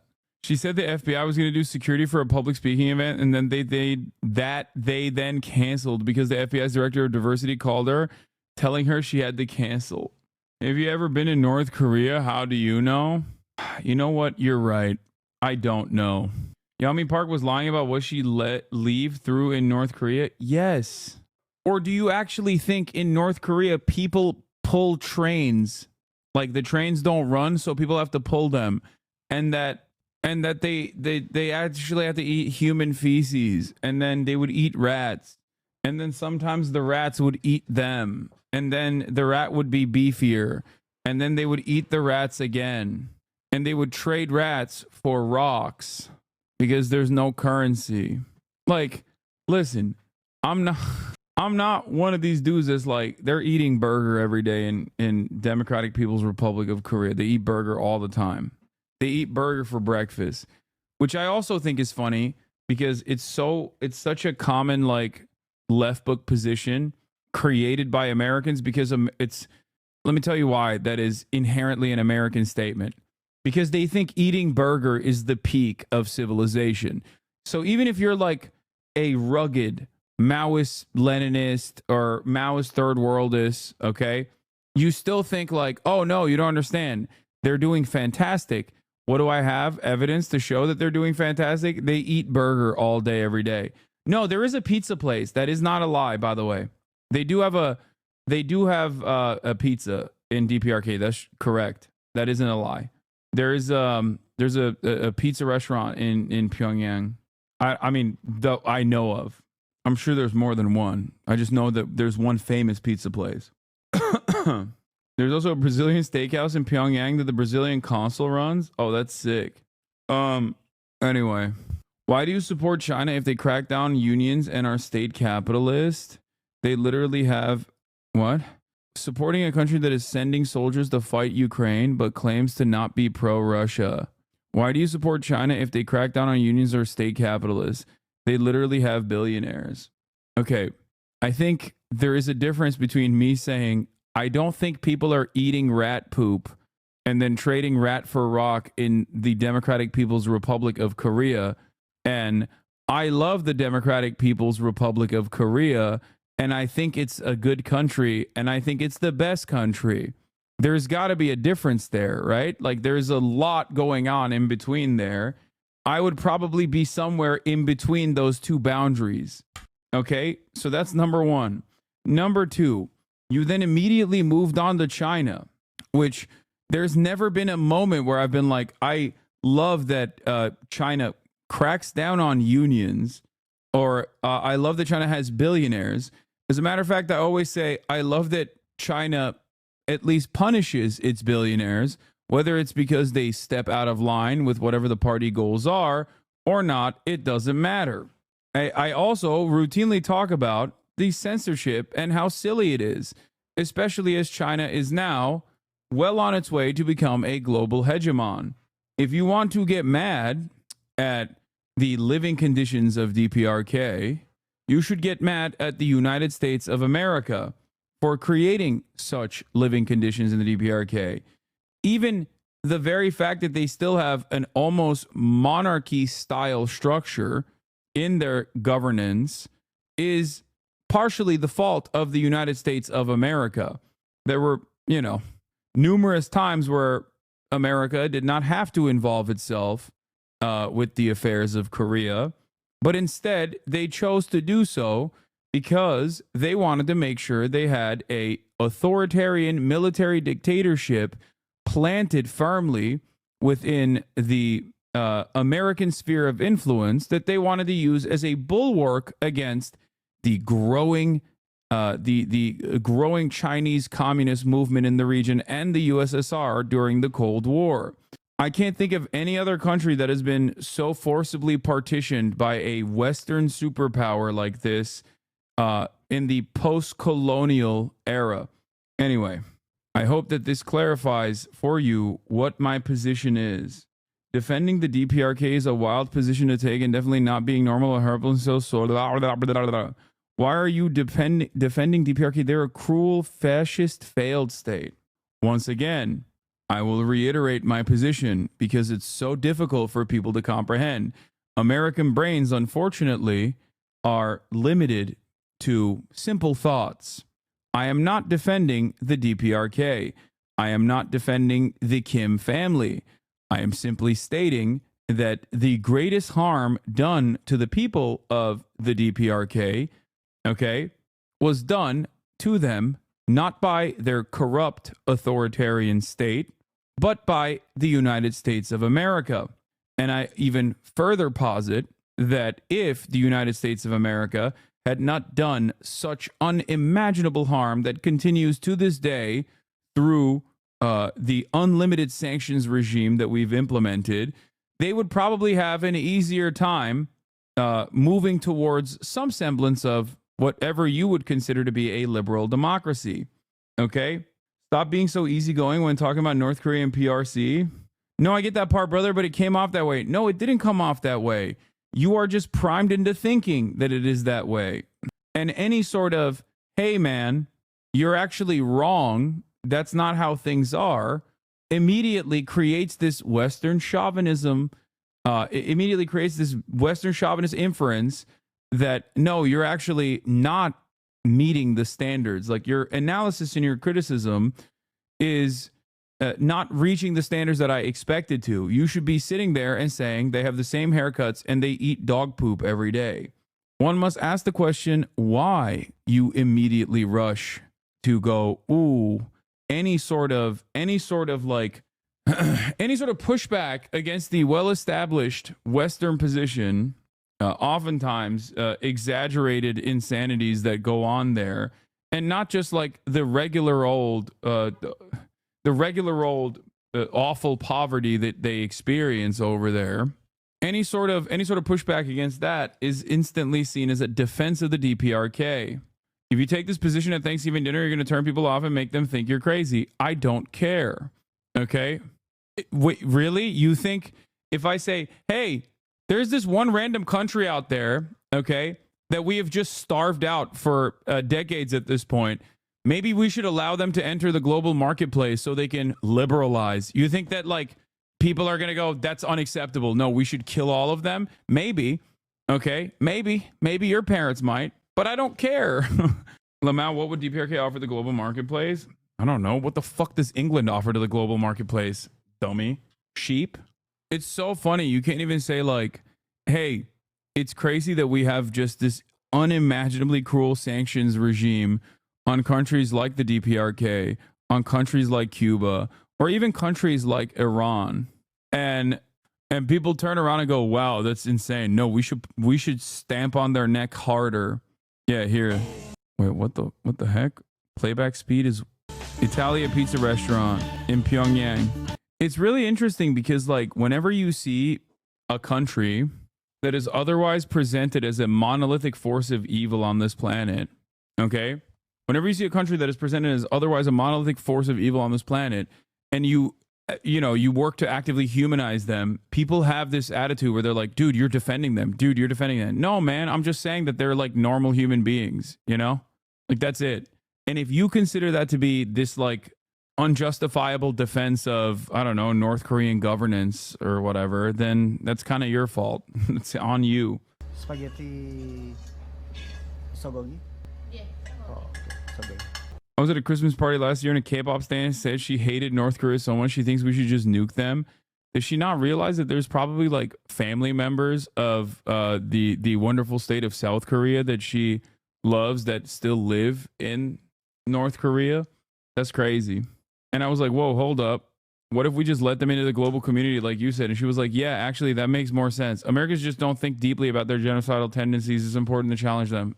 Exactly. Yeah. This is what they're making at the Italian restaurant.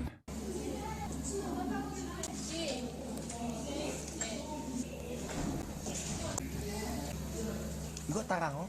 네. 따라고 bisa? Oh, 네. 하나도 뭡니다.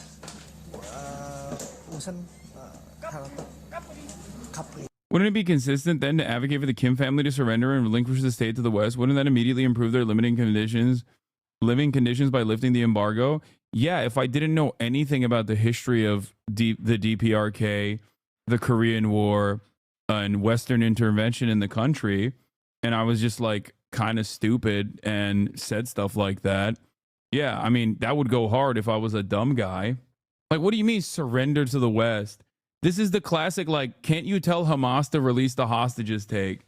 Like, can't we tell it? We can't even tell Israel, a nation state that straight up can only do all of this violence, this genocide, because we're giving it weapons. We can't even tell them to stop. The hell do you mean? Yeah, what you're saying goes hard if you're stupid. Again, this does not justify the West, but it is not possible to lift that embargo by any means. So wouldn't leftists want to minimize suffering immediately? Yeah, I'm a leftist. And as a leftist, I believe that every country should buckle over to Western empire because otherwise we'll just keep killing them, either slowly with crippling sanctions or directly by bombing basically every city where people live and then doing the crippling sanctions regime. That's amazing. This video is just proof of Western dominance. Even in North Korea, their desire for pizza deliveries just breaks through. True. Yeah, they wanna have their own little Uber servants.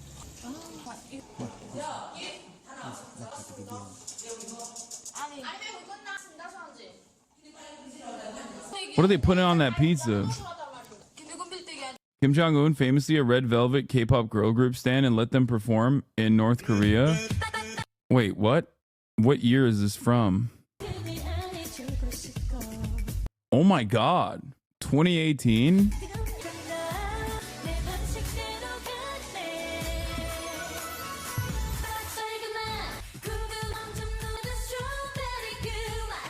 This song goes hard.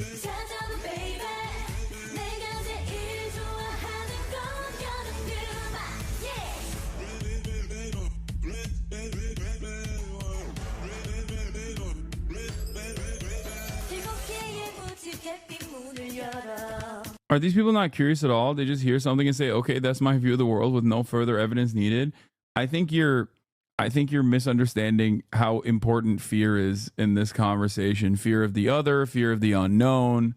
That's enough. Why, if you're living in the heart of empire, you don't care. Why would you ever think about what's going on in other countries?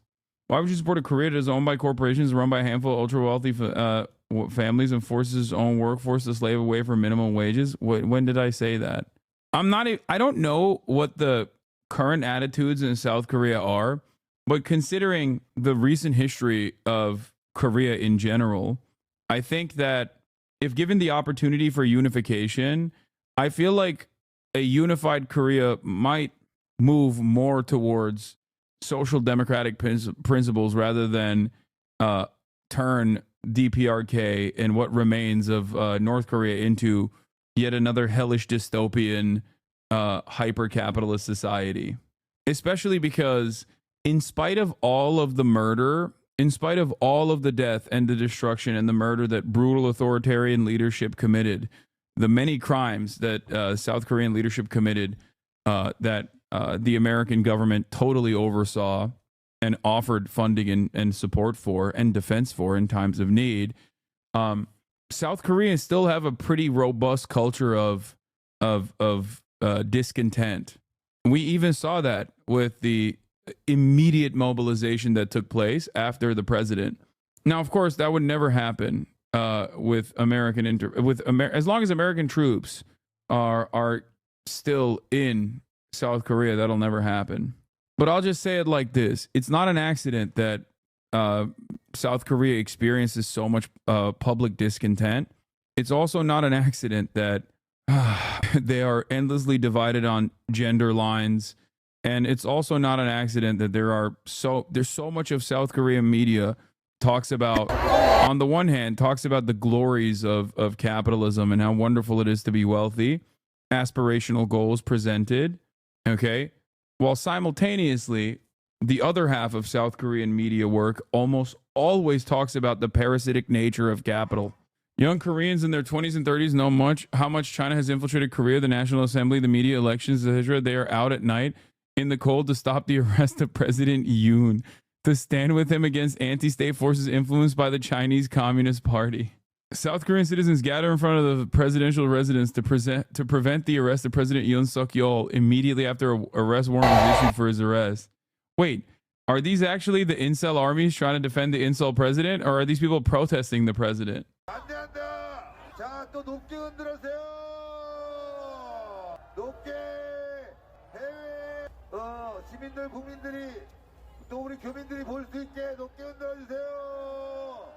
They don't look young, yeah. Worth noting that it is mainly men between 1929 that like former President Yoon. So yes, this is the incel army. You'll notice how other protests were just listening to girl group music because women were driving force behind the impeachment protest compared to this. Why are you calling the president incel? Because he is an incel. 현장 반발과 현장과의 마찰이 없이 집행하는 부분에 대한 고민이 좀 있어 왔을 거고요. So the National Police has an arrest warrant that they are trying to arrest them, but it seems like he has bunkered up. XBC is protesting the North Korean spies. You should debate him. What the hell is that? The North Korean spies? Yes, chatters. He has a wife. I know, and he loves his wife. But also, he still drummed up support from the incel forces. XBC are streaming from the pro-Yoon protest trying to block his arrest. They went full Korean MAGA saying that the commies are taking over. That's amazing. Oh, God. I love how stupid our politics are and how they end up corrupting the minds of politics enjoyers globally. That's amazing. My mom's in the Korean alt-right pipeline thinking that North Korea and China was behind the airplane crash and other conspiracies, and thinks that Yoon Suk-yeol was 100% in the right, getting rid of all the corruption. Is there anything I can do? That is amazing, dude. Signs of resistance from the presidential security as the arrest team encounters a wall of vans blocking their path. CIO officials got off from their cars and entered the presidential residence on foot. Approximately 20 presidential security officers are in Yoon's residence and are resisting Yoon's arrest. CIO officials are having a standoff. A tense moment now. Yeah. Not a peep. All of this discontent happening in South Korea, and not a peep from the United States of America. If you want to understand where the State Department's interests lie, understand that, you know, I don't think they care as much, regardless of who ends up manning the helm, grabbing the reins of Korean power. But having said that, they do not have stop the steal. Oh my God, they have stop the steal signs. Oh my God. Oh my God. Oh my God. They're going to be like, build the wall. Oh my God. Oh my God. Build the wall. Beautiful image. They are literally wearing MAGA hats. They very much care. Korean Democrats will kill a military alliance with Japan. South Korean president who tried to institute martial law and was removed and suspended from office. You can see the crowd here, including MAGA hat, American flags. We can take it through the crowd here.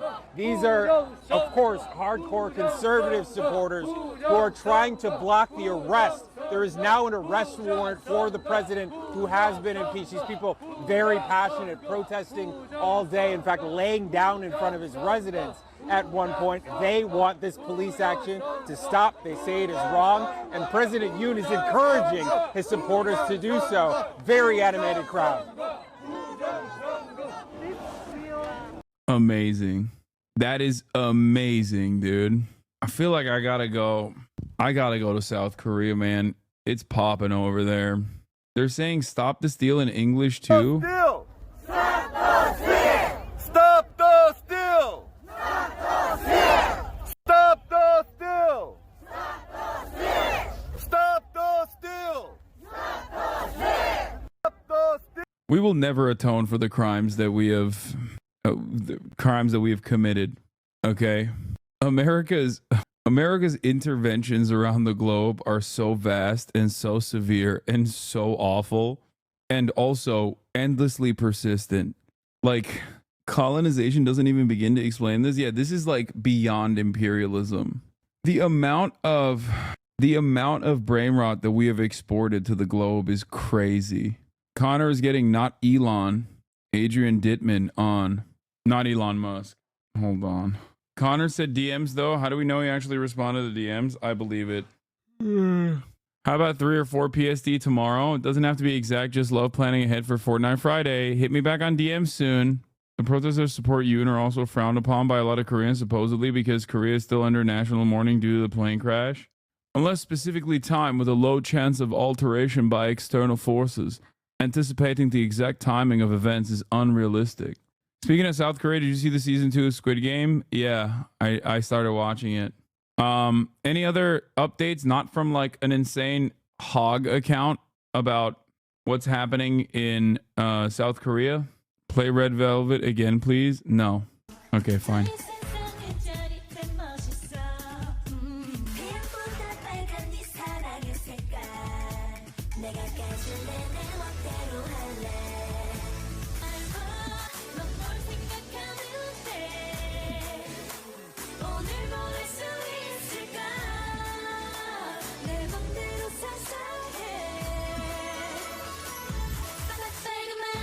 Okay. Play Marvel Rivals and get boosted by Noko. Here, let's see. Extraordinary images, extraordinary. Steve, this would be, extraordinary images, extraordinary in terms of this development. What are we expecting? Well, it seems as though that this crisis that has really erupted in South Korea now for a month. In fact, it was a month ago today that Yoon Suk-yeol, the president, issued that ill-fated declaration of martial law, which triggered this crisis in South Korea. But again, he's refused 3 different times to meet with investigators, of course, after the arrest warrant was issued by the Seoul Western District Court on Tuesday. Can someone send me that Stop the Steal photo again of the South Korean incel, please? And now it has come to a head outside his residence in central Seoul, where about 3,000 police officers have joined with investigators from the Corruption Investigation Office for high-ranking officials. No, not this one. There was a better one. To be acting on that arrest warrant. Keep in mind, they have just 7 days until that from the issuance of the warrant. Update. South Korean President Yoon Suk-yeol's lawyer said Friday that investigators trying to detain the impeached leader were not acting lawfully, vowing to take further legal action against the move. Investigators have court-ordered warrant to detain Yoon. Third Korea possible? Who knows? Not the clip. There was a photo of the dude with the glasses holding up a MAGA sign. God damn it.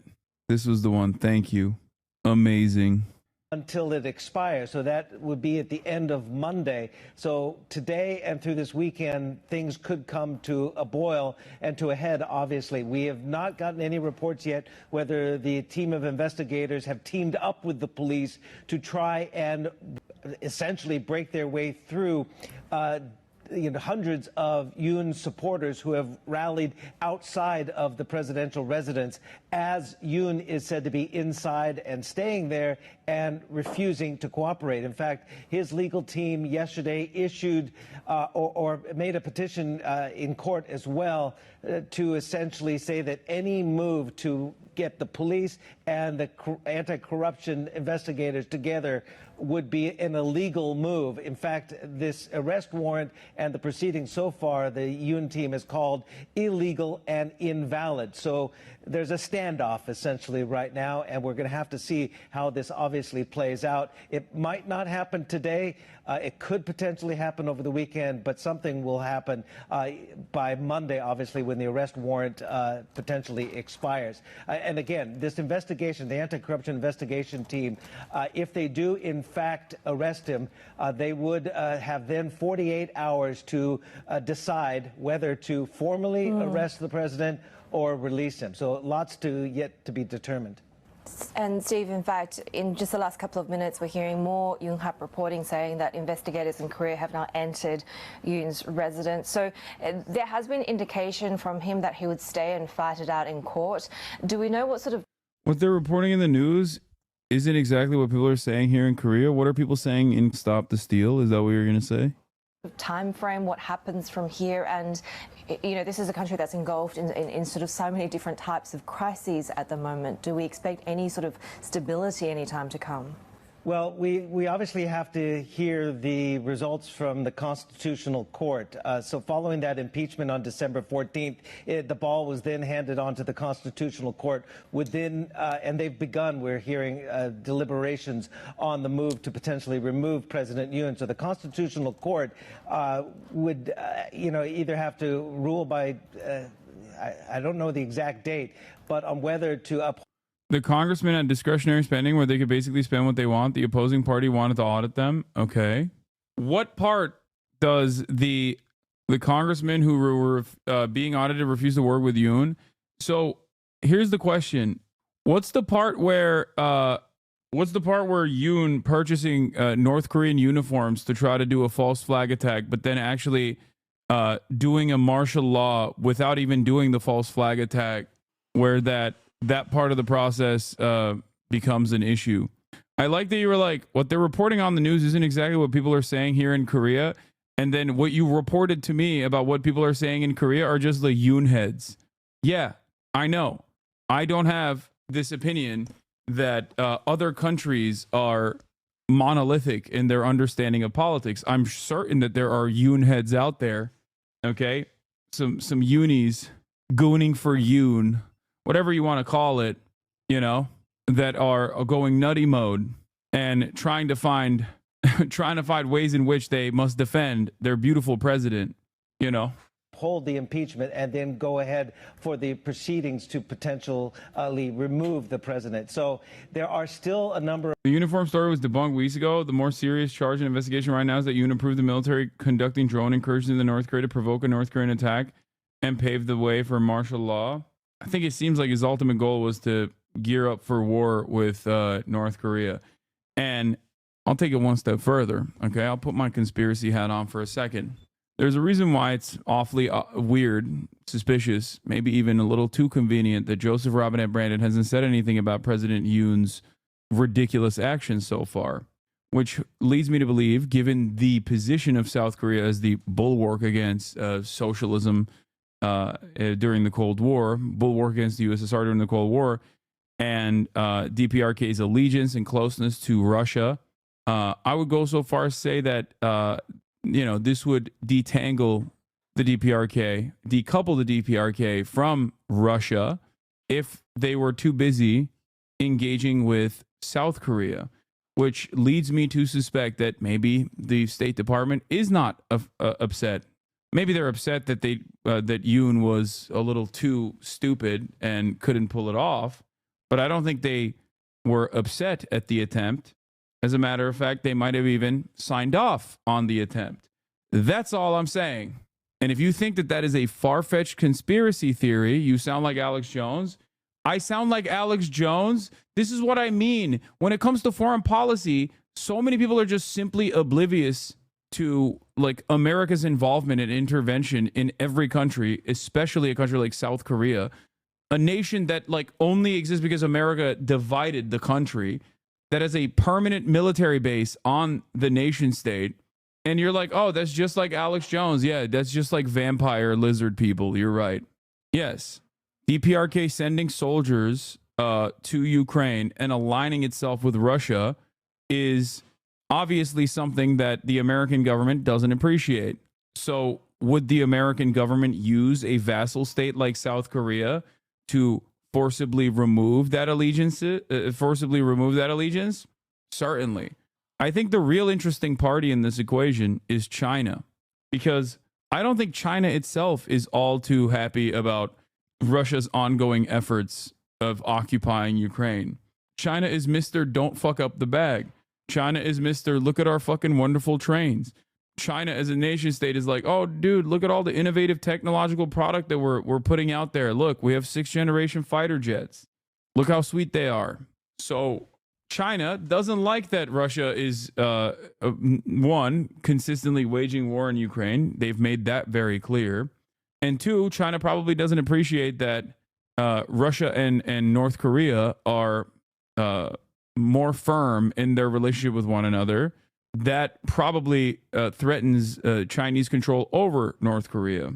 You've lost it if you believe DPRK is fighting in Ukraine. I don't know if the DPRK is fighting in Ukraine or how much it's exaggerated, but I do know that they have a security cooperation. I also know that I don't know what China only gains from a prolonged conflict in Ukraine by gall-wasping Russian assets. I don't think China gains by Russia's prolonged conflict in Ukraine. For procedural steps to go, but right now the Anti-Corruption Investigation Force is acting on that Seoul Western District Court arrest warrant that was issued Tuesday. So that will come to a head. I believe President Yoon is probably trying to hold out as long as possible for the warrant to expire on Monday and then move to the next step. So there's a procedure going on here. Whether, of course, the anti-corruption investigation officers and the police can, as you said, they've entered the house, whether they can formally arrest him and take him into custody and begin that process is something that is going to be playing out over the next few hours. And in fact, Steve, this is sort of playing out over the next few minutes, it seems. Investigators in South Korea having entered Yoon's... You don't think they appreciate the West is using some of their attention on Russia? Most Korea and China experts agree with Hasan. I am in these circles. What you say is 100%. Residents have now attempted to arrest Yoon. They've begun exercising their arrest warrant. This is according to the latest in Yonhap. And obviously this is moving very quickly. I think China gains from Russia's war by having the U.S. deplete its arms. I don't think China gains from Russia's war because Russia depletes U.S. munitions, especially because there are very different battles that would take place if China were to ever engage with America like that. I don't think that anyone would benefit from that, and I don't think China wants that either. I think that's a crazy thing to assume. You're making it seem as though America and China are gearing up for hot war rather than a cold one. If anything, at most it'll be a cold one. We've also seen, of course, a number of... And yes, war is beneficial for countries like the United States of America that are sheltered from the worst aspects of said war, given its positioning, and also rely on a constant war economy for domestic manufacturing. If you are the number one exporter on the planet, if you're the manufacturing hub of the entire globe, and you rely on complicated trade agreements to ensure that you consistently get a steady flow of raw materials and also energy from numerous different partners on both sides of this said war, then yeah, it's not beneficial for you at all. Yeah, no one in China thinks the U.S. is distracted by Russia or Israel. This is Western rhetoric that assumes China can't wait to pounce. We simply think of... Yeah, if that was the case, also, China would have literally invaded Taiwan when October 7 happened, which is what people were saying China was going to do at the time. Like, if this is the kind of attitude that China had, why wouldn't they have invaded Taiwan in America's like most disorganized moment?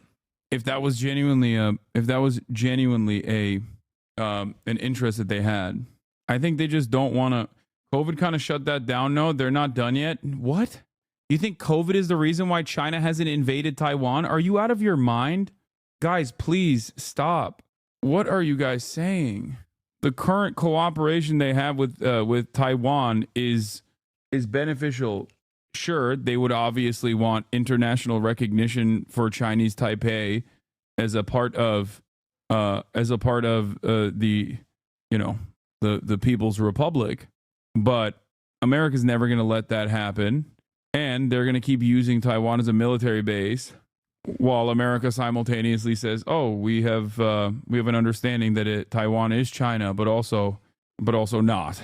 Aspects of this crisis, and the fact that the opposition as well as the leadership that remains in place hasn't been in place for very long. They're now dealing with, of course, not just this constitutional crisis and the governance crisis, but also trying to manage the country through the aftermath and the mourning period after the Jeju Airlines disaster as well. We've also seen South Korea cutting their growth forecast after this martial law fiasco. How big are the challenges? Not just the USA, West allies are on the same note. There's nothing. The West allies are nothing.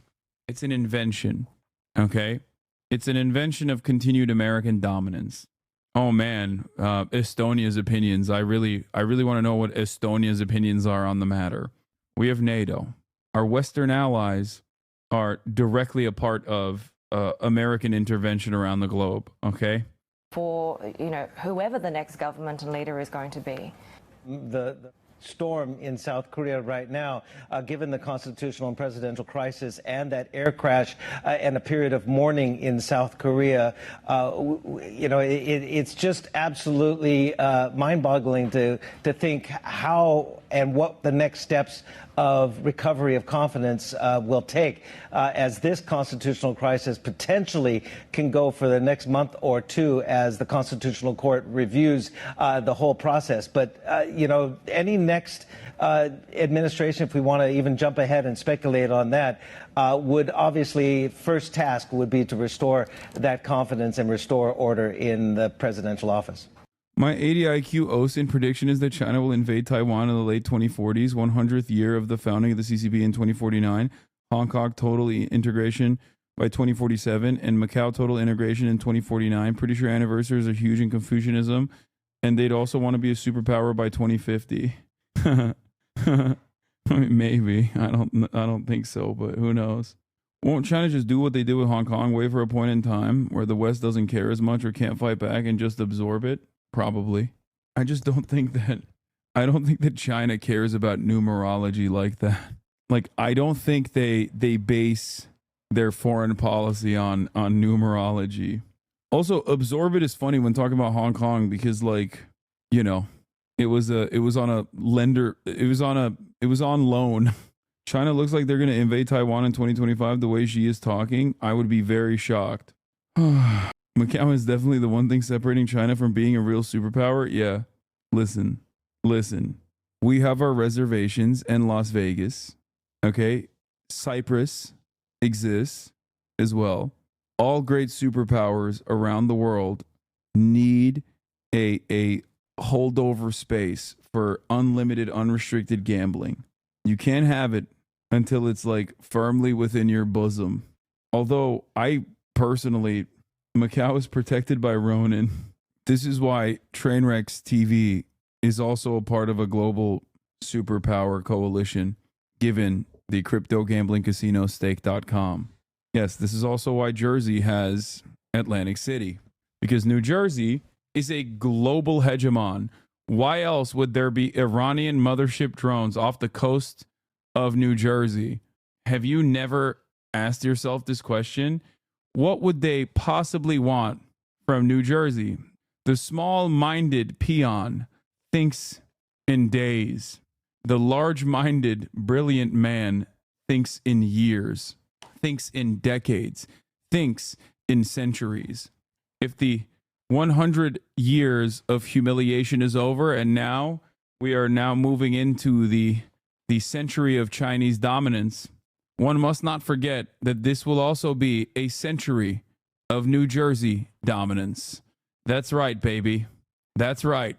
New Jersey, Turkey, China. Your bias law. What is this? Civilians have been killed in Gaza, from what you know. Who gives a shit? Okay, but don't you feel like, for example, children? Children grow up to be Arabs. את יודעת כמה חפים מפשע נהרגו בעזה? טוב, מסקנה שנעצור. ואת לא רוצה לענות על זה? תודה. אוקיי, אפשר לשאול למה? כי אני לא חושבת שיש מישהו שהוא חף פשע שם. צר. את יודעת כמה חפים מפשע... It's so funny seeing these like otherwise lovely old ladies that look like they're probably kind to their immediate family members say such unrestricted Nazi style politics, like demonstrate such rapacious supremacist Nazi attitudes. It's crazy. Like, you wouldn't expect this person to be the second coming of Adolf Hitler from afar. You know what I mean? You'd be like, oh, that's a lovely old grandma. It's a lovely aunt. And the lovely aunt is like, yeah, we should execute every child. We should keep the adults around and just kill all the children instead, because then we'll teach the adults a lesson. Because the children will become adults anyway. Longer clip from the first woman here. Civilians have been killed in Gaza, from what you know. Who gives a shit? Okay, but don't you feel like, for example, children? Children grow up to be Arabs. I shouldn't say this. I know, I read the numbers last week. My memory died and went to heaven. I don't think children should suffer, but they're always casualties. And since they do a lot of pru-rvu, that is a natural result. You know, those Arabs, they breed like rabbits, an infestation. Do you understand why the world is so angry? Because they keep seeing so... Overall, the world. Okay, this person, even recognizing that the world is angry, puts her as like one of the more progressive members of Israeli society, okay? I was going to say, I'm suspecting that she will say it's because they're anti-Semitic, or like the talking tree here, okay? The dialogue tree goes into two directions here. Why do you think the world is angry then? Anti-Semitism is the, average hardliner position, or they just simply don't understand the living conditions that we have here with Arabs. Does not really understand what's going on here. They do not grasp the concept that Israel was attacked. And Palestinians, there is no such thing as Palestinians. They're Arabs who have many countries to flee to and nobody wants them to. But if we do call them Palestinians, their parents use them as human shields to gain sympathy. The natural instinct of a Jewish mother is to protect her child. Palestinian women do not have that. How do you know this? From years of living here. Can you give an example of something you've seen? As I said, my memory died and went to heaven, but I read newspapers every single day, and I've read many different stories where the woman took her child and put her in front, and then she thought this is going to gain sympathy with her readers around the world, and it does. Is this real? I find it really hard to believe that people are this blatantly evil. Dude, this doesn't register as evil in her mind, okay? That's what's so... This is what people don't ever comprehend, okay? From where we're standing, we hear this lady say some of the most horrifying things with ease, and we are shocked. In her mind, she thinks this is the most normal thing you could say. Like, do you think supporters of the Nazi government in Nazi Germany were like, oh yeah, we love killing Jewish people because it's awesome because we're bad? No, they thought Jewish people were evil and scary monsters. There is always a cycle of propaganda that must justify the horrifying actions that the state takes.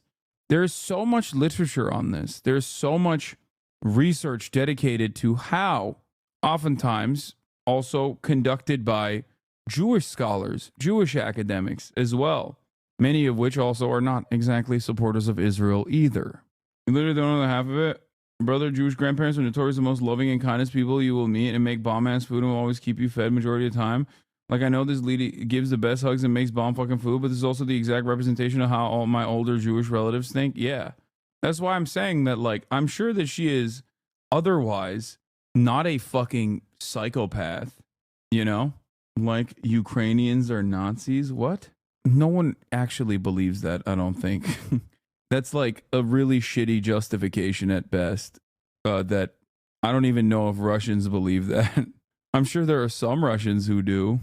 But yeah, she does not consider what she's saying to be evil. Okay? In the same way that like the average Nazi Germany supporter, the average Nazi supporter in Germany did not consider the government to be evil. At most, they considered it to be a necessary evil. That's just an H3 fan who saw the episode where their Ukrainian correspondent. What?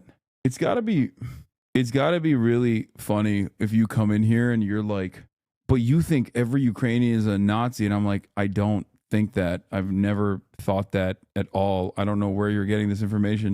I wonder if that causes people to go, let me reconsider my position. like no, I don't believe that at all. Let's see what this lady has to say. חפים מפשע נהרגו בעזה. לא, זה גם לא מעניין אותי. לא? למה? לא מעניין אותי, אני... How many... את יודעת כמה חפים מפשע נהרגו בעזה? לא, זה גם לא מעניין אותי. לא? למה? לא מעניין אותי, אני הייתי עד 7 באוקטובר האמנתי ב... Germany as a country still exists. The Nazi ideology was largely defeated in the country. Most Germans have ancestors that fought for the Nazis but completely disavow their actions. Why do people not think this is possible for Zionism in Israel is such a funny take to have as a 25-month subscriber, as the AfD is rising up in popularity in Germany right now. And also, it is so patently ahistorical. For the past 25 months that you've subscribed, were you just like not paying attention? Anytime I've talked about German politics immediately in the aftermath of World War II and what German governance looked like, the Nazis were instantly brought back to power. Germany is probably the worst example to point to in terms of like comparing it to Zionism.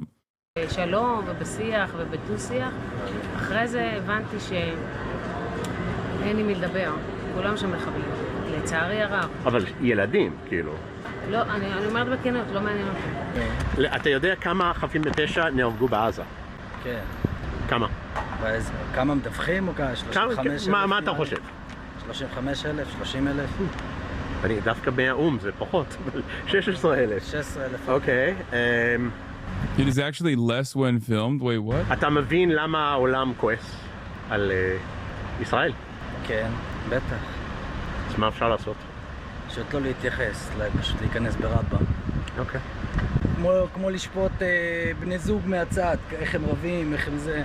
תהיה בתוכה בזוגיות, בלבל את השכל. שיש הרבה קטנה. את יודעת כמה חפים מפשע נהרגו בעזה? טוב, אז כנראה שנעצור. ואת לא רוצה לענות על זה? תודה. אוקיי, אפשר לשאול למה? כי אני לא חושבת שיש מישהו שהוא חף פשע שם. צער. אבל ילדים אבל, נגיד. הילדים מסכנים, אין ספק, אבל הם לא יגדלו להיות ילדים חפים מפשע, לצערי. Oh, it's sad though. Sadly, all those kids are gonna do murder. החינוך, לדעתי, הכל מתחיל בחינוך. ואם החינוך הוא בעייתי. Projection. The assumption that Palestinians need to be taught in school to hate Israel is projection. Projection that Israelis actually need to be taught to hate Palestinians through every orifice of Israeli society, Israeli culture, and Israeli education. It's pure projection. Palestinians learn to hate Israel not in school. Palestinians learn to hate Israel when Israel bombs the school, when Israel bombs your house, when Israel bombs and kills your immediate family members. And that's an understandable anger that people have. So that's why a lot of this kind of, they're being taught to hate Jews or whatever the fuck is very silly. מה אפשר לעשות עם זה? כאילו, מה אפשר נגד זה? לדעתי, להכניס שם ארגון שישנה את התוכן של החינוך, וברגע שיחליפו את התוכן של החינוך, ושלא יהיה מצב שבו החינוך יהיה רק כדי להרוג יהודים, או שנאה, אז יהיה שינוי. כל עוד המצב הוא כמו שהוא היום, לצערי המצב לא ישתנה. אתה יודע כמה חפים מפשע נהרגו בעזה? 15,000, 20,000? זה משהו כמו 40,000 לפי... 40,000, אוקיי. ואתה מבין למה העולם כועסים על ישראל? כן, אני מבין. למה? כי הם חושבים שיש פה ג'נוסייד. אוקיי, ומה אתה חושב? אני חושב שמי שלא היה פה, מי שלא ביקר פה, אין לו זכות לדבר, קודם כל. מי שלא חווה מה ש... You gotta come taste the genocide in order to have an opinion on it, you know? אני לא חושב שיש אף מדינה בעולם שזורקים עליה טילים, שמבצעים פיגועים בתוך הארץ, שככה על ימין ועל שמאל. בכללי אין צד צודק ואין לא. בכללי ישראל יותר השפויים, כי אנחנו לא מחפשים את המוות. אנחנו רוצים לחיות בשלום. אנחנו עשינו שלום עם סוריה, עם מצרים, עם ירדן. לא עשינו עם סוריה, אבל בסדר, עוד לא. He said we didn't make peace with Syria. כמו שהמשפט אומר, ברגע שנניח את נשקנו, לא תהיה ישראל, ברגע שהם יניחו את נשקם, יהיה שלום. Okay. How many civilians have been killed in Gaza, from what you know? Who gives a shit? Okay, but don't you feel like, for example... I wonder if that applies for us Americans who are funding this thing we can't talk about. I mean, dude, the reality is, America post 9/11, you know, if you ask them, should we kill every Muslim on the planet? There's a button to press to kill every Muslim on the planet. You'd be shocked at the results. Every country has some, I wouldn't say universal moral principles, but most people operate in a similar framework. You know, that's it. Children? Children grow up to be Arabs. I shouldn't say this. I know, I read the numbers last week. My memory died and went to heaven. I don't think children should suffer, but they're always casualties. And since they do a lot of pru-rvu, that is the natural result. Do you understand why the world is so angry? Because they keep seeing so... Overall, the world does not really understand what's going on here. They do not understand, grasp the concept that Israel was attacked.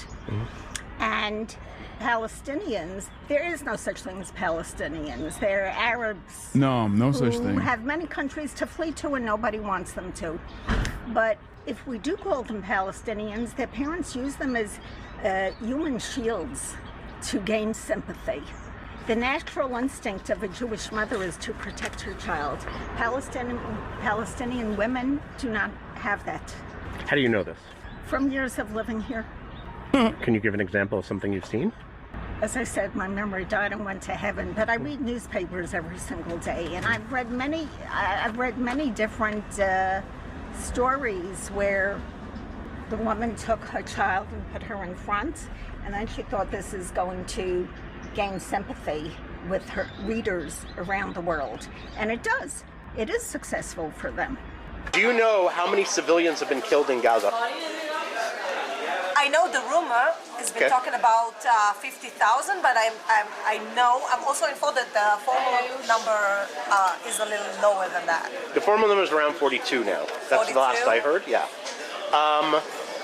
Do you understand why the world is angry? Us? Yes. Yeah, but I think they're wrong, and I can actually explain. Explain. If you have a minute? I think that basically the terror regime in Gaza, in all the countries around us, so they also govern the people, and they also they deny them from aid, first of all, and they also kept hostages in Gaza by the Hamas, because basically the Hamas won't let them leave because they are living targets. So I think I do want to meaning if they side, but not from us, from the Hamas. So meaning if they were allowed to leave to go to Egypt, let's say, because Israel is not going to take them in, obviously. So if they were allowed to go to Egypt, Egypt would let them. Obviously. Yeah, put these Arabs somewhere else. Another Arab country, you know? It's just the same. Far fewer people would be killed. That's what you mean? Yeah, Egypt and Jordan, they should definitely go there. And by the way, Egypt already had the chance to take on Gaza, but eventually they decided not, and this is how it became our problem. But then again, I don't think that we should solve it anymore, because you're not supposed to solve your enemy's problems. So it's up to them, and the Arabs should be more willing to accept them. Okay, but don't you think Israel has a moral responsibility? It's a difficult question because I really think that war has. I think that the Western world probably is not aware of like what war means, actually. And I think that again, the taking care of your own enemies is a little bit. It's conflicting, you know. It's not our fault that we are stronger than them. Yeah, it's also not our fault that we defend ourselves and we have every right to defend ourselves. So that's Go what to I Mala. think. Yeah. Anyone else have anything to say? Yeah, free Palestine from Hamas. And don't hate us Jews. We're really nice people, and we love life. We want peace. We just want peace, love, and rock and roll. Yeah, man. Okay. Wait, and you're willing to have peace with Palestinians? Yeah, of course. Yes, anytime. Anytime. Send with anybody, anywhere. If they want peace, we want it. Do you know how many civilians have been killed in Gaza? You know, okay, one moment. No, I don't know exactly, but I don't want to ask that kind of question. No? Okay. Can I ask why? She was like, I don't want to talk. And then was like, never mind. Let me spit some shit. Let me spit some truth at you right now, real quick. כמה ילדים לא ישנו בלילה, כמה ילדים עשו פיפי בגלל שהם שומעים את החדשות, ואני לא מדברת רק על המלחמה. תאר לעצמך קודם כל מה הילדים מרגישים וחושבים אחרי 7 לאוקטובר. ומה הילדים חושבים ומה קורה לילדים שהם שומרים על כל הרציחות האלה ועל כל הטרוריזם הזה שקורה. אז ככה שאי אפשר להשוות את זה, וכל מה שקשור לכמה פלסטינאים נהרגו, תשאל את חמאס שהם התעניינו כמה אנשים וכמה ילדים נהרגים, כי זה בגללם, ושלא יתחבאו מתחת האדמה ושלא יתחבאו It's like so funny that even if you were to put it on the same moral playing field, which I don't think like a colonial occupant and those who seek emancipation from said colonial occupation are on the same moral playing field at all. But even if you were to place it on the same moral playing field, it's like Israel's still the bad guy in that situation. That's why so much of Hasbara and so much of the defense of Israel's actions that revolve around, dehumanizing Palestinians is oftentimes attributing to Palestinians the crimes of Israel. Like, it always sounds insane when you hear someone who defends it. It always sounds so insane if you're knowledgeable of the situation, where every accusation is a confession of Israel's crimes, which is ironic because then it turns around and basically justifies Hamas.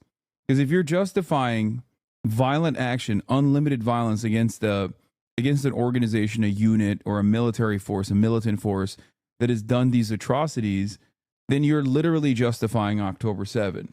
You're justifying more than October 7, which is what Israel is doing to Gaza already. מאחורי האזרחים פלסטינאים, אוקיי? וחוץ מזה גם מה שקורה עם פלסטינאים, הם בעצמם גם לא צריכים להרשות את זה. זה בעצם מה שהם עושים, אם הם נותנים, למרות שאני מבינה שגם הם מפחדים, אבל כל מה שקורה זה אי אפשר להתייחס לזה שישראלים כביכול פוגעים בפלסטינאים. זה לא בא משם, זה מתחיל מזה, זה מתחיל מכל הפעולות של טרוריזם, של טרור, ומשם זה בא, ככה שאי אפשר לחלק את זה לשניים. כל עם ישראל נפגע, זה לא רק משפחות של חטופים, לא רק משפחות שנרצחים, וכל המשפחות שחיילים שלהם נהרגו. זה פשוט מאוד חשוב לדעת שהצבא הישראלי הוא לא הולך והורג פלסטינאים רק בגלל שבא להם בשביל לרצוח, לא הולכים לשם בשביל לרצוח. הם מודיעים מראש, הם גם זורקים להם מהמטוסים פתקים שמזהירים אותם אם יש מקומות שהם הולכים להפציץ שהם יודעים שזה נשק. שום צבא בעולם לא עושה את זה. ואיזה צבא כן יכול להתמודד עם זה כמו שצבא שלנו מתמודד. להתמודד. האזרחים שנמצאים בלב... Yeah, it's so hard. The biggest difficulty is coping with all of the death of children. You know, oh man, it's such a tough job that the Israeli occupying force has. You know, they have to live with themselves after killing all of those children. Can we just reframe the conversation to the real victims here? Me, my feelings, the feelings of people who have done untold atrocities, countless atrocities. מקום שנמצאים שם טרוריסטים והנשק, איך אפשר להתמודד עם זה בצורה אחרת? לכן נפגעים גם האנשים. הצבא שלנו הוא הכי מוסרי בעולם, ככה שפשוט חשוב שידעו, שום צבא בעולם לא עושה את זה. וגם איזה צבא בעולם, תגיד לי בבקשה, נותן סיוע הומניטרי במהלך המלחמה לאויב שבא לרצוח ולטבוח ולאנוס. שום צבא בעולם. החיילים שלנו הם הכי הומניים. פשוט חשוב שידעו את זה. הם לא באים לרצוח, הם רוצים רק להגן על מדינת ישראל ועל האזרחים שלהם. Do you know how many civilians have been killed in Gaza? I don't know the exact amount, but I think it's around 20 to 25K. I think something like that. According to Bibi and according to the UN, it's around 16,000. That was the latest thing. Okay.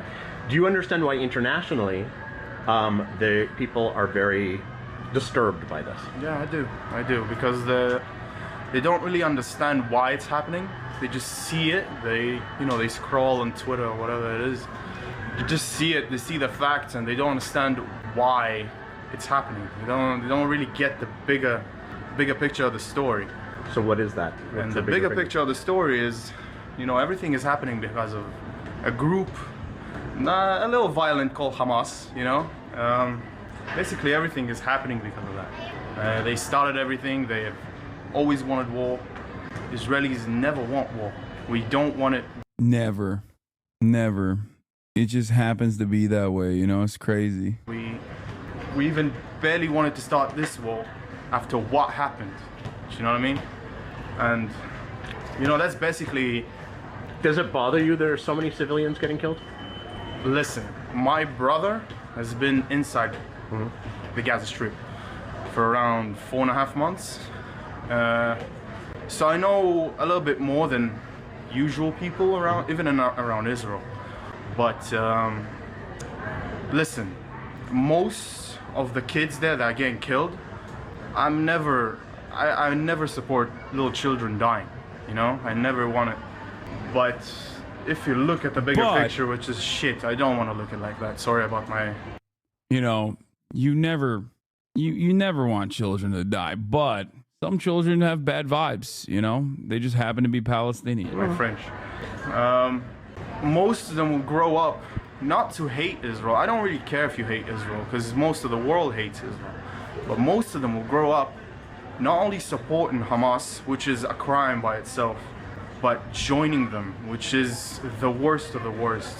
Listen, what happened a couple of years ago with Gilad Shalit, we took one soldier that was held captive for around 1,000 prisoners, and most of those prisoners are the cause of what happened on the 10th of October.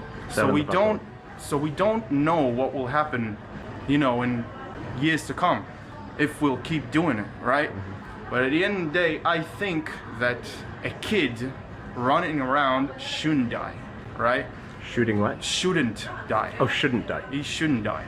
That being said, I don't know what it'll grow up to. Most of them, like around 75-ish%, despise Israel with everything that they hate about the world. Like, they hate everything about Israel. They don't want anything to do with us.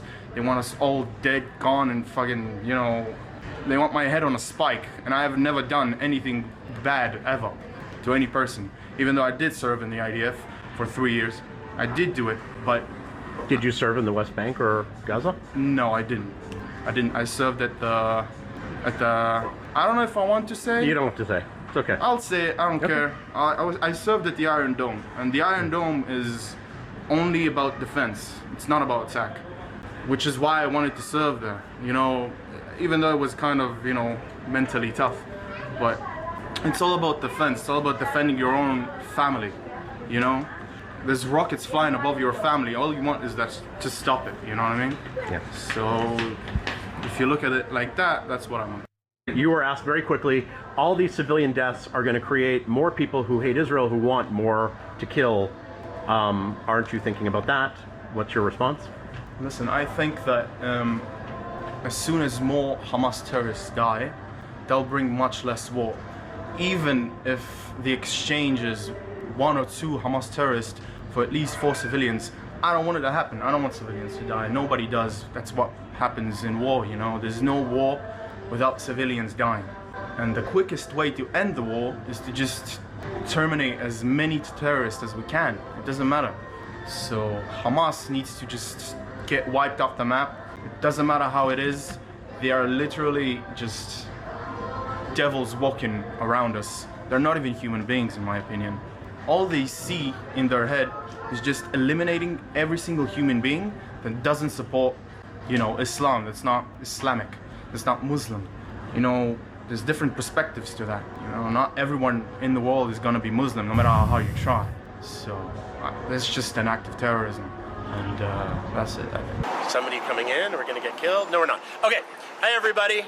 I'm glad you got to this point in the video, which means you got to the end. I really need your help. Of course, the final point of most of these conversations arrive at, yeah, actually it's good that we're doing all this. You have to feel that way. Otherwise, you would go crazy. You would try to overthrow your government. And all of this violence, all of these violent desires make it so that Israeli society can be dominated by some of the worst right-wing forces without the population ever understanding what's happening to them. Now, it might not be, it's nowhere near as consequential as just like wholesale destruction and death. But this is something that already happened in like 2018 and will continue to escalate and will continue to get worse for Israeli society. As many Israelis refuse to understand why the world feels the way that they do about Israel and why the worst dipshit right-wing assholes continue to control the government and even take away some of the social liberties that they might enjoyed. You can't dismantle the right-wing reactionary forces as a liberal Zionist without looking at how those reactionary right-wing forces end up seizing power in your society. They seize that power by continuing to do unlimited violence. Anyway, on that note, I'm going to end it here because I have to do my podcast as always. So I apologize. I also have a call with my new live streaming bag company. The guys I'm using specifically so that I can give you banger IRL streams in Japan.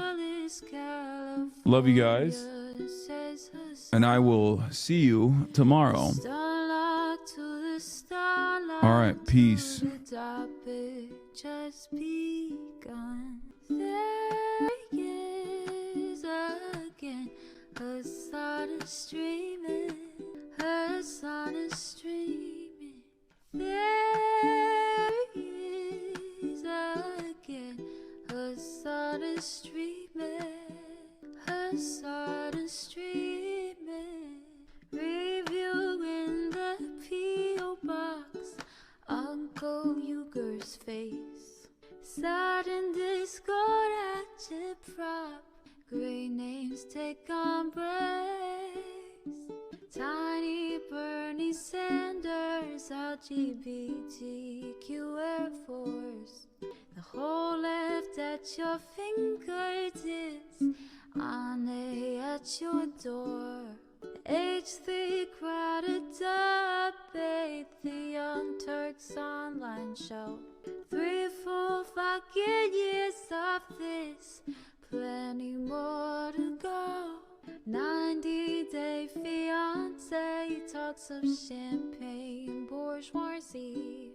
A Trump rally live reaction, a mass riot at DC. There is again, a sun is streaming, a sun is streaming.